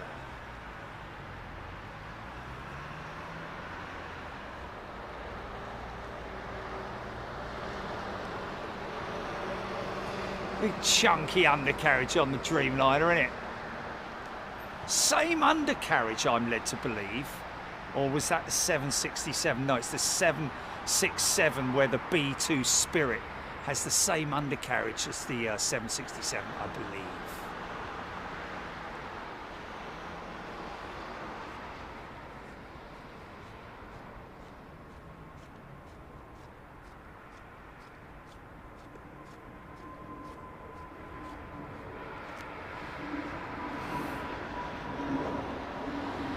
I'm not in your way, love, am I?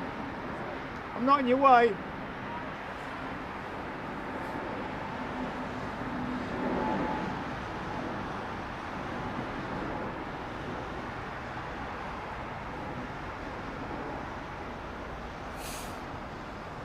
Oh, Stephen Wakeham is saying, just like to thank everybody at ARD. Just received, well, that's, yeah, that is everyone really, isn't it? My first ever model from them, Century Wings, 172 scale, Blackbird. Wow. Didn't we show that when we were down there one time? That little Blackbird, 172 scale. So that's a tiddler, isn't it? But very detailed all the same.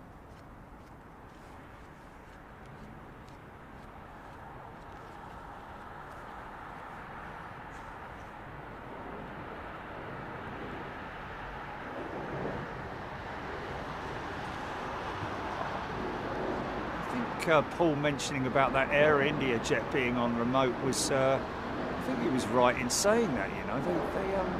I'm sure I've seen the Air India jet on remote, much like what they do with Ethiopian as well. There we are, parked up right next to it. That's their new 1000, isn't it? That's trippy.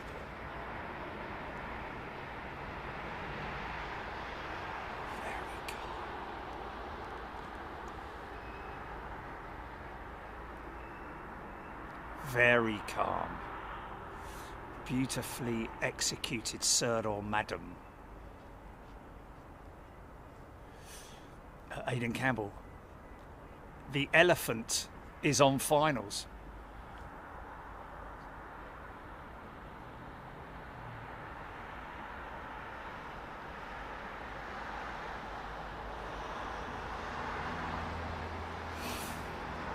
Steph rightly saying, when you sit over the wing, well, to be honest with you, any wing, but it is very, very noticeable on the 777. In fact, to be honest with you, either slightly behind the wing or slightly in front of it. But what is really noticeable is how much, when you land, how much the wing literally disappears. What is more noticeable on any aircraft is this 380. I have to say, if you're sitting over the wing.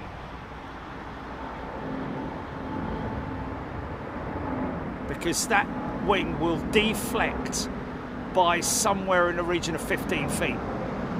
At the moment, it is flexed up at an angle.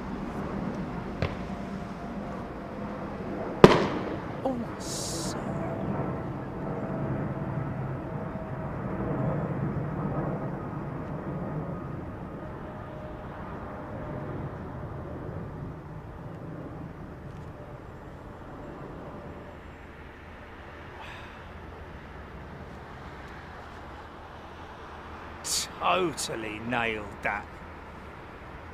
Look at the horizontals shaking, man. Look at the elevate, look at the horizontal stabilizers, man. That's from the reversers.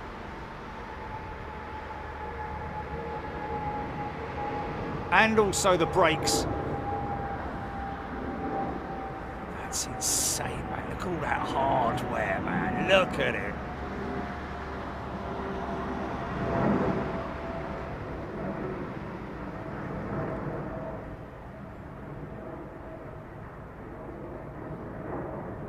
Oh, it's the big one. Sorry, it's the big one. My apologies.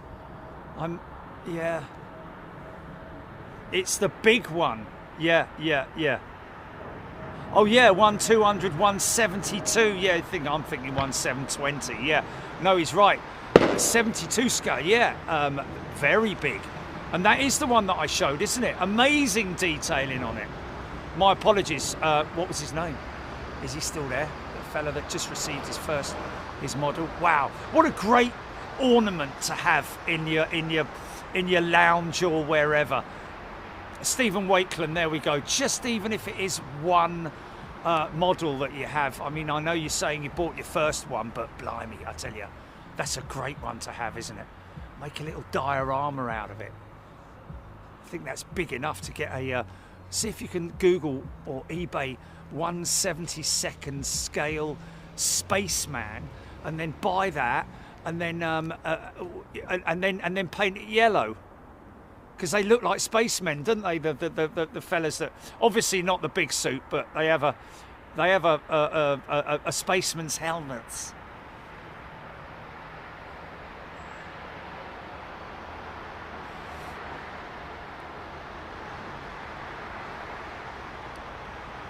No, I would. Don't you worry, mate. From now on, it's my call. But and I will very clearly and concisely say VIR.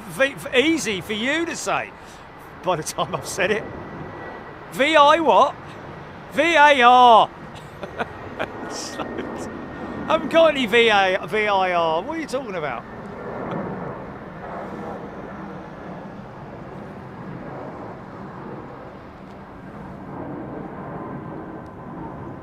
Thank you, Stephen Wakeham. There we go. Appreciate it, mate. Hope you're enjoying that model, man.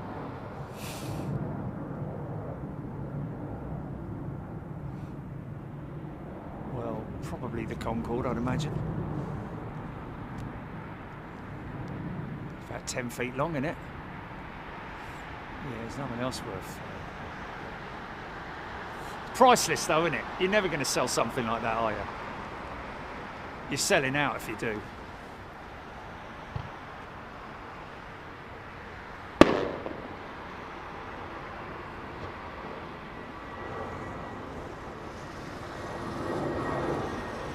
Dominic Jacks asking, do newer jets use LEDs for the landing lights and taxis? They look a lot more yellow on older jets and more white on the newer ones.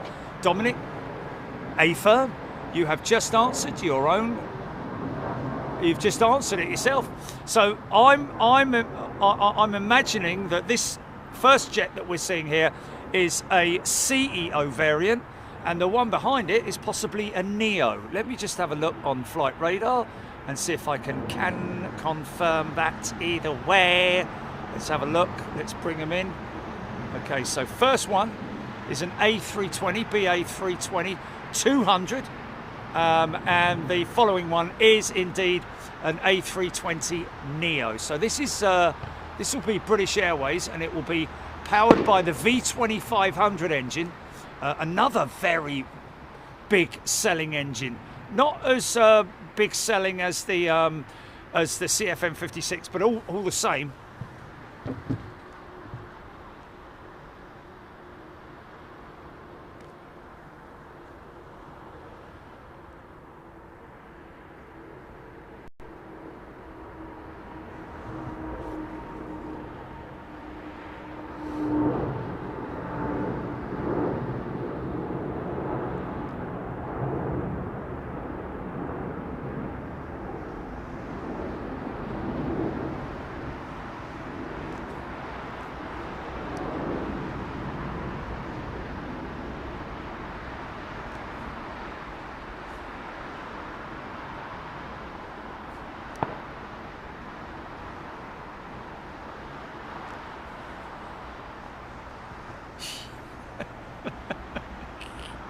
How can you say something like that? Really? If it wasn't for the birds, mate, we wouldn't even be here. Flying vermin. That's it.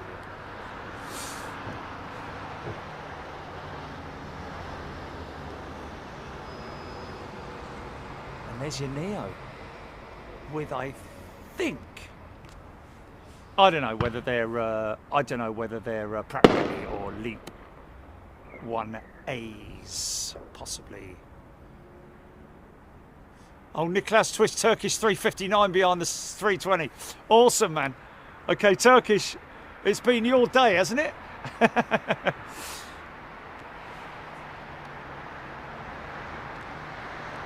Big shout out to our friends at Turkish who wanted our address to send us some goodies.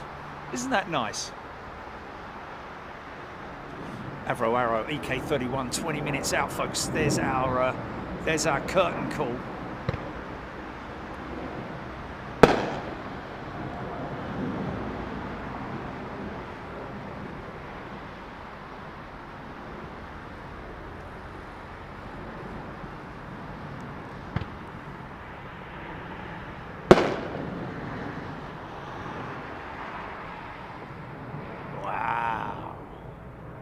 Hey, I wonder if that crew got an ACARS message. Bring it down smooth. You're on Big Jet TV. Because that was probably the smoothest landing all day, I've got to be honest with you. I mean, I know in this light you kind of lose the shot in terms of, you know, tyre smoke and all that, but blimey, that was very, very smooth.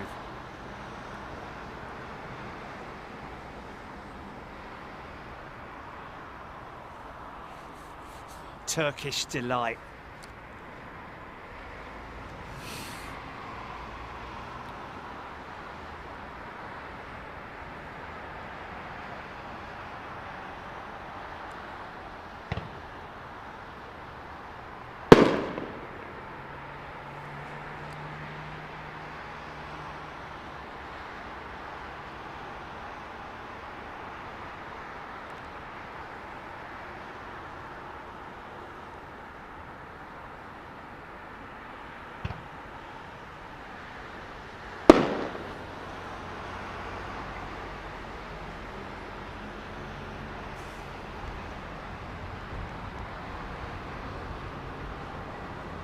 That's the one that we just saw parked up at maintenance.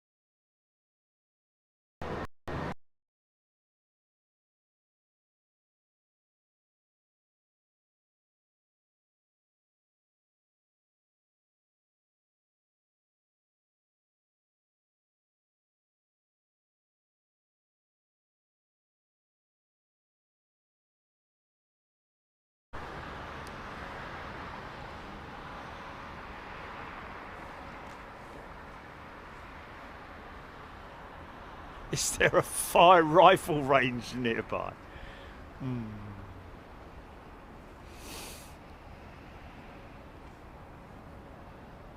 Oh, what's going on? What's going on? What's going on? Is that battery gone? Is that the battery gone? No, no, no. Oh. Oh my God, that's hilarious. Chili's out of the bleeding room. With the moment it goes down. It'll be a reboot, folks.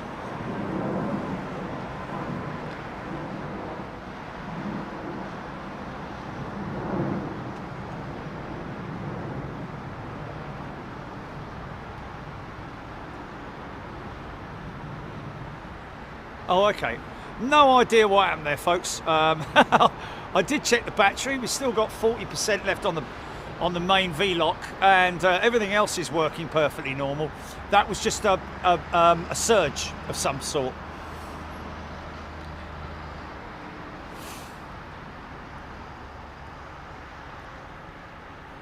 Okay, we apparently disappeared for a bit. Typical when Jilly's out of the room. It is absolutely typical. Somebody asking if we are maybe considering doing something in Istanbul.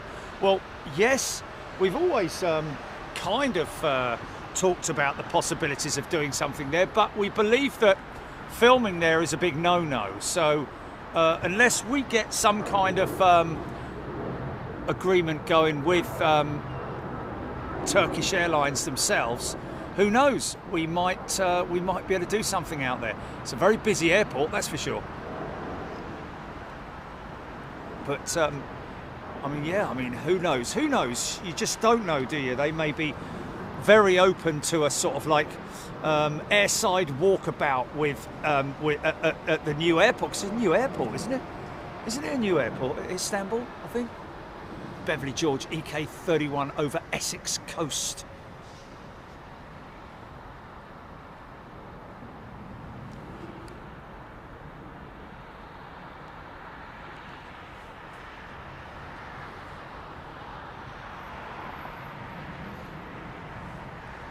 Morgan, we've done Los Angeles, to be honest with you, and of course we you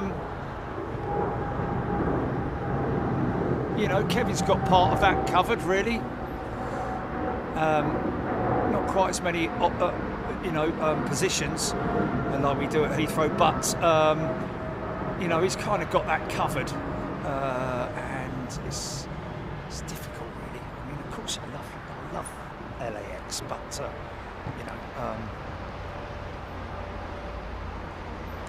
it's funny, isn't it? Whenever we go away, people say, I love this place. This is great, but nothing beats Heathrow. It's funny, isn't it? Suho. It's a very massive airport, one end to the other, allow plenty of time between flights. Well, I don't get a choice for that, do we? But I'm not flying through Istanbul. I'm not connecting through Istanbul. I'll just be going there.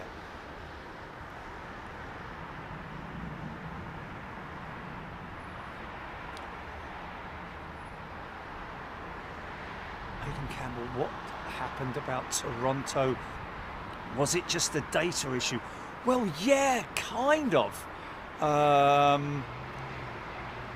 Aidan, in a way, yes. Because the thing with Canada is that they have the monopoly. There isn't any independent companies like you got Vodafone here and O2 and 3 and all that kind of stuff. We use all the cell networks. Go around! Damn it! Flipping heck, man! What's that all about?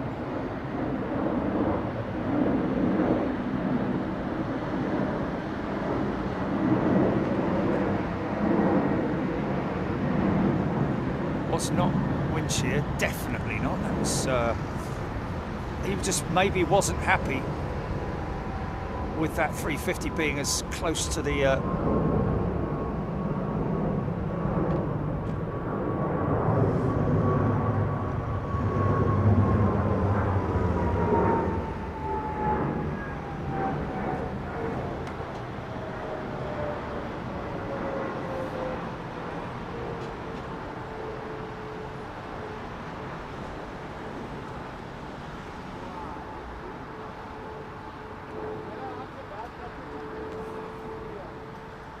I don't know where Jilly is. I've no idea where Jilly is. She's still on the call, but she maybe is feeding the cats. I don't know. No idea.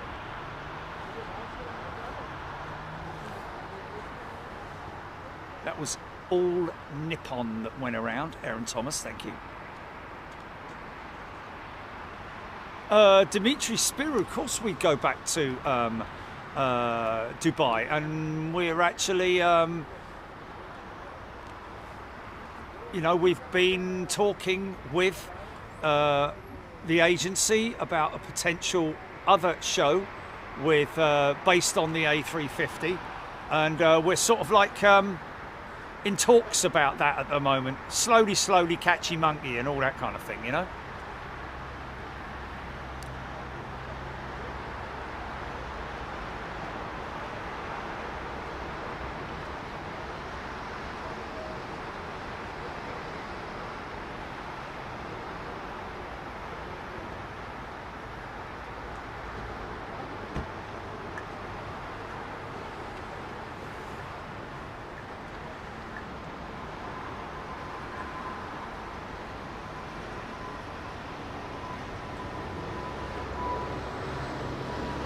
Okay, I'll try her, but I don't know what's going on. Oh, there you are. Did you know about the droppage, the outage? Yeah, you went to the loo, yeah? And then as soon as you went to the loo, within about 30 seconds, it went off.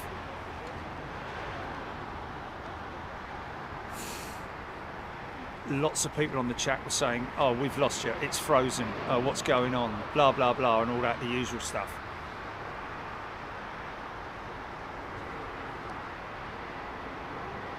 Oh, really? Oh, wow, okay.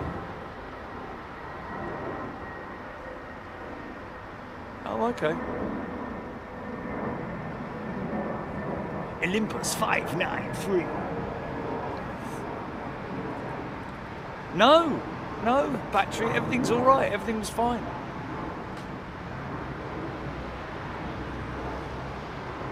Oh well.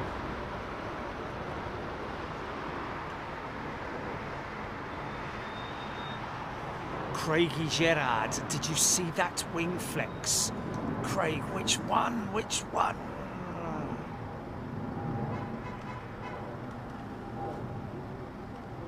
Aidan Campbell refreshed and it was fine. There we go.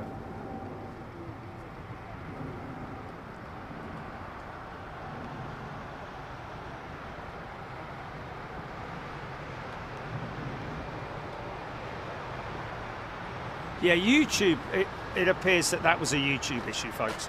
For some, it was a YouTube issue. There we go. Thank you, Steph. Thank you, Craig B. Trev Lyon, everybody. I love that kind of picture there inside a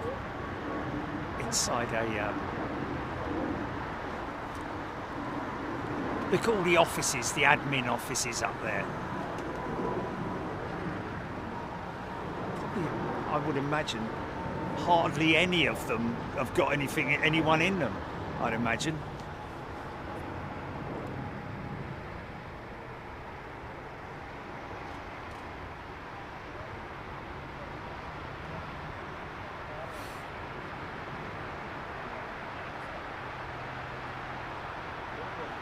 Well, it's like someone said there, Jill, it's sod's law, isn't it? It's just sod's law, mate. It wasn't us, though. It wasn't us, no. Yeah. Lord Geeker saying that YouTube and MS, I guess he's meaning Microsoft, and many others had some issues yesterday. It's always fun working in IT when that happens. Yeah, I bet it is, mate. United, Aidan Campbell, United 777. Doubtful, I would imagine. That's a 7.6, isn't it? I think that's a 763, isn't it? I might be wrong.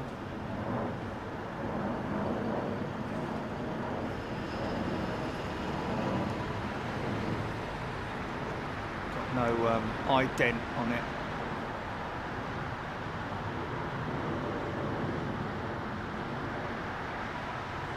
It's N something something something UA.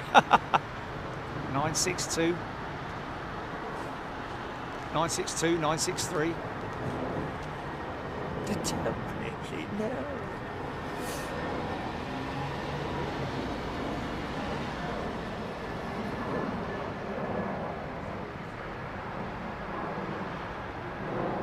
Oh yeah, Peter Taylor. We were discussing briefly when that whole thing happened about Toronto and our reason for not going back there at this stage is because they hold the monopoly.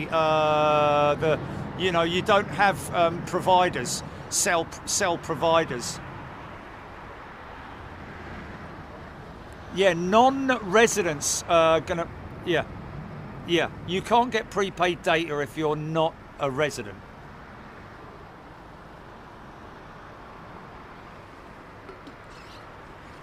And it cost us, yeah, a bleeding fortune.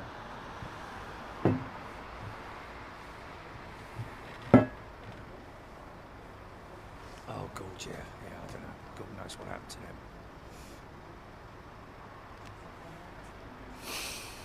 Yes.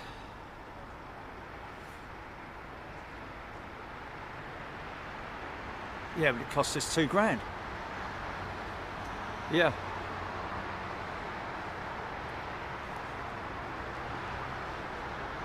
Good.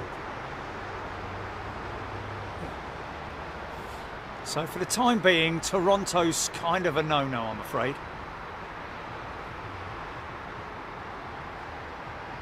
Okay. Well, I'm not going all the way there to test it. Oh yeah.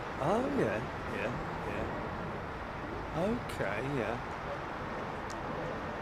To get the sims for us and we pay. Okay.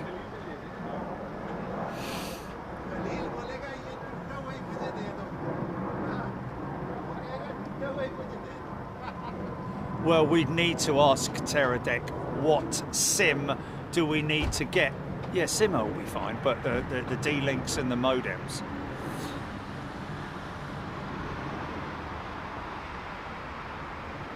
Melody pays $600 a month for 3 phones in Canada for data. Wow.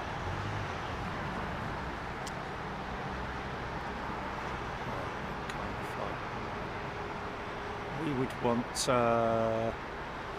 1, 2, 3, 4, 5, 6, maybe 6 SIMs, wouldn't we, Jilly? Would we want 6 SIMs? Yeah. Yeah,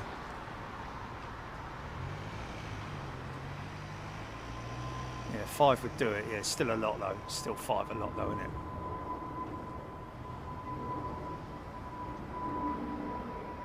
isn't it? Starlink does not have its own power source, folks. A lot of people are unaware of that because Starlink don't make it very clear. You see some bloke walking around the countryside with a backpack and a Starlink clip to it, but trust me, in his front pack that you're not seeing, or somewhere about his person, is a bleeding great big battery, because you need a power source with Starlink. It's not mobile. It's mobile, but you need to take a bleeding great big power bank with you. For west you go. So it's no good for us. We've been down the Starlink route. We've tested it. Hold on. Okay, all right. Oh, don't.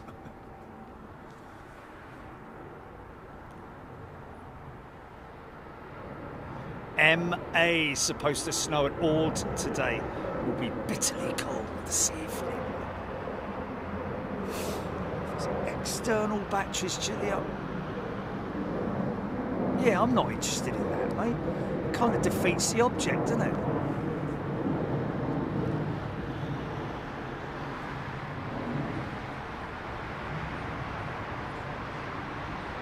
Sounds like Subby's just said, Julie, that South Africa is really bad for cell phone data.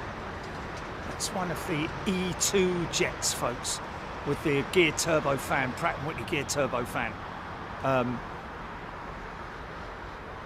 never sure whether it's the 1500G or the 1100G or whatever it might be, but it is the quietest, even quieter than the 220.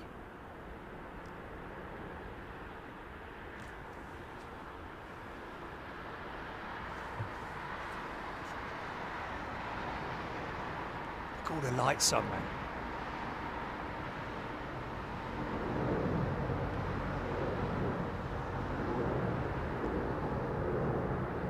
Yeah, look at that.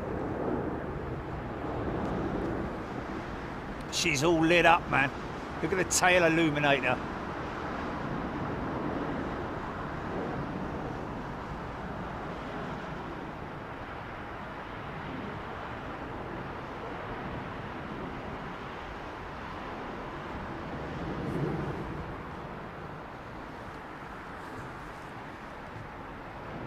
It's different. This is data only, folks. We're looking at data only. We're not looking at SIM cards in general. Well, we are, but they are data-only SIMs. It's different than walking into a shop and just getting a SIM card to use for your phone. This is a completely different kettle of fish, really, isn't it? Just changing that mic out, standby. Oh, sorry.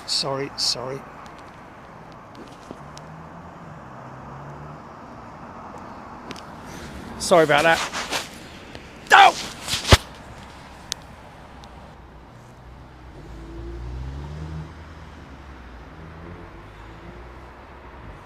Why, you little...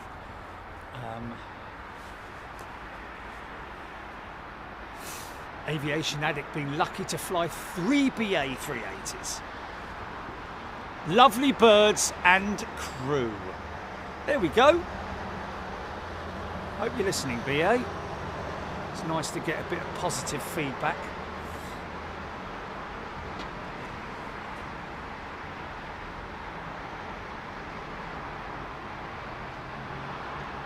Craig Gerard, and yes, the cell phone rates are high in Canada. I'm with Virgin Mobile, and that was finding a good deal. There we go. Wow. Tight turn, man.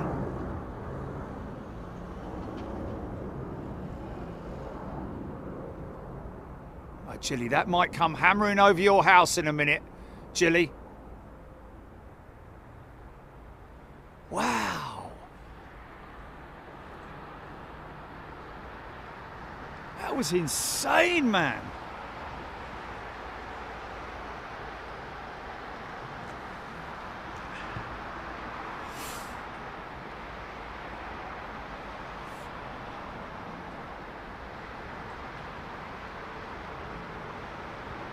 Beverly George, EK31, 7,000 feet. Yeah, we have different systems that we use, folks. Don't worry about it. We know what we're doing. Thanks for your advice. Been doing it for 8 years. Yeah.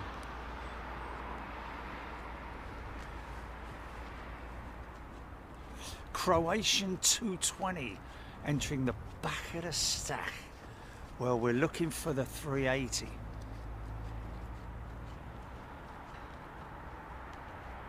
Yeah, that's quite a rare bird, isn't it? Martin Stothard. Jerry, why do they light the tails up at airports? It's something I've often wondered. Forgive me if it's been asked before. Martin, that's as you're talking about there with the tail lit up. It's generally down to the pilot's discretion. Some pilots don't bother to light them up, but it's just from a, I guess, you know, safety standpoint, so people can identify an aircraft by looking at its tail. If a pilot's given some information, there's a ANA 777 taxiing to your right, hold your position at whatever whilst that taxis past you. A quick visualization to see that it's ANA lit up on the tail. But really it's just a, you know, it's just something that they obviously shut the lights off not that long after takeoff. They don't fly with them on throughout the flight, not as far as I'm aware anyway.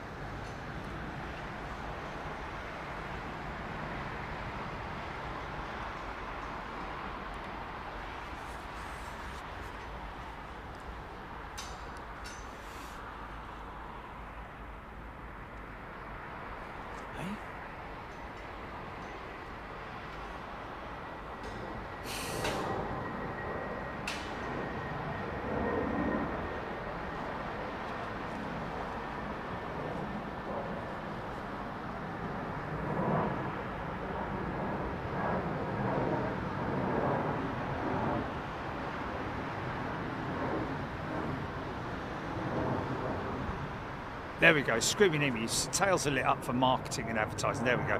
I just thought of it that it might be for the sake of, there may be something in it with regards to safety or visual reference. But yeah, in general, it was marketing and advertising. It's just to basically show off their aeroplane, really. Screaming Emu, thank you. And Ellis, BBLLB, thank you everybody who's got involved today. Nick, thank you. Haven't seen Ty today. Thank you all the wonderful people out there who help out our new members and subscribers with questions and answers and all that kind of stuff. We really appreciate it. All of our very knowledgeable members out there. Thank you to all of you, each and every one of you, and welcome to all returning members and new members as well.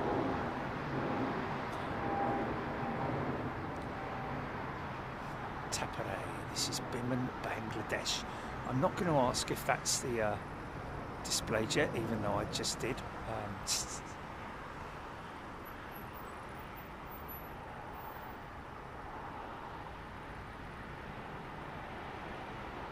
Yes, Screaming Emu. Okay, that's great. Thank you. Yeah, because it is literally pilot's discretion. You don't always see pilots lighting up the tails of their aircraft. It is Nigel Swan, or Swanee, how I love you, my dear old Swanee. I think that was the one. But welcome to Big Jet TV as a brand new member. Good to see you, mate.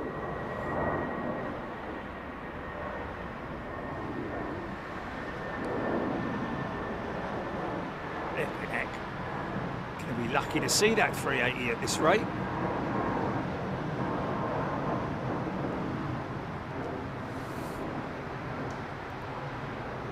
Sananda, 10 more days and we start heading back to longer days. I wish it was that quick, but it isn't really. The only time you really notice the days getting longer is when the clocks go forward in March. Then you really notice it, because it's a whole hour, isn't it? This is like creepy up till March. Oh, it was Mammy, wasn't it? Sorry, not Swanee. Sorry, Swanee. I'm sure there's a... Yeah.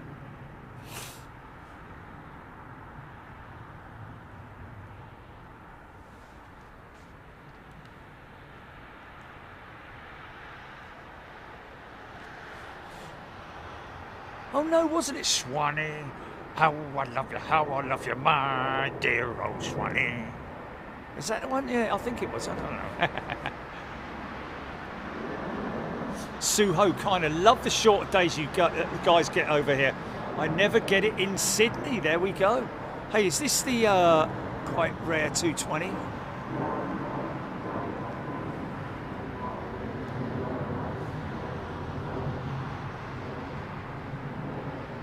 we go.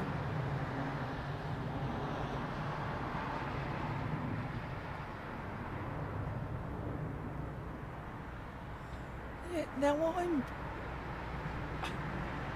I'm a little bit confused here. Have we seen this one before? I mean, I'm familiar with their 220, their 320s, but have we seen the Croatian 220 before?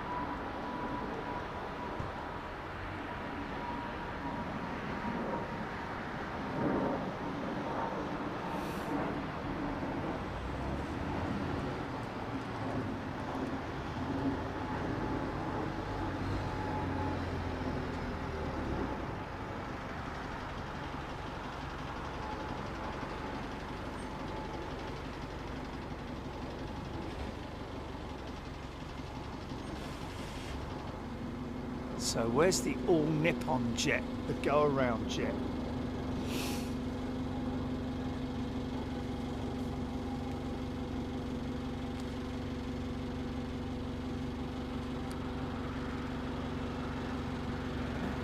Two 220s in a row, two 220s, and a partridge in a pear tree.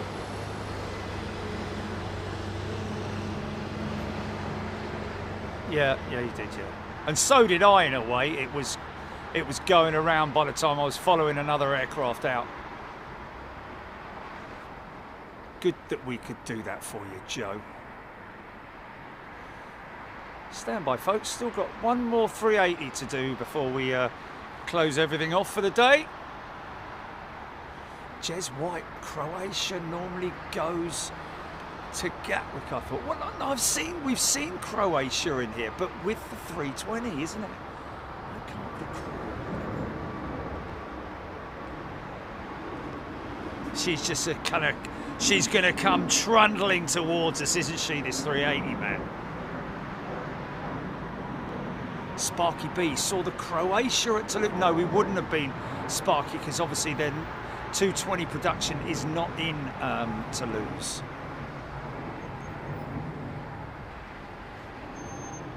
Sean Bennett was at an H2O bus. It's an interesting question, that. Could well have been. Beverly George, the Korean 777 is landing after EK31.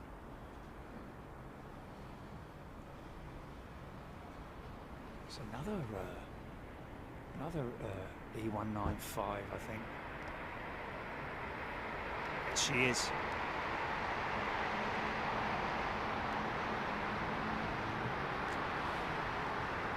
Double flash, immediately identifiable as an Airbus. Single flash for the Boeing, and a very funny sort of flash for the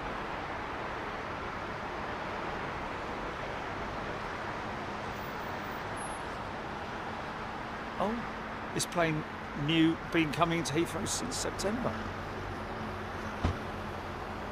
Okay. We've just missed it.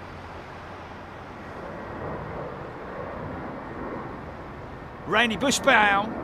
Good day to you. Catching the tail end of the stream. Nick, great. Well, Nick, we've got one more landing and then that's your lot. But it won't disappoint you because it's a 380.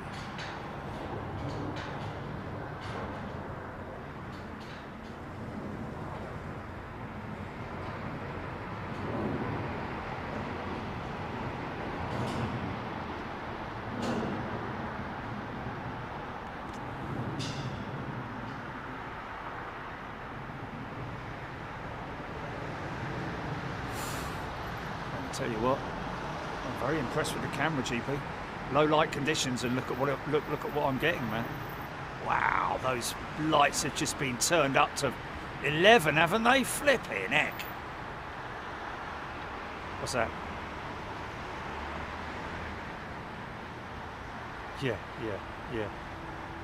It's a huge noticeable difference between this and the old camera. Yeah.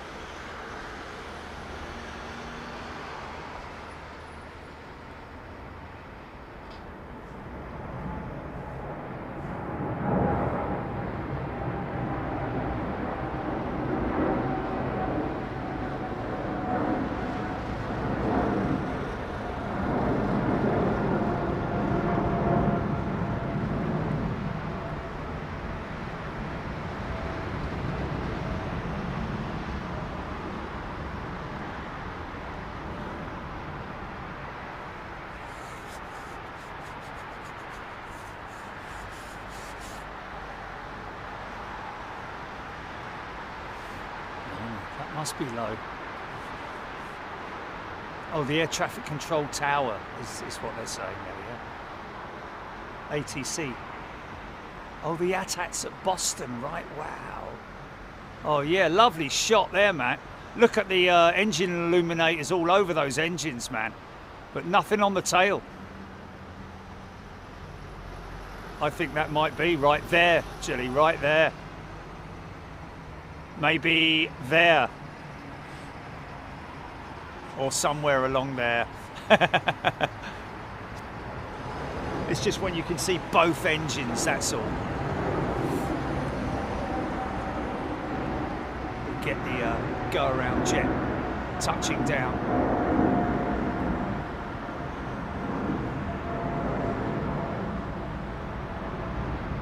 Oh, is it? Oh, okay.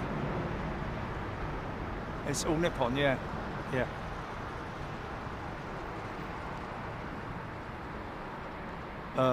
Yes, KC rallying planes. Lots of improvements with the new camera, especially in these low light conditions.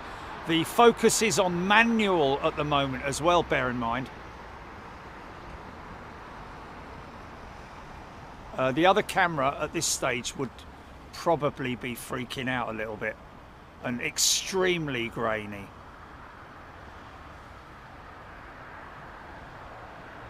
Laugh out loud written on the side.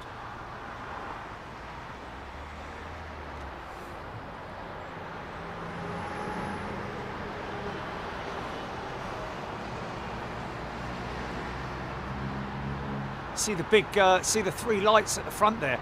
That's all the illuminators for the engines, man. Look at that. Isn't that crazy? Star formation. Right, you lot. Thanks for your company, folks. Hope we've brought a little bit of happiness to your life, and thanks for all your comments as well. Really appreciate all your comments, and everyone for getting involved as well. All our pilots, but not just the pilots.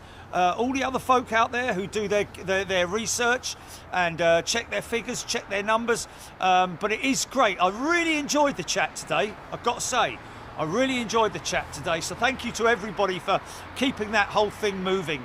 The momentum was tremendous. Thanks, Chili. Thanks, Trish. Thanks, Daryl. And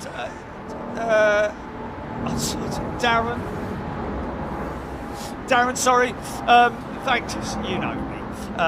Thank you, everybody. I'll get me coat. Okay, turn it off, Jelly. God. If it's not flipping Trish I'm getting wrong, it's Darren, isn't it? God's sake. I'm waiting for the spanner to come up now. Who the hell's Daryl? Hall, John Oates.